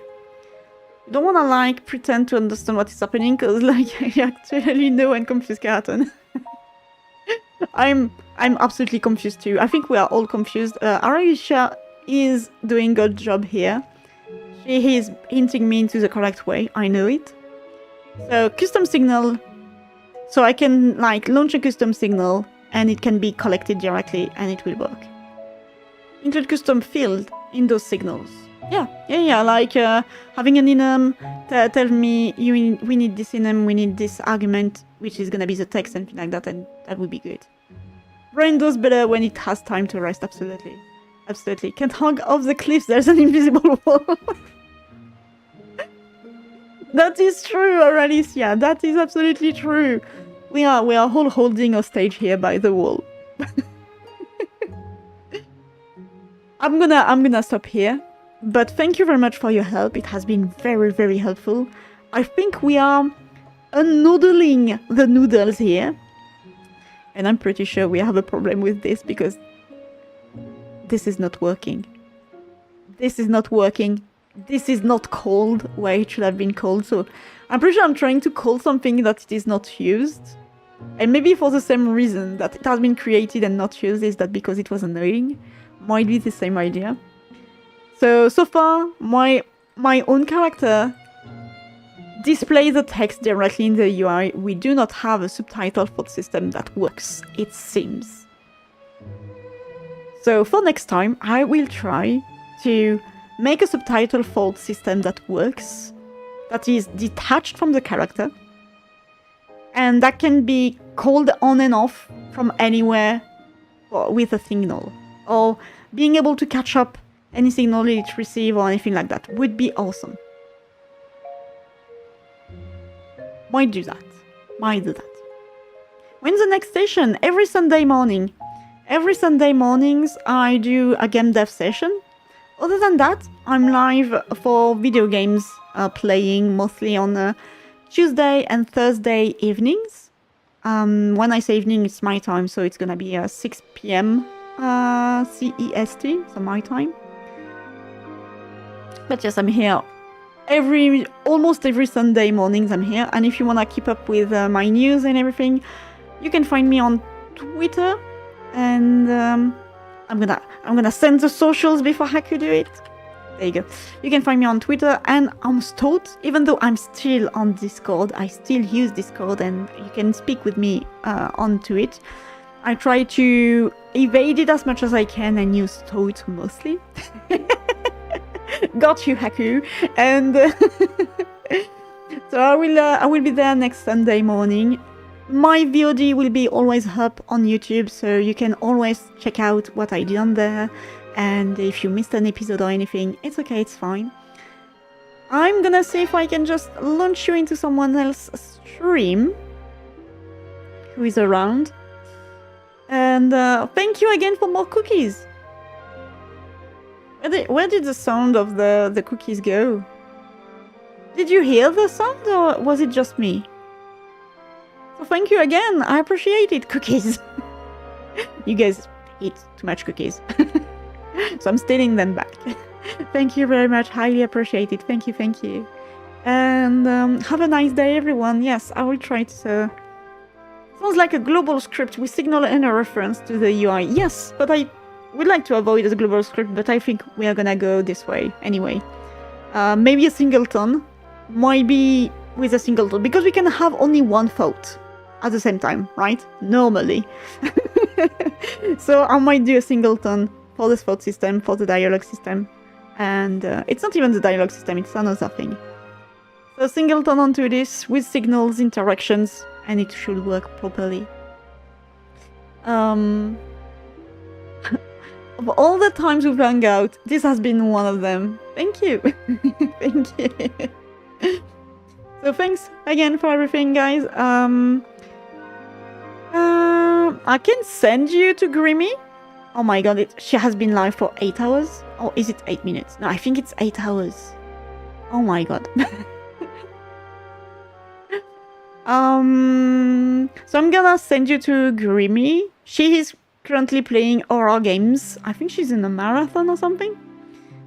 She's comfy. Grimmy is comfy, so you should take care of her. Let me launch a raid.